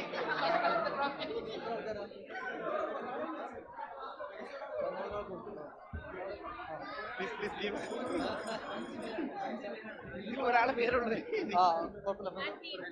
Only team members give it. Who are the team members? Sir, 1, 2, 3, 4, 5. Okay. Please, five medals. Okay. Please come and collect the medal. Okay. Yeah.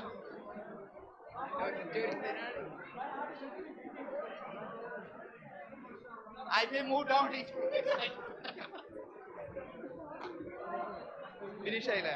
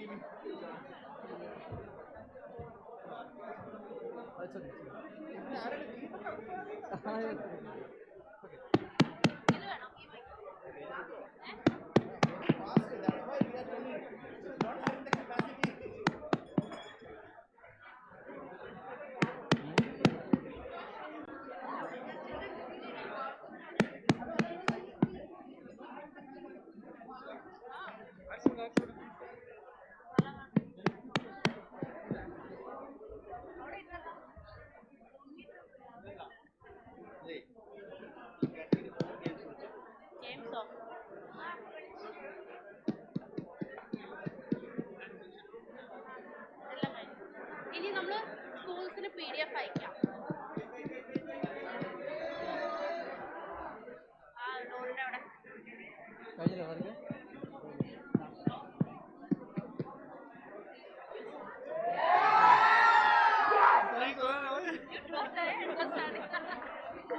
Okay.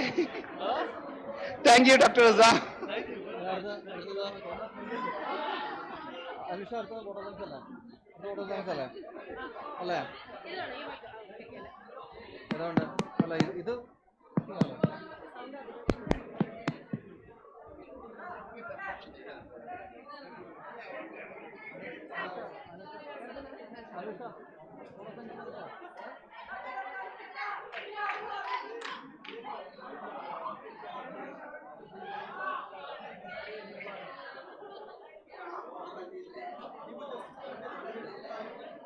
Hello.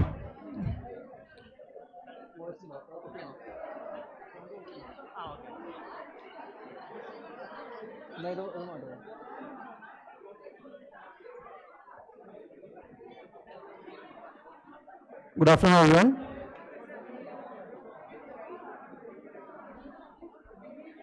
As we come to the close of this inspiring and impactful 5th International Level Digital Fest, it is my great honor to deliver the vote of thanks on behalf of the entire CyberSquare team. First and foremost, we extend our heartfelt gratitude to our hosting partner, the University of Dubai, for their incredible support and hospitality. This prestigious venue has provided the perfect platform for young minds to showcase their talent, innovation, and passion for technology. A special thanks to Dr. Isa Mohammad Al-Bastaki, President of the University of Dubai, for inaugurating today's event with his visionary words and presence. Your encouragement means a lot to the young innovators gathered here. A big thanks to Dr. Alavi and all our esteemed educators and speakers. Thank you for your time, insights, and for inspiring both students and educators alike. We also extend sincere thanks to our panelists and judges for sharing their expertise and for their active role in discussions and evaluation throughout the day. A heartfelt appreciation goes to all our cybersecurity distributors, resellers, and associates around the world. Your continued support and partnership and dedication are instrumental in taking this vision forward and in enabling young learners everywhere to engage with future of technology. We would also like to recognize the change makers and technicians who support and advocate for digital education. Your belief in innovation and your efforts in shaping future-ready learners are what drive real transformation. To the teachers and school leaders who have guided our students with such dedication and parents who stand behind their children with unwavering support, thank you for playing such a vital role in our journey. And finally, to our amazing students, you are the reason we do this. Your energy, creativity, and bold ideas are truly the highlight of today. You inspire us to keep pushing boundaries and dreaming bigger. Thank you all once again for being part of this celebration of innovation, learning, and growth. Let's continue to work together to empower the next generation of digital leaders. Thank you all.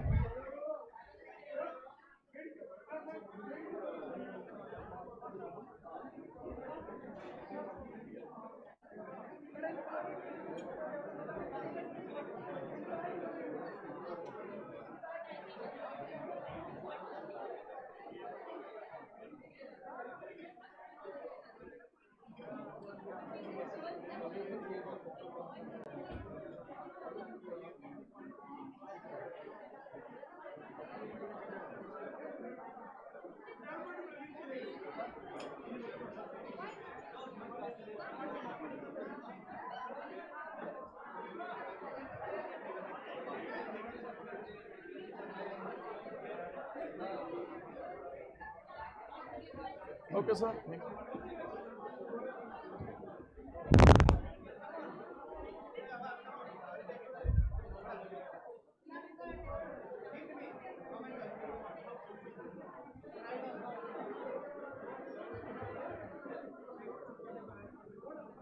Aji.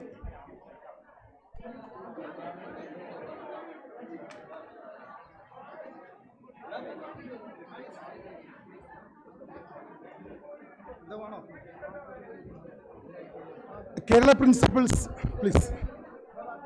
George, sir.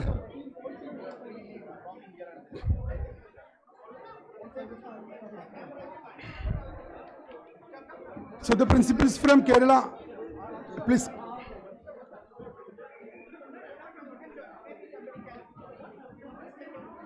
The principal from Kerala, please come on the stage.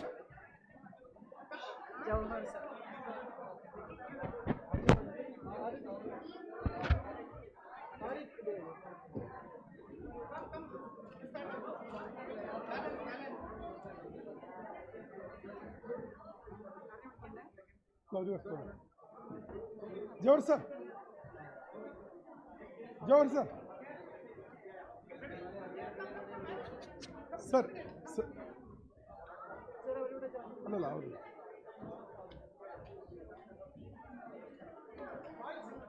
Sir George sir please come. ഇവിടെ ഇവിടെ ഇവിടെ ഇവിടെ ഇവിടെ ഇതാണ് പ്രിൻസിപ്പൽസിൻ്റെ ഒരു photo എടുക്കാൻ വേണ്ടി. Sister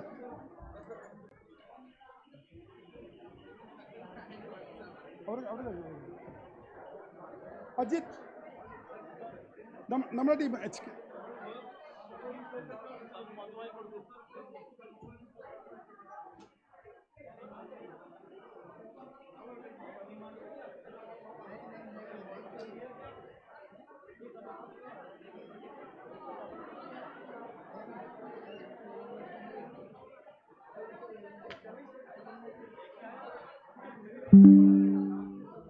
Vishak. Sir, please. Sir.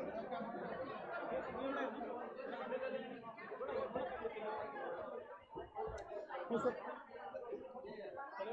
And sir, George sir. Shahina ma'am. Okay. Shahina ma'am. Shahina ma'am.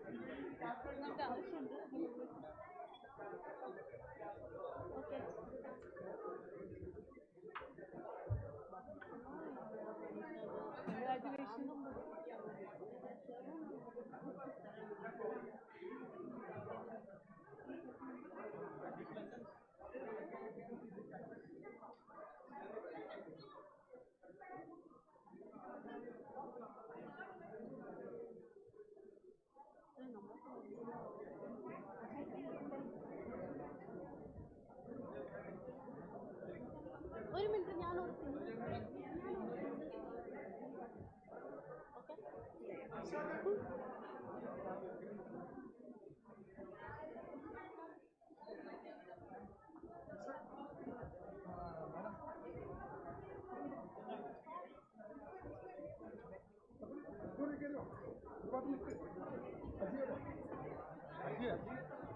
यहाँ वेट करो 1 minute. Okay, 1 minute you wait here.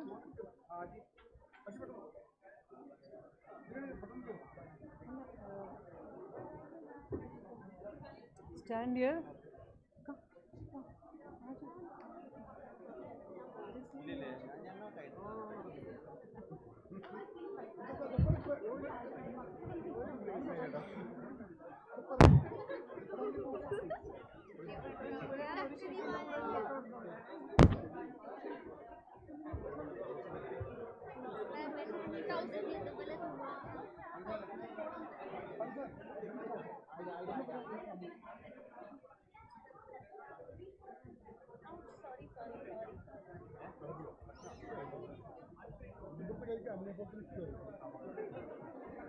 Kerala, India.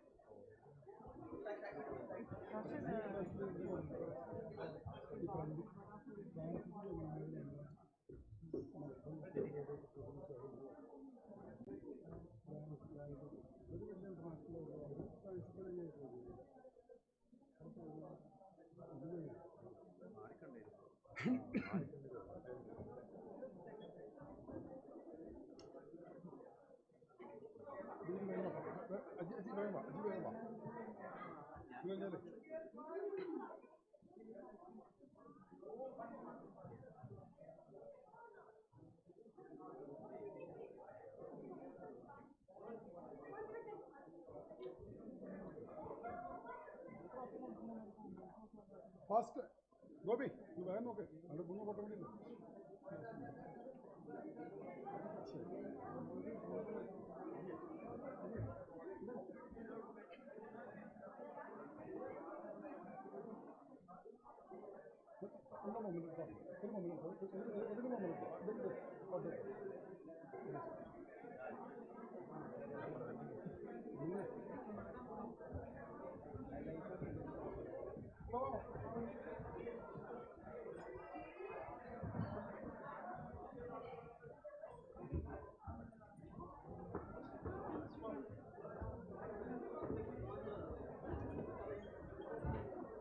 Wait, see that? Wait.